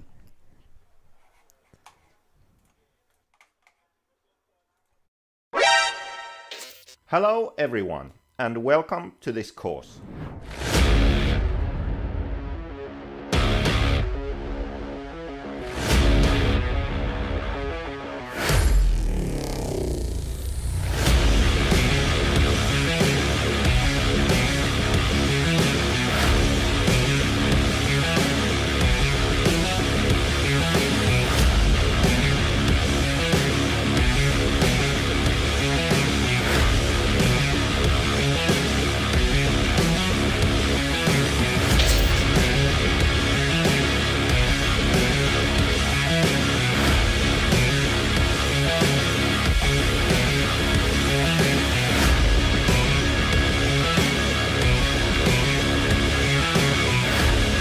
RC cars, baby.